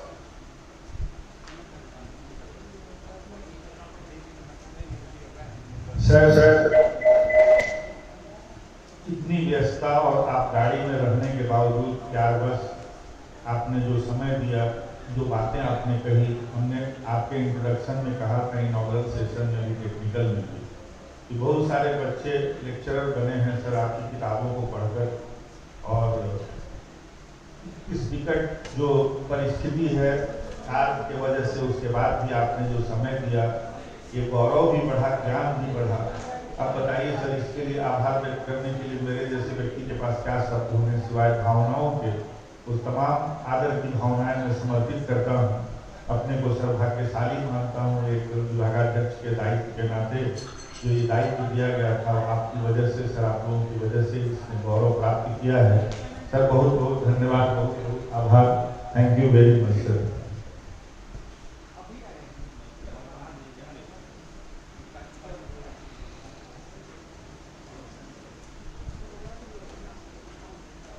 हेलो हेलो सर, निकल गया है क्या? निकल गया। एक minute.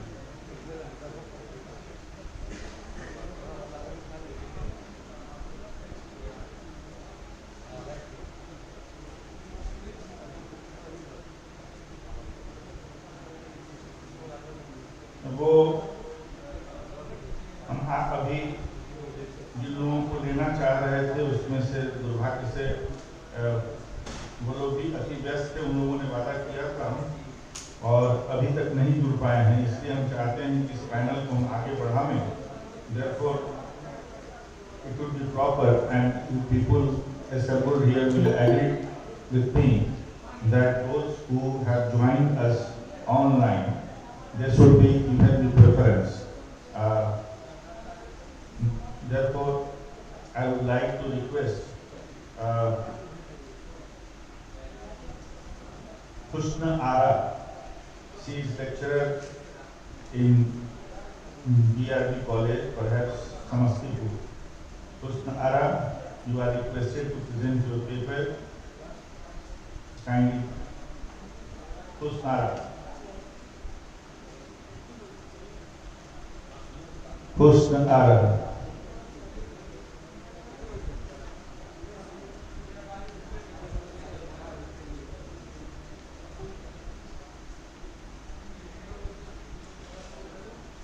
We are not getting your response, Professor Husna Ara. So may I request another person, Komal Kumari. Komal Kumari.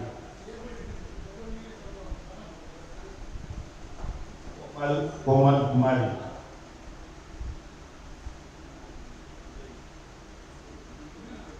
If we are not getting response, then I have no other option but to request Madhu Kumari.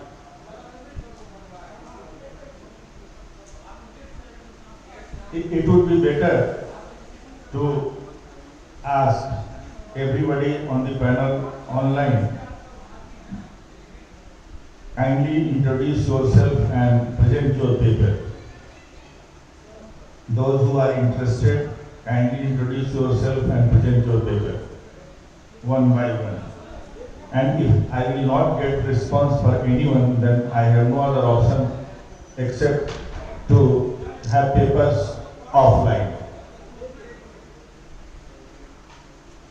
Those who have registered yourself online, you are requested once again to present your paper one by one by introducing first of all yourself. Please.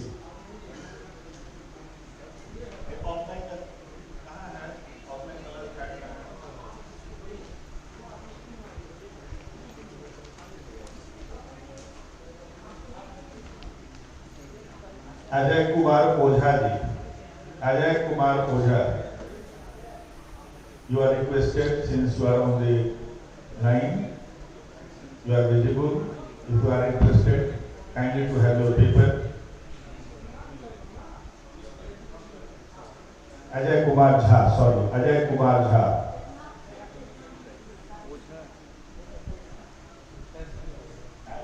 Kindly unmute yourself.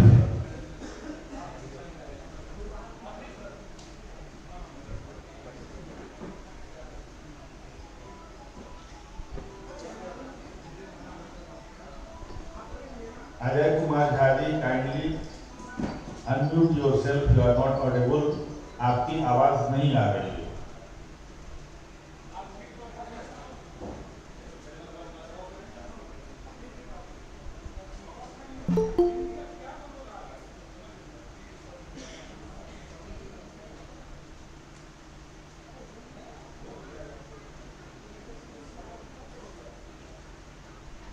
ये अभी युद्धवन के उसका क्या नाम है?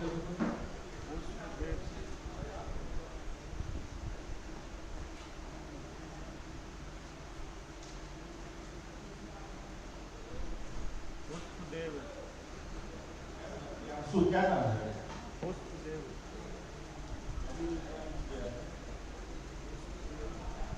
पुष्पदेव यहाँ पर है.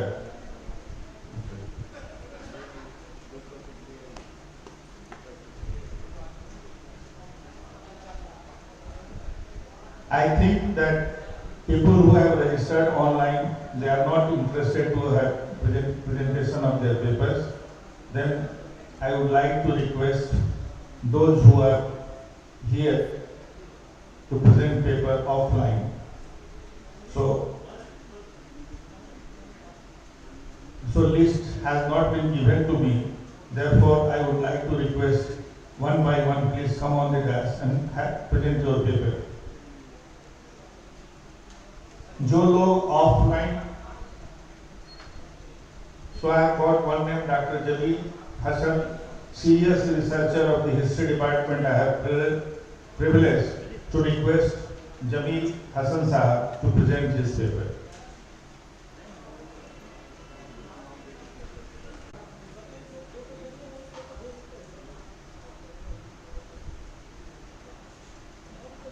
That's where आराम से इसको बंद कर.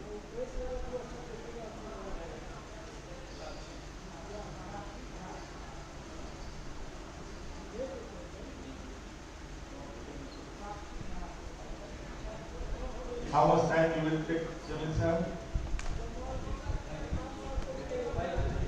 Okay, go ahead. आदरणीय अध्यक्ष महोदय एवं इस सभागार में उपस्थित शताब्दी परिवार शिक्षकगण एवं सभी छात्राओं को मेरा सादर नमस्कार. मैं मोहम्मद जमील हसन अंसारी, मेरे शोध वाले का विषय है डॉक्टर भीमराव अम्बेडकर का राजनीतिक दृष्टिकोण. इतिहास साक्षी है कि बाबा साहेब भीमराव अम्बेडकर एक प्रखर व्यक्तित्व, एक धनी एवं ज्ञान के प्रतीक और भारत के सच्चे सपूत थे. दरअसल उनका कद व दायरा इतना बड़ा है कि भारतीय इतिहास में वे एक सार्वजनिक, बौद्धिक, सामाजिक क्रांतिकारी और एक विशाल क्षमता संपन्न विचारक के रूप में जाने जाते थे. उन्होंने सामाजिक और राजनीतिक स्थितियों के व्यावहारिक विश्लेषण के साथ साथ अंतर दृष्टिकोणों को अपने लेखन और भाषणों के माध्यम से प्रभावित किया, जो बौद्धिक विषयों और भावनाओं को अभिव्यक्त एवं अनुप्रेरित अपने लेखन में वंचित वर्ग के लोगों के लिए प्रकट न्याय और मुक्ति की गहरी भावना के साथ उन्होंने न केवल समाज के वंचित वर्गों की स्थितियों को सुधारने के लिए अपना नाम व जीवन समर्पित किया, बल्कि संघर्ष और सामाजिक समरसता और उनके विचार राष्ट्रीय प्रयास को प्रेरित करते थे. बाबा साहेब भीमराव अम्बेडकर का जन्म 14 अप्रैल 1891 ईस्वी को ब्रिटिश भारत के मध्य प्रांत, जो वर्तमान में मध्य प्रदेश में स्थित महू नगर सैन्य छावनी के छोटे से गांव में हुआ था. उनके पिता का नाम रामजी मालवजी सकपाल और माता का नाम भीमाबाई था, जो अपने माता पिता की 14वीं संतान के रूप में जन्मे. उनका परिवार कबीर पंथ को मानने वाला मराठी मूल का था और वे वर्तमान महाराष्ट्र के रत्नागिरी जिले में आवंडवे गांव के निवासी थे। वे हिंदू महार जाति से संबंध रखते थे जो तब अछूत कही जाती थी और इस कारण उन्हें सामाजिक और आर्थिक रूप से बड़ा गहरा भेदभाव सहन करना पड़ा।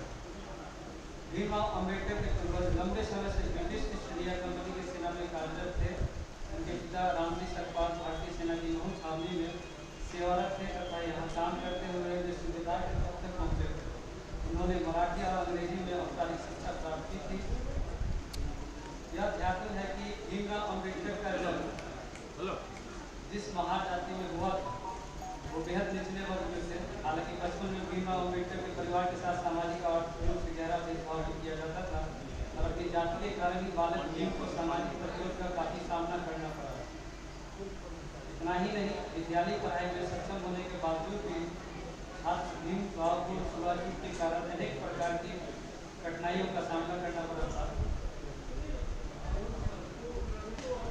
मेरा विषय चूंकि राष्ट्रवाद से हल्का है तो मैं बता दूं कि डॉक्टर भीमराव अम्बेडकर के राष्ट्रवाद को समझने से पहले राष्ट्रवाद के सामान्य अर्थ को समझना जरूरी है। और आइए जानते हैं क्यों आज भी प्रासंगिक है बाबा साहब का राष्ट्रवाद।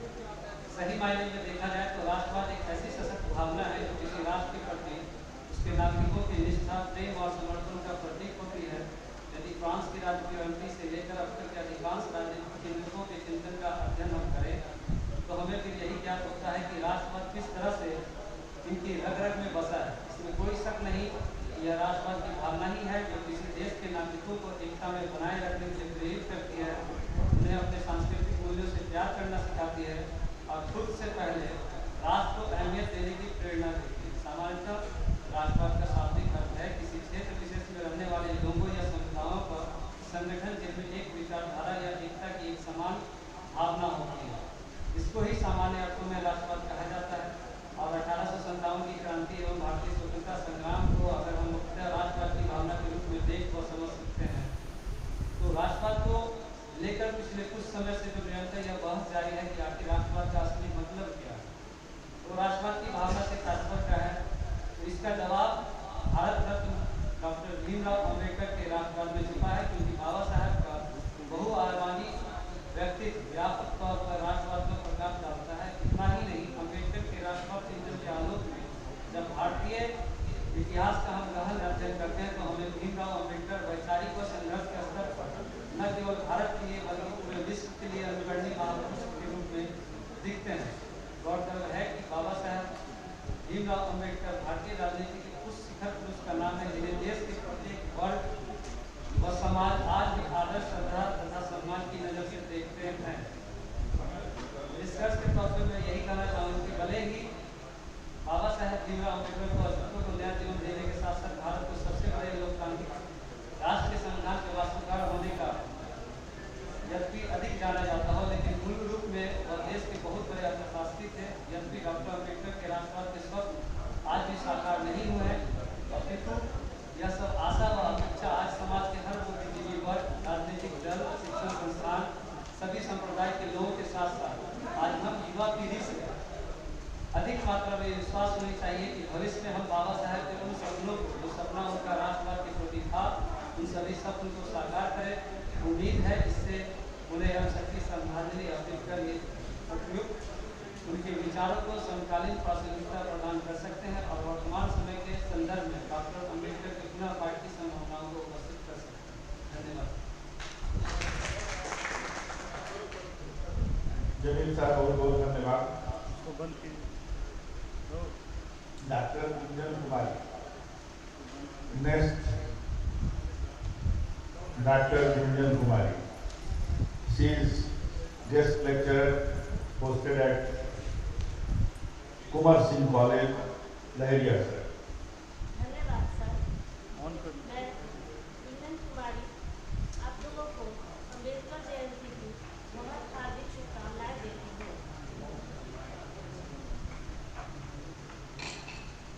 मैं गुंजन आज के दिन की आप लोगों को हार्दिक शुभकामनाएं देती हूँ। सर्वप्रथम मैं अपने गुरुजनों को प्रणाम करती हूँ और मैं अपना आलेख प्रस्तुत करने जा रही हूँ। Doctor Ambedkar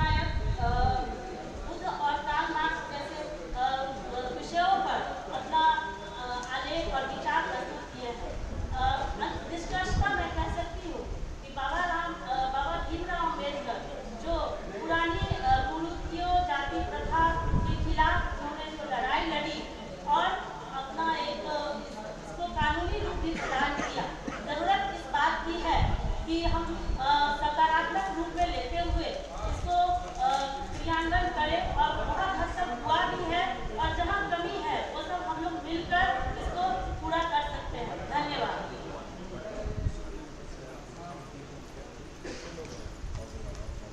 thank you Gunjan. अब मैं अपने विभाग की गोल्ड मेडलिस्ट रही साक्षी कुमारी जो अभी पीएचडी कर रही है, उससे हम आग्रह करना चाहेंगे कि वो ने भी अभी कंप्लीट की है। हम लोग के स्टूडेंट थे, इसका हम लोग को गौरव है। गुंजन के बाद साक्षी।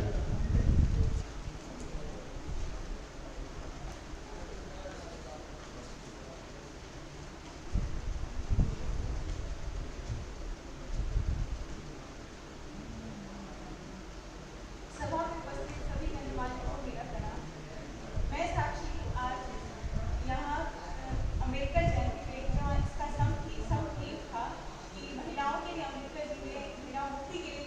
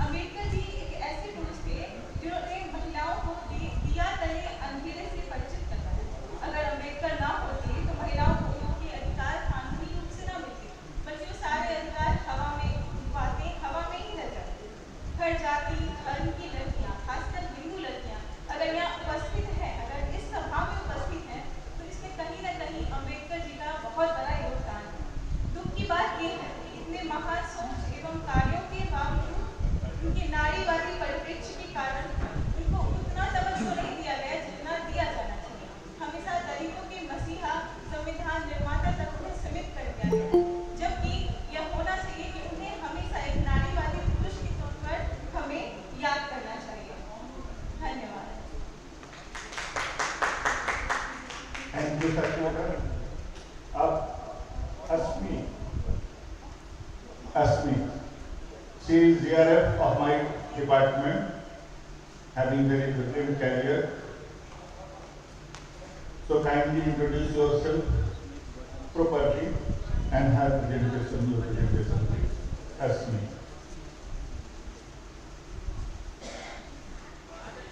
Thank you, sir. Good afternoon to the present dignitaries and my dear friends. I am Ashmi, a research scholar in Department of Political Science, and today's topic for the day is Ambedkar's idea of constitutional morality and its relevance for contemporary Indian democracy. This will be my topic. Ambedkar was a lifelong proponent of democracy, and in order to make democracy a reality of India in its fullest extent, he has elaborated upon the various aspects of democracy in his famous speeches. So, in his address to Pune District Law Library on 22nd December 1952, Dr. Ambedkar underscored the salience of constitutional democracy. For Ambedkar, and I quote, "Democracy is a form and method of government whereby revolutionary changes in the economic and social life of people are brought about without bloodshed." And I quote, "without bloodshed." The challenge, however, was putting in place enabling conditions which would make revolutionary social and economic changes without bloodshed possible. In his another famous speech in Constituent Assembly on 4th November 1948, Ambedkar made it clear that the structural conditions informed by deep-seated inequalities were not only a threat to democracy in India, but also made democracy only a topsoil on an Indian soil, which is essentially undemocratic in nature. So, in response to this predicament of making the top dressing consonant with the topsoil, that Ambedkar espoused constitutionalism as a democratic value and a framework of legitimate political process, which would bring about social change. According to Ambedkar, the diffusion of constitutional morality was essential for the peaceful working and sustenance of democratic constitution in India. So now, what is constitutional morality? Ambedkar put it broad. Constitutional morality is a paramount reference for the forms of constitution enforcing obedience to the authority. In order to maintain democracy, not merely in form, but also in fact, three things must be done. That's what Ambedkar said. First and foremost was the need to hold fast to constitutional methods of achieving social and economic justice. Secondly, closely related to constitutional morality, another form of morality, that is, Ambedkar cautions us against bhakti in politics. Ambedkar says, bhakti in religion may be a road to salvation of the soul, but bhakti in politics or hero worship is sure a road to degeneration and to eventual dictatorship in India. So for the articulation of third mode of preservation of democracy, he advises that mere political democracy in India that we have set up is not sufficient. India must strive for social democracy as well, which means a way of life in which liberty, equality, as well as fraternity comprise the organizing principle of life, not separately but as a trinity. Since the separation of even one component of this trinity would divest India of its democracy in its truest form. In yet another speech, Ambedkar also emphasized the observance of political conscience along with constitutional morality as the pre-existing condition for effective democracy in India. Political conscience means conscience which becomes agitated at every sufferer. And it means that everybody, whether he suffers that particular wrong or not, is prepared to join him in order to give him, to make him relieved. So, in conclusion, I would like to say that Ambedkar and his ideas are relevant for us, not just the facts but the substance. So in order to make Indian democracy even more charitable, it is important that we work upon the nuances of democracy that Ambedkar had envisioned for India. Thank you so much.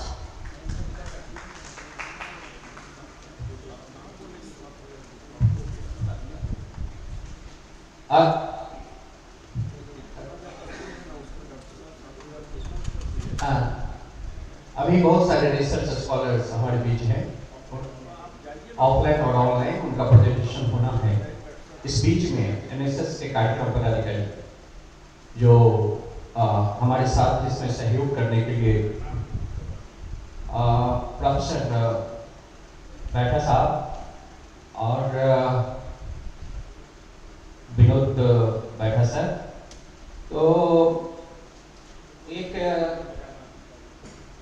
President of the organising committee से अनुरोध है कि उन्हें सम्मानित करने का प्रयास किया जाएगा और वो उनको जाना है किसी दूसरे कार्यक्रम में, इसलिए यह व्यवधान हुआ। आप सभी तैयार हो जाएं, एक फोटोग्राफी भी हो जाए। हम सम्मानित करना चाहते हैं विश्वविद्यालय राजनीति विज्ञान विभाग की ओर से, कृपया, और ताली भी बजाएंगे संदीप।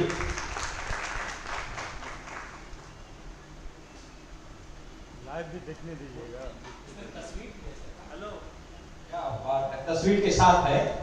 अच्छा, बहुत बहुत आभार सर, आपका सहयोग रहा, ऐसे ही सहयोग बना रहे। धन्यवाद सर, शुक्रिया।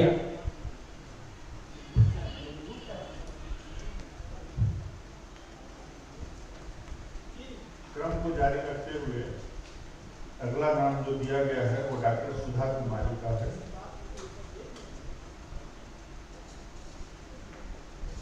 सुधा कुमारी नहीं है और इसमें सुधा लिखा हुआ है बेटा, अंग्रेजी में हमने लिखा है, अपने से वो लिखा है कुमार, ऐसा कुमारी बच्चों ने लिख करके दिया है, उसमें हमको तो सुधा ही लग रहा है।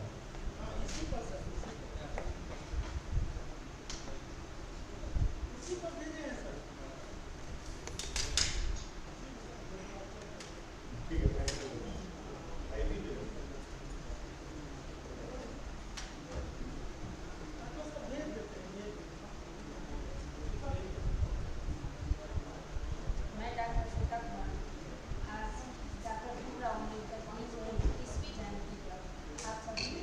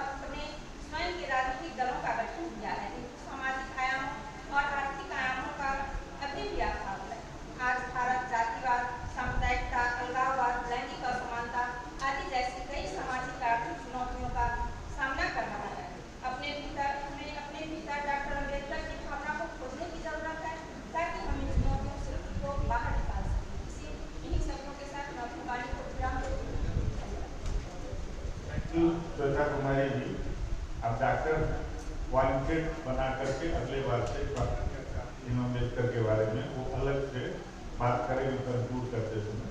अच्छा है, अभ्यास जारी रहे, अच्छी बात है, thank you very much.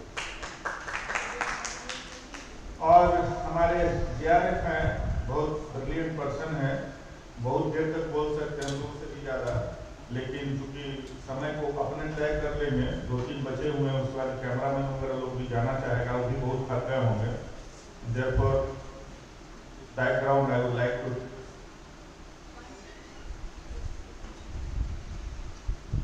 Sri Asutosh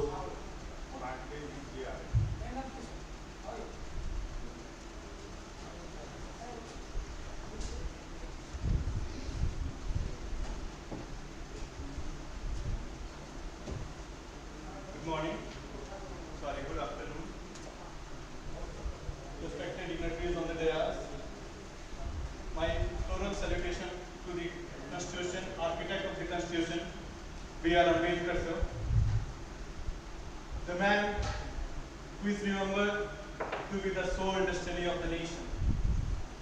He can be characterized the socio-engineer of Indian great socio-political society. He was one of a kind, one of a man who is born in generation, so he is a generational figure. A figure like him cannot be rebirth, cannot take rebirth, until and unless there are situations which provoke scenarioic development to a characteristic and charismatic personality like Mr. Ambedkar. I would start highlighting his personality on the basis of his famous quote, which is, life should be great rather than long. So, what is the personality of Ambedkar? How does he figure out the theoretical understanding of Indian society, the socio-political contribution to it? Let me highlight you that when he says life should be greater rather than long, it's a simple meaning that we perceive, we strive for a longer life rather than making it meaningful. We do not focus on the quality of life, but the quantity of it. That is what is the unfortunate event that has westernization and modernization led to in this 21st century. So, when we talk of Ambedkar's relevance today, it can be greatly synthesized into 3 steps that Ambedkar has taken in his life to orient geographical India with a political name. The Constitution of India is highly revered. Why does it revere? You know, the man behind it is Mr. Ambedkar. And I would not forget to quote the last day of his speech in the Constituent Assembly, which was on November 25th, 1949.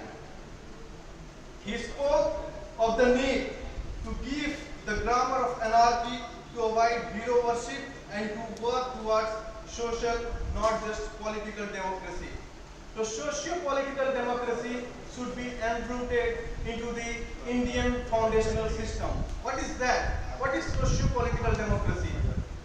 So Ambedkar का कहना था कि अगर एक समाज जिसमें हर एक व्यक्ति को एक वोट की वैल्यू दे रहे हैं, चाहे वो गरीब हो, वो अमीर हो, उनको आप वोट देते समय एक ही वैल्यू दिया जा रहा है, तो ये तो पॉलिटिकल डेमोक्रेसी की स्टैब्लिश तो हो चुकी है, पॉलिटिकल डेमोक्रेसी का संरचना तय हो चुका है। लेकिन ये संरचना शोषण कैसे होगा? सामाजिक जो विसंगतियां हैं हमारे यहाँ, ये कैसे समकालीन रूप से, समांतर रूप से सभी लोगों को एड्रेस करेगा? इसके पीछे क्या मोटिव होना चाहिए? Equal pay for equal work, उनका एक हिडन एविडेंट था जो लैकिंग है। If you talk of its relevance today, आज हमारे बिहार में क्या हो रहा है? आज बिहार में कॉन्ट्रैक्ट बेसिस पे असिस्टेंट प्रोफेसर्स को अपॉइंट किया जा रहा है। ऑन द सेम हैंड जो प्रोफेसर्स बीपीएससी से रिक्रूट होकर आ रहे हैं, दोनों का सैलरी में बहुत डिफरेंस है। There is no equal pay for the equal work, and unfortunately हो क्या रहा है? उनका शोषण हो रहा है। This is the harshest comment on Indian system of governance and system of democracy. Are we not used to it? Have we not got used to it? How can we protest it? और विडंबना तो ये है कि अम्बेडकर बोलते हैं कि आप प्रोटेस्ट मत कीजिए, आप अपना बात कॉन्स्टिट्यूशन में फैलाइए, वहां 2/3 मेजोरिटी लीजिए और जाके संविधान बदल दीजिए। क्योंकि जिनके पास 2/3 मेजोरिटी नहीं है, उनके पास ये हौदा नहीं होना चाहिए कि वो एनआरकी फैलाए रोड पे और उसके लिए डिमांड करें। ही इज राइट, इतना बड़ा नेशन है, इतना बड़ा देश है, अगर सब लोग छोटे छोटे मुद्दों को लेकर अगर रोड पे उतर जाएंगे तो ऑब्वियसली एनार्किक सिचुएशन होगा, और हो रहा है, हमें देखने को मिल रहा है। फार्म्स लॉ का एक जीता जाता उदाहरण है हमारे पास। तो ये सब, how can this be promulgated into a series of events that can lead to a brighter India? That is the question today. We need to highlight the importance of Ambedkar's view on remembering his 131st birth anniversary.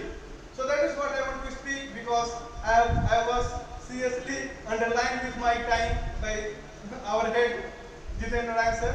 So I respect, after respecting his words, I would like to conclude and would like to tackle on the situation that if Ambedkar's ideas and thought has to be manipulated into a serious socio-economic development, India can really stand to the face of any uncertain challenge, to the face of any uncertain devastating ceremonial undertakings that follow up. That's it. Thank you. Thanks a lot. Thank you very much, Ashutosh Pandey ji. Your questions are valid one, but answer was already given while I was introducing the subject. Ambedkar had clear conception of the Indian society, the vastness, the problems which will come up. But he has suggested only one thing, that constitutional framework can solve any sort of problem. We are independent, we can approach before the concerned institutions, and in most of the cases you must have the concept of the Indian judiciary, the history of the Indian judiciary, where executive, you know,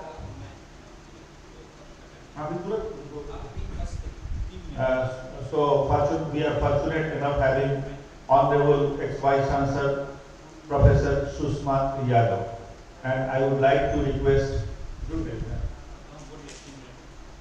she is just to join. In the meantime, I would like to suggest only one thing. We have the guardian of the Constitution. If there are problems, solution can never be the kind of education which we witnessed when the foreign countries were dominating this nation.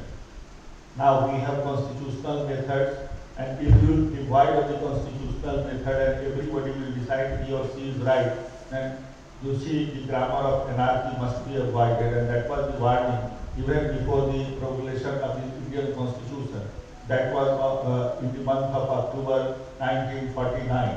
So while underlining the subject, I made it very clear before all of you that you will have to believe, and moreover when the two Vice Chancellors and Vishnu Chaudhary, they were addressing the gathering, all of us students, they also reminded the same thing. And very emphatically, Dr. Vishnu Chaudhary, Professor Vishnu Chaudhary, a most learned person having experience, and he has been awarded Time Life Achievement Award has been given, you know, in All India Political Science Conference, and he has also reminded and underlined, we have the best constitution, and only because of this constitution we are surviving in the difficult period of the history. So you must have faith. If there is a discrimination, that is wrong, but we have the constitutional remedy. When you entered into an agreement, you know what was the provision. Ashutosh Pandey, what was the provision? Why you entered in that? You must have challenged that notification of the government which was discriminatory. And even then, if you have joined under some compulsions, even then you have constitutional right to approach before the court. But if you will demolish all the institutions in the name of your liberty, liberty has some restraint, and constitution is there. You must have faith in the constitution, you must have faith in the institution. Everybody, can be allowed. Even the prophet of this liberty, equality and fraternity, the Rousseau, he has also reminded the same thing. And I have already quoted Aristotle in this context in order to underline the importance of the constitution and the institution. That when man is separated from law and justice is worst of all animals. So you are a research scholar. If you see one side, you are requested very politely that see all the facts. You cannot ignore the fact. Several decisions in favor and against this discriminatory activities in the country have been removed. You know that, being a researcher. So this is my suggestion. Whether you follow it or not, that is upon to you. But yes, we have a finest constitution. We have a finest constitution. And Ambedkar was a person who had very clear concept of this country, the culture, the problems. All the problems are not new. Problems were known to that man. And therefore, before implementing the constitution, he is warned, kindly, don't make an anarchical state. This is my suggestion. Thank you very much. And I am fortunate enough that in spite of the busy schedule and otherwise engagements, Professor Sushma Yadav ji has agreed to spare her valuable time. She is so, I must say, expert not only in public administration, but she had privilege to head the Ambedkar chair in the most prestigious institution of this country, Indian Public Administration, IIP, Indian Institute of Public Administration. And fortunately, she is so kind enough to me and to this institution that she has a spare time. And Muneshwar Yadav ji has said me that she has just joined. So I would like to request very humbly Professor Sushma Yadav to kindly oblige us by her brilliant speech. Thank you very much. I once again request Professor Sushma Yadav. Well, still she has not linked herself.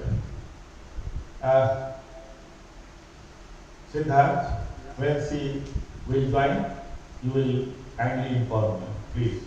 So next one is requested Ramnath Sharma. In the meantime, he is my student, sincere student, and I can off him at any point of time. Therefore, I ask Ramnath Sharma.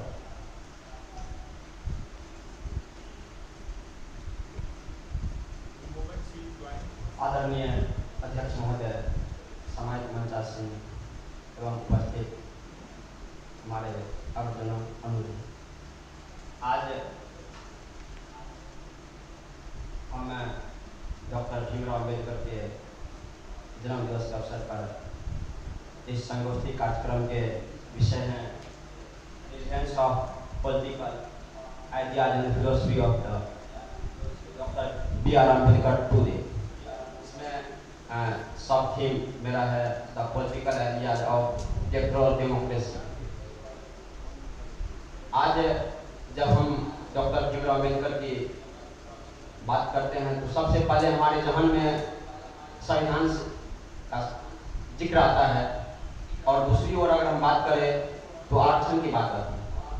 तो हम चाहेंगे कि doctor Bhimrao Ambedkar को संविधान और आरक्षण में ही न सीमित किया जाए, बल्कि एक विस्तृत चीज है। आपको पता होगा कि इन्होंने 26 डिग्रियां और 6 भाषा के ज्ञाता थे।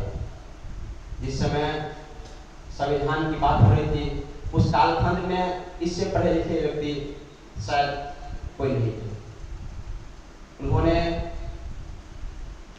वन मैन वन वोट की बात की, साथ ही सामाजिक और आर्थिक की बात की।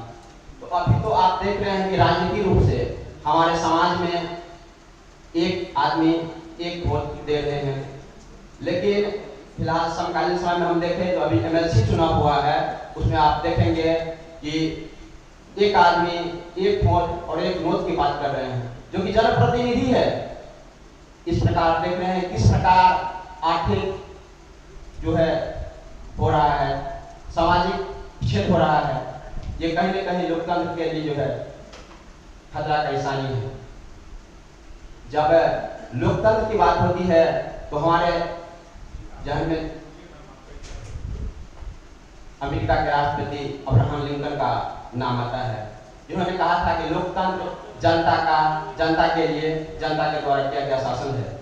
तो इसको परिभाषित करते हुए हमारे भारत के शिल्पकार बाबा साहेब ने कहा कि लोकतंत्र ऐसा शासन प्रणाली है जिसको बिना रक्त बहाए हम किसी भी सामाजिक परिवर्तन या आर्थिक परिवर्तन या राजनीतिक परिवर्तन कर सकते हैं। That's called democracy. इस संदर्भ में अगर बात किया जाए तो आज समाज के बहुत से लोग चाहते हैं कि हम राजनीति से दूर रहे, लेकिन मेरा मानना है कि समस्त व्यक्तियों को राजनीति से जुड़ना चाहिए, क्योंकि किसी भी मार्ग का प्रशस्त जो है राजनीति से होता है। अगर आप बेरोजगार है और बेरोजगार की भत्ता की बात करते हैं तो कहीं ना कहीं वो पॉलिटिकल साइंस राज्य सरकार से ही आएगा ये नियम। इस प्रकार की बात को हम ज्यादा नहीं बोलेंगे, यहाँ पे खत्म करना चाहते हैं। जय हिंद, जय भारत।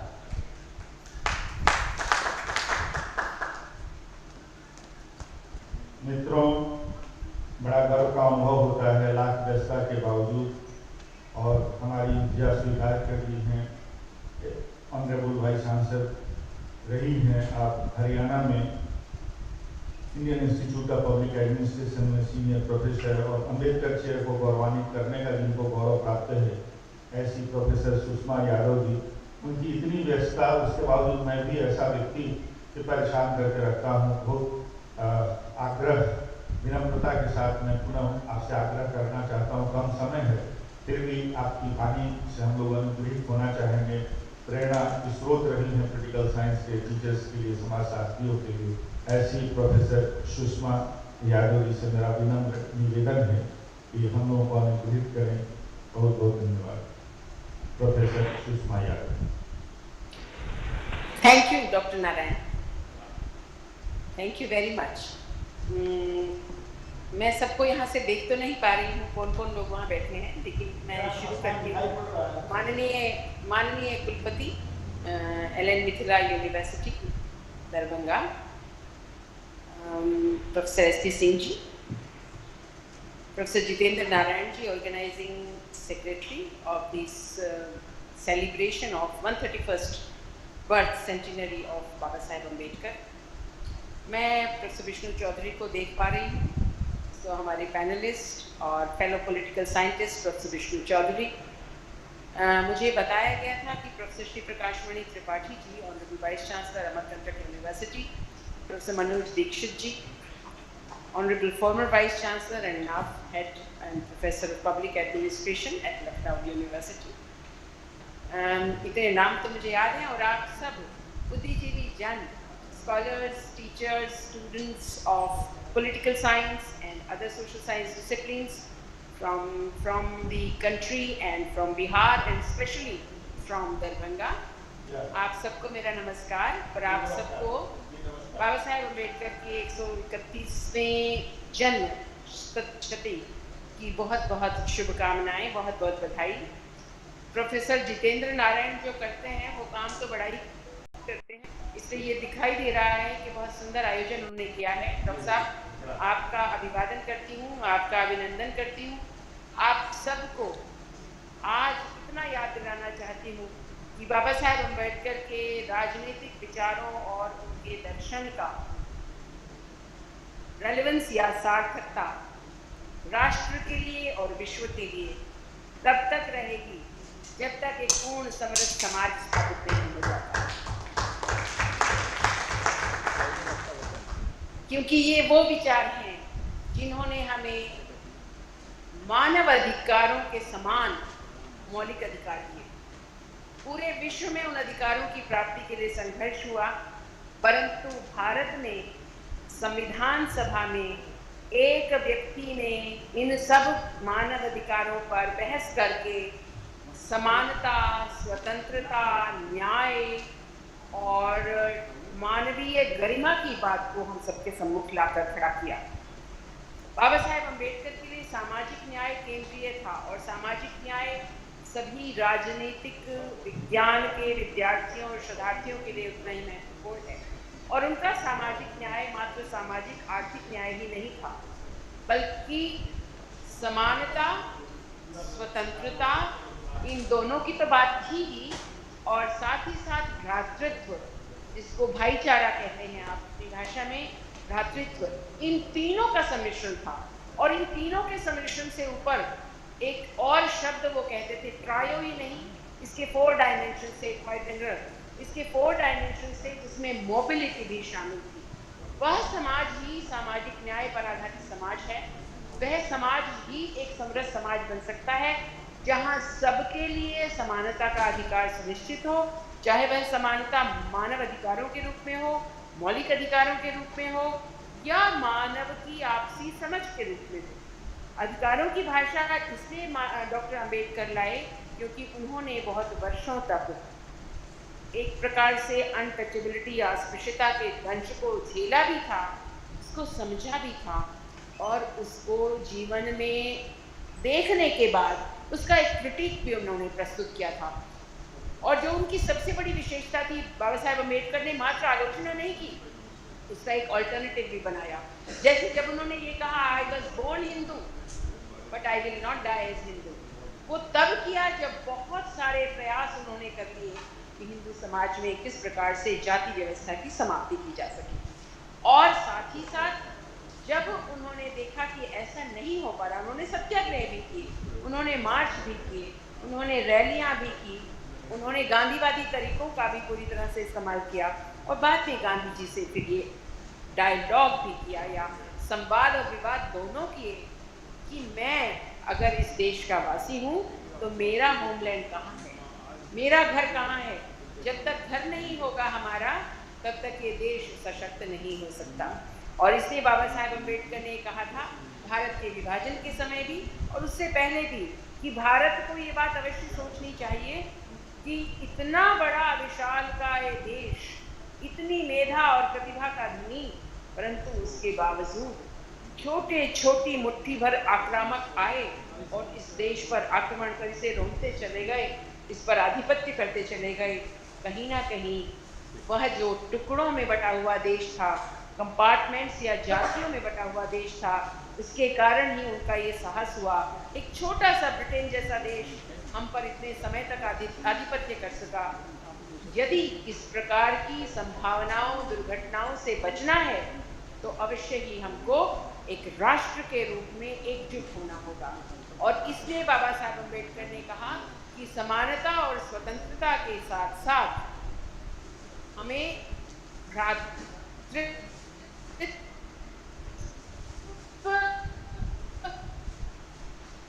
और आपसी गतिशीलता, व्यवसाय में एकशीलता कहते हैं, एक वर्ग से दूसरे वर्ग में, एक व्यवसाय से दूसरे कार्य से दूसरे कार्य में सीमलेस ट्रांजैक्शन, यदि हमें योग्यता है तो ऐसी परिस्थितियां बनानी पड़ेंगी। आज यह भी याद दिलाना चाहती हूँ कि हम अपने अधिकारों के लिए तो उनके ऋणी हैं ही हैं, हम अपने एक मजबूत संघ के लिए, मजबूत केंद्र के लिए उनके ऋणी हैं।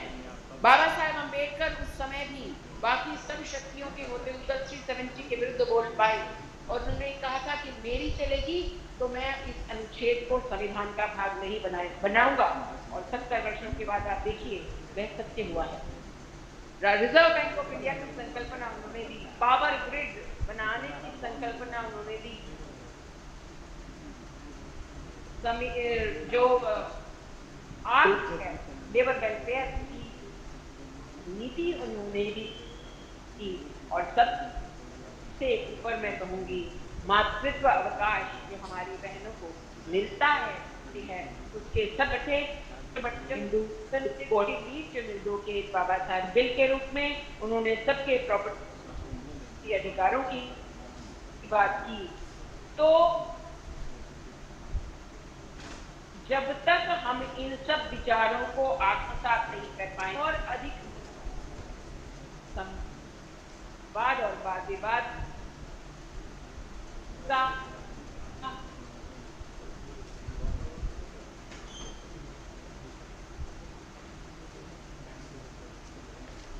की सार्थकता बनी रहेगी। मैं समय कम होने के कारण अपनी बात को धीरे धीरे समाप्ति की ओर ले जाऊंगी और मैं बधाई देना चाहती हूँ छोटा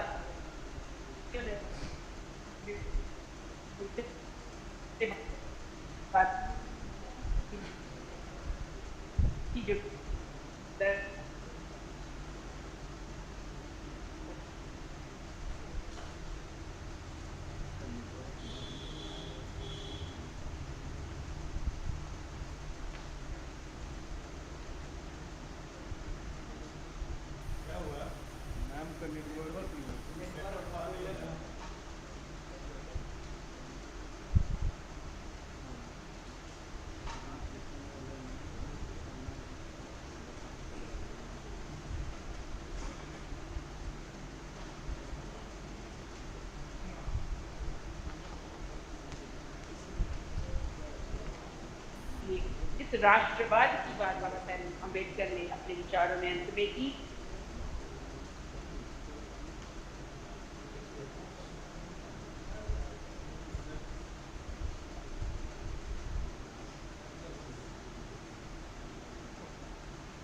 मैम आपकी आवाज नहीं आ रही है।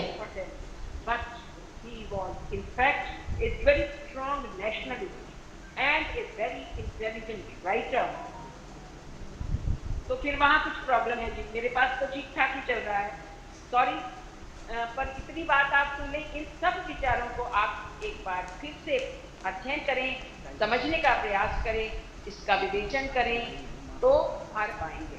एक बार फिर से आप सबको बाबा साहेब अम्बेडकर की 131वीं जयंती की का अभिनंदन और ढेर सारी शुभकामनाएं।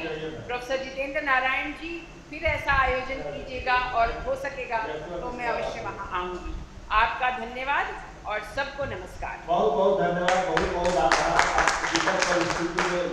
प्रॉब्लम के बाद भी आपने समय दिया, हम लोग को अनुग्रहित किया, गौरव को भी पढ़ाया, बहुत बहुत धन्यवाद, बहुत आभार।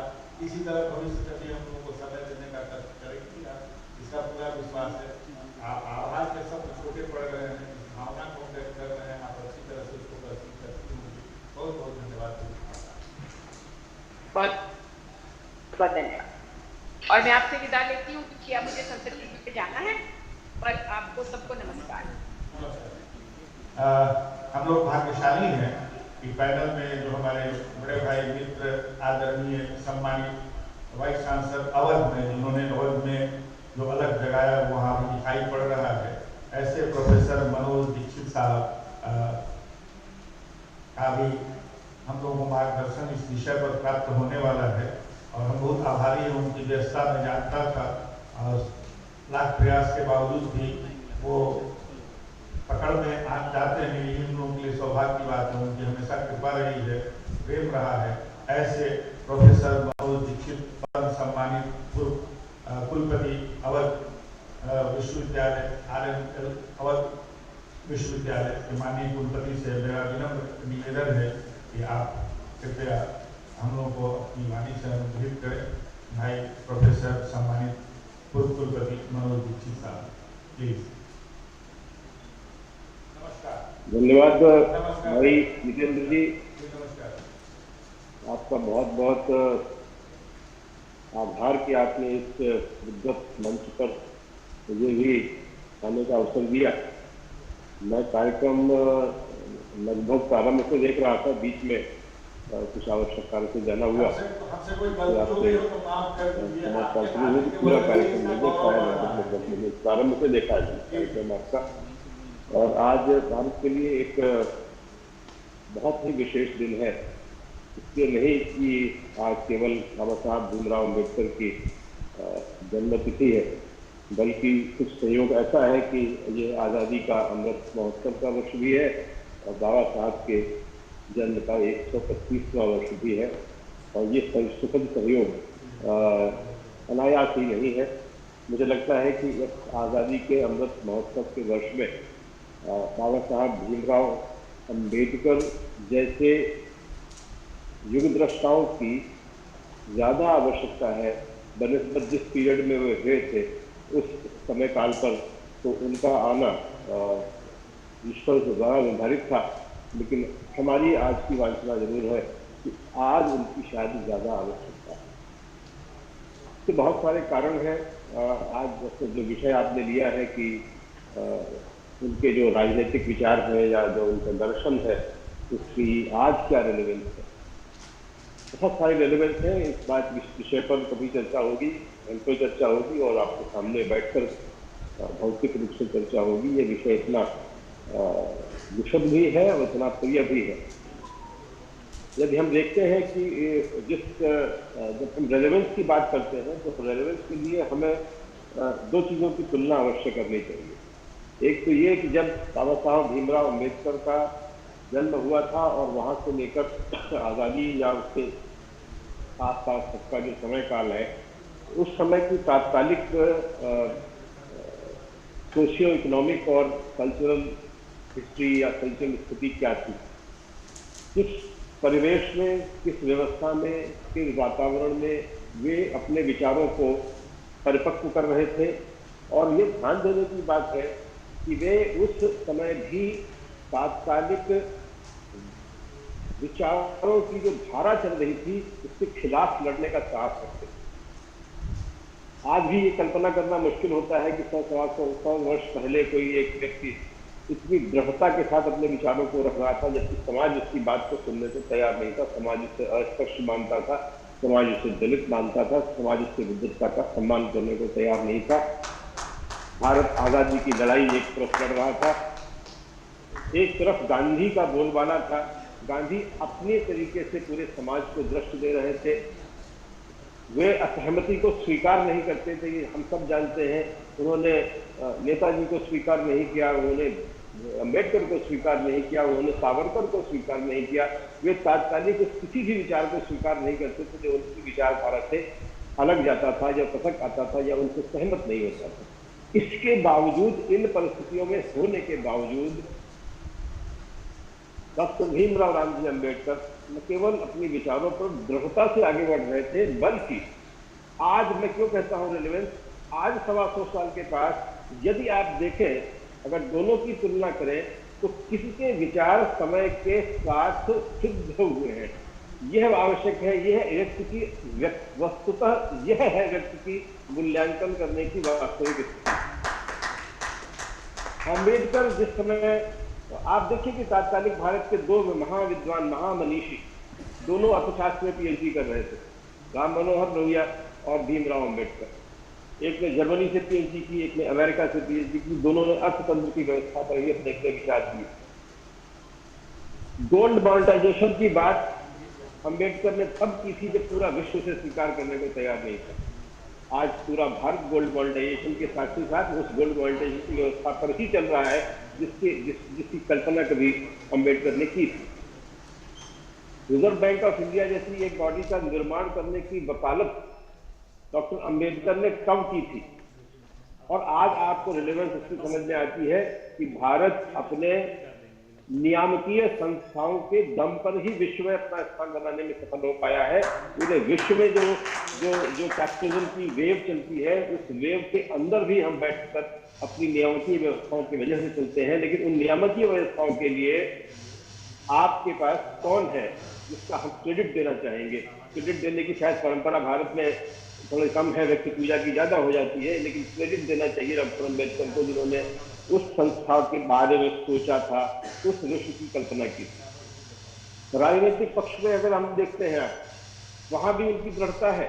वे हिंदू कोड बिल को पास करना चाहते थे, क्योंकि हिंदू कोड बिल के कारण उनका साफ है कि हिंदू समाज में जो विभेद बने हुए हैं, उन विभेदों के रहते भारत कभी एक शक्तिशाली देश नहीं बन सकता। यदि हम कल्चरल हिस्ट्री से लाते भी कोई चीज है तो वहां ये लाना चाहिए कि भगवान राम किस प्रकार समतामूलक समाज का सपना देखते थे, भगवान श्री कृष्ण ने किस प्रकार समतामूलक समाज का स्वप्न देखा था, और आज का भारत जो तात्कालिक भारत उनकी दृष्टि में था तो कितनी बुरी तरह से विभक्त हो चुका है। कारण कई हो सकते हैं, लेकिन भारत विभक्त हो गया था। यह बात बार बार अम्बेडकर को सालती थी, और यह बात कहते थे कि यदि प्रत्येक व्यक्ति, प्रत्येक कांग्रेस के विचार से उनको बिल्कुल सहमति नहीं होती थी, उन्होंने कहा जो गांधी जी का हरिजन का प्रेम है, उस प्रेम को भाषण पर लाने का काम कांग्रेस ने नहीं किया। मैं किस कांग्रेस की बात करूं? क्या कांग्रेस ये नहीं कह सकती थी कि मैं कांग्रेस की, यदि गांधी कहते हैं कि मैं कांग्रेस की सदस्यता तो उसी व्यक्ति को दूंगा जो व्यक्ति यह संकल्प लेके वहां एक दलित व्यक्ति का अपने घर में पोषण करेगा, एक व्यक्ति को दलित को सम्मान देगा, मैं कांग्रेस ज्वाइन करता। तो व्यवहार के तरह से, लेकिन वो हिंदू कोड मिल के प्रस्तुत करते हैं, लेकिन आर्टिकल 370 का भरपूर विरोध करते हैं। और वो कहते हैं कि ये आर्टिकल धारा 370 उस समय किसी अन्य धारा के नाम से यही थी, यह मेरे डेथ बेड पर निकलेगा, मेरी मृत्यु के बाद निकलेगा, मैं इसको नहीं दे सकता जीवित रहते हुए, ये भारत को विभाजित कर देगा। इस प्रकार की दृष्टि रखने वाले तात्कालिक राजनेता क्या आज रेलेवेंट नहीं है? मुझे लगता है ज्यादा रेलेवेंट है। आज समय ने सिद्ध किया है कि नेहरू के साथ, नेहरू जिन्होंने हमारा पहला प्रधानमंत्री दिखाया हमको, लेकिन उनके बाद ये देखा जाए तो गांधी से ज्यादा रेलेवेंट आज अंबेडकर और लोहिया है, दीनदयाल उपाध्याय है। ये सब समकालिक थे, लेकिन इनकी उस समय नहीं सुनी गई जिस समय इनकी बात सुनी जानी चाहिए थी। आज सावरकर का रेलेवेंस है, आज उपाध्याय जी का रेलेवेंस है, आज अंबेडकर का रेलेवेंस है, और आज भरपूर रेलेवेंस है डॉक्टर राम मनोहर लोहिया का। ये तात्कालिक चिंतक थे जिनके रहते भारत बन पाया, और हमें कॉन्शियसली इस बात का प्रयास करना चाहिए कि हम इनके रेलेवेंस को, इनके विचारों को अपने आधुनिक भारत के पाठ्यक्रमों में सजाएं, सजोरें और लोगों को समझाएं। इनके धरातल पर, इनकी रास्ते चलकर भारत जो बनेगा वह एक सांस्कृतिक देश बनेगा, वो एक समृद्ध आर्थिक देश भी बनेगा, और वो देश बनेगा जिससे विश्वगुरु करने की परिकल्पना हम आप सब करते हैं। इन्हीं शब्दों के साथ पुनः भाई जितेंद्र जी का बहुत बहुत अभिवादन। आपके कारण मैं मिथिला की इस धरती से बार बार जुड़ पाता हूँ, और आपको सभी लोगों को आमंत्रित करता हूँ कि कभी लखनऊ की धरती पर शरीर प्रस्तुत होकर आकर हम सबको प्रकाश करें। इन्हीं शब्दों के साथ आप सबका बहुत बहुत आभार, बहुत बहुत शुभकामनाएं आज के इस पवित्र दिन। आभार के शब्द मेरे पास नहीं है, अधिकार है। उस अधिकार का आप जो भी समझ लीजिए, उपयोग दुरुपयोग करके हम चाहते हैं कि हमारा जो विश्वविद्यालय रिपोर्ट में है, आपके ज्ञान वैभव से ये आलोकित रहे। आपने किया, और जिसमें गागर में सागर समाने का सामर्थ्य आपको कितना है, हम ही नहीं परिचित हैं। क्रिटिकल साइंस के एक एक व्यक्ति का इससे परिचय है। आपने इतनी व्यवस्था के बावजूद भी समय भी दिया, और नट सेल में जो बात मैंने इंट्रोडक्शन में रखी थी उसको कंफर्म भी किया। अलग से हमको आनंद की अनुभूति होने की वजह यह भी है। बहुत बहुत धन्यवाद, बहुत आभार। ये शब्द हैं, लेकिन शब्द उतना ताकतवर नहीं हो सकता है जितनी भावना जिससे हम लोग जुड़े हैं। मनोज भाई जी, आप हमारी भावना को समझते हैं, उसी भावना के साथ हम आपका नमन करते हैं। और मेरे मन में है, आप आए थे एक बार जो, लेकिन मेरे मन में है 9 महीने का मेरा कार्यकाल बचा है। हम चाहते हैं आप सब लोगों के सहयोग से कॉन्स्टिट्यूशन डे 2 दिन का मनाएं अंतर्राष्ट्रीय, क्योंकि दुनिया में अभी कॉन्स्टिट्यूशन की जो गति और दुर्गति है, जिसके बारे में उन्होंने जब अक्टूबर में 49 में उन्हें कॉन्स्टिट्यूएंट असेंबली में कहा था कि how to divide from the grammar of anarchy, that is very relevant one. और हमारा जो संविधान है दुनिया में खड़े हैं, इंट्रोडक्शन में भी बात हो गई इंट्रोड्यूस करते समय, तो उसमें हमेशा सहयोग आपका रहा ही है, संबल आपका रहा ही है हमारे साथ। हम चाहेंगे, अगर विभाग के लोग सहयोग कर देंगे तो हम चाहेंगे कि एक बार आपका पदार्पण हो। अवध के कुलपति भी रहे हैं आप, लखनऊ से कैसा संबंध रहा है, मिथिलांचल की धरती पर आपको स्वागत करते हुए अपार आनंद का अनुभव हो सकता है, उससे हम अपने को वंचित नहीं रखना चाहेंगे। भाई साहब, आप सम्मानित कुलपति के नाते भी, हमारे सौभाग्य की बात है कि हमारे बड़े भाई मित्र के नाते भी आपका अभिनंदन, आभार, बहुत बहुत धन्यवाद।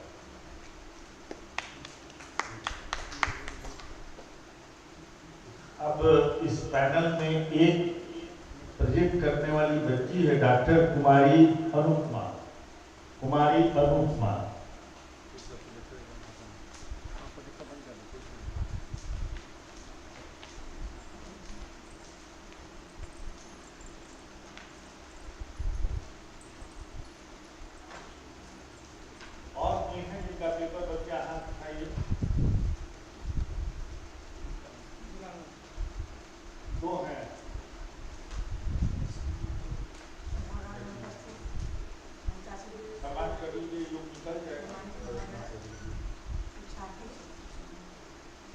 शोधार्थी एवं उपस्थित विद्वजन सबों से मेरा अभिनंदन नमन स्वीकार है।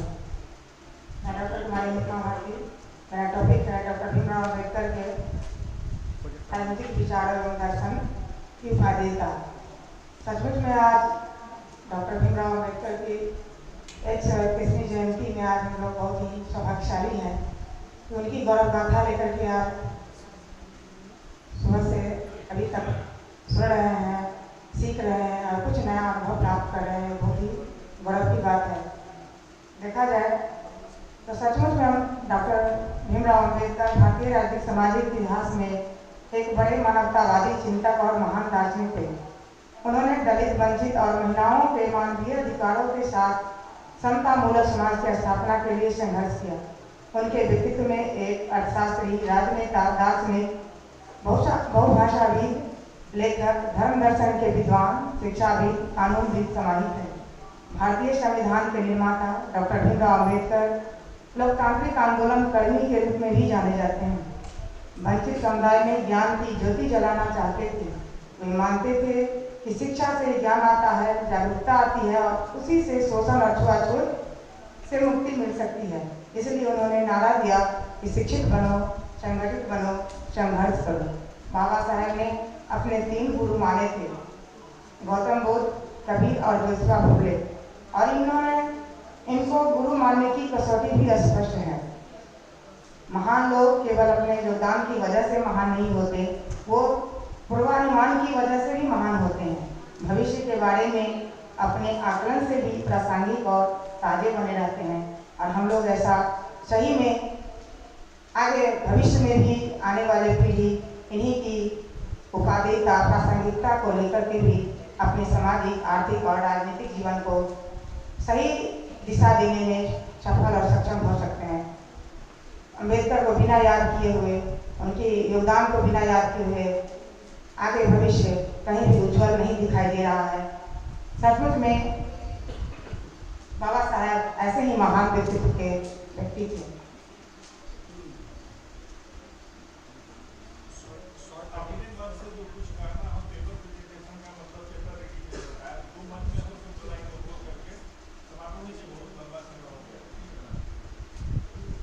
हम हैं डरिया, हमें अपना हुनर मालूम है, जिस तरफ निकल जाएंगे वही रास्ता बना लेंगे। अम्बेडकर की गाथा के लिए बहुत ही लंबा पॉइंट है, तर्क है। अब हिंदू मुस्लिम एकता का जहाँ इस पर प्रयास गांधी जी द्वारा किया गया, उनके बारे में भी अम्बेडकर ने बहुत बड़ा उल्लेख किया अपने भाषण में, जहाँ अम्बेडकर पृथक निर्वाचन व्यवस्था की बात करते हैं और गांधी जी द्वारा अनशन किया जाता है। वहाँ भी अम्बेडकर कहीं न कहीं कुंठित अवस्था में मजबूर होकर के गांधी की बात मान करके अब वहाँ अपनी घोषणा वापस लेते हैं। ऐसे कई आयाम है विभाजन के बारे में। आज अम्बेडकर की बात यदि कहीं भी रखी गई होती, आज जो सांप्रदायिक आक्रामकता यहाँ हिंदू मुस्लिम की बात को हमेशा वोट बैंकिंग की राजनीति जो हो रही है, आज ऐसी स्थिति भारत में उत्पन्न नहीं होती। और आज अम्बेडकर के विचारों की सराहनीयता अतुलनीय है और उनकी भूमिका, उनका योगदान जो है आज सही में सराहनीय और प्रेरणा स्रोत है। विभाजन के समय में अम्बेडकर का कहना था, मानना था कि यदि पाकिस्तान मुस्लिम राष्ट्र है तो हिंदुस्तान हिंदू राष्ट्र क्यों नहीं। और इस चीज़ को गांधी जी ने कहीं न कहीं तुष्टीकरण की नीति को लेकर के विरोधाभास जताए थे। वहाँ अम्बेडकर की बात, विचार सचमुच में नहीं चल पाया। कहीं न कहीं हमारे भारतीय महापुरुषों में इस तरह के विचार का अभाव था कि उनका जो दूरदर्शी विचार था, जो आज हमको आपको फिर पुनः भारत विभाजन के कगार पे जो दिखाई दे रहा है, आज कहीं न कहीं अम्बेडकर की बात वहाँ चली होती तो आज ये शायद ये दृश्य देखने को न मिलता। कोशिश करेगी कि आगे भी इस बात को कम से कम पहले नहीं किया गया, अभी भी इसकी प्रासंगिकता को हर क्षेत्र में, सामाजिक हो, आर्थिक हो, राजनीतिक हो, यदि हम लोग उनकी प्रासंगिकता को, उनकी उपादेयता को देखें तो कहीं न कहीं राजनीति का जो आज स्थिति है वो कहीं न कहीं सुदृढ़ आगे होगी। और यही शुभकामना के साथ हम अपनी वाणी को विराम देते हुए अभी बात में जो आपने बात कही, आपके अंदर कॉन्फिडेंस भी है, रिसर्चर है, लेकिन शब्द के अर्थ बदल जाते हैं अगर शब्द गलत चुने जाते हैं। उन्होंने बात जो कही थी पाकिस्तान और पाकिस्तान में उन्होंने इसको हिंदू राष्ट्र बनाने की बात कभी नहीं कही थी। उन्होंने ये कहा था, जो आप कहना चाह रही हैं, उन्होंने कहा था कि अगर देश का विभाजन गलत होगा धर्म के आधार पर नहीं होना चाहिए, लेकिन अगर होना ही है तो जिस आधार पर होना है उसको पूरा होना चाहिए। मतलब पॉपुलेशन ट्रांसफर की उन्होंने बात कही थी, हिंदुस्तान को हिंदू राष्ट्र बनाने की कोई बात हो गया। चलिए एक तथ्य पर बात किया कीजिए, भावना में करने की जरूरत नहीं। रिसर्चर यहाँ बैठा हुआ है, ठीक है ना। अब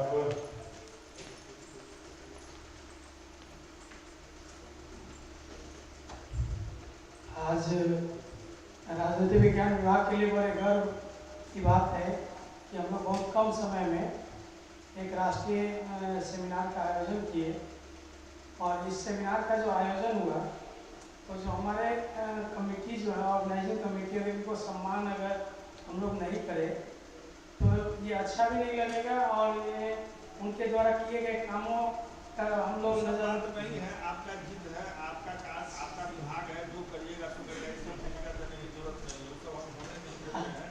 ठीक है, अब भावना है तो आप कर लीजिए। अब सर है तो सर का जैसा आदेश हमारे गुरुदेव भी हैं, तो जैसा आदेश हमको अभी सर के साथ रह के कुछ सीख रहे हैं। सबसे पहले हम इस सेमिनार को यादगार बनाने के लिए अपने कुछ कार्यकर्ताओं, पूरी ऑर्गेनाइजिंग टीम को हम जो है मूवमेंट को देके उनको सम्मानित करेंगे और इसको यादगार बनाने का प्रयास करेंगे। इसके लिए सबसे पहले जो ऑर्गेनाइजिंग कमेटी के जो अध्यक्ष हैं, बच्चों से शुरू करिए,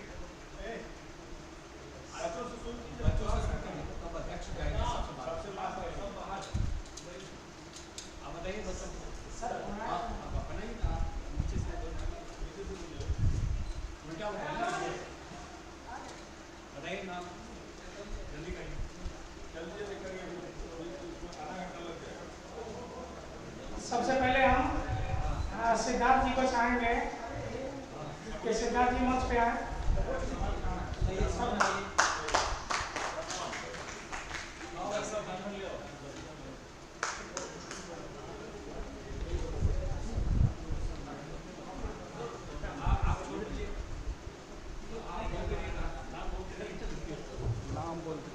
सिद्धार्थ जी के बारे में थोड़ा परिचय दे देगा। ये नहीं होता ये सेमिनार सफल नहीं होगा तकनीकी रूप से, तो जितना भी टेक्निकल सपोर्ट जो देखते हैं ये हमारे सिद्धार्थ जी के द्वारा ही होता है। नेक्स्ट है दीपक झा,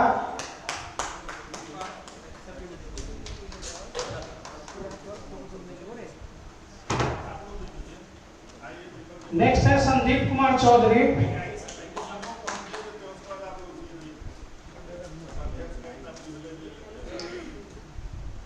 सन्नी कुमार,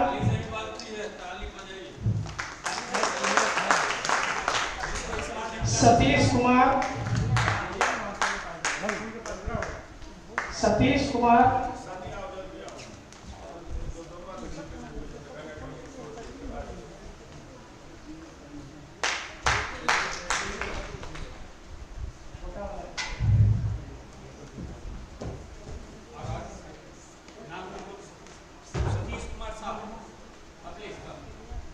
सुजीत पासवान।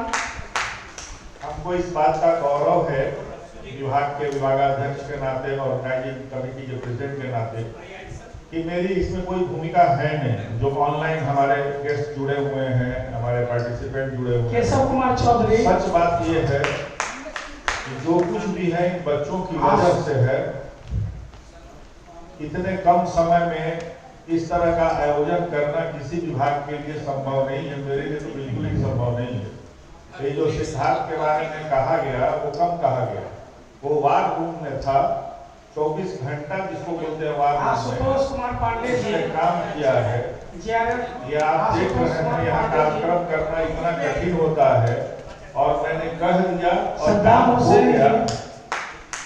संदीप बैठे हुए हैं यहाँ, है ना, आप देख लीजिए दीपक बैठे हुए हैं, कि दो वो ऐसा हमारे स्टॉलवर्ट हैं कि बहुत जो डिफिकल्ट टास्क था देख करके हम निश्चिंत हो जाते हैं, आश्वस्त हो जाते हैं। तो आसमी जी भी आ जाए। व्यवधान हो रहा है, इतना ही कहेंगे कि जो लोग आ रहे हैं वही कारक भी है, वही कारण भी है, वही परिणाम भी है। धन्यवाद। साहब बोले सदाम जी, आसमी जी,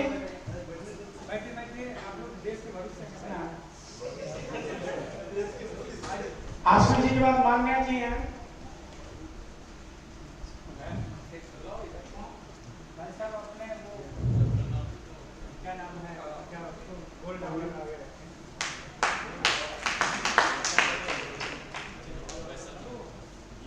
जयप्रकाश मान्या,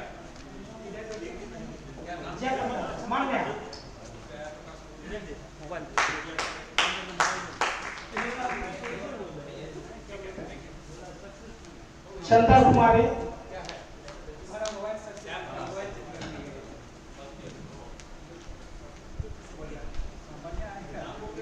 मेघा कुमारी,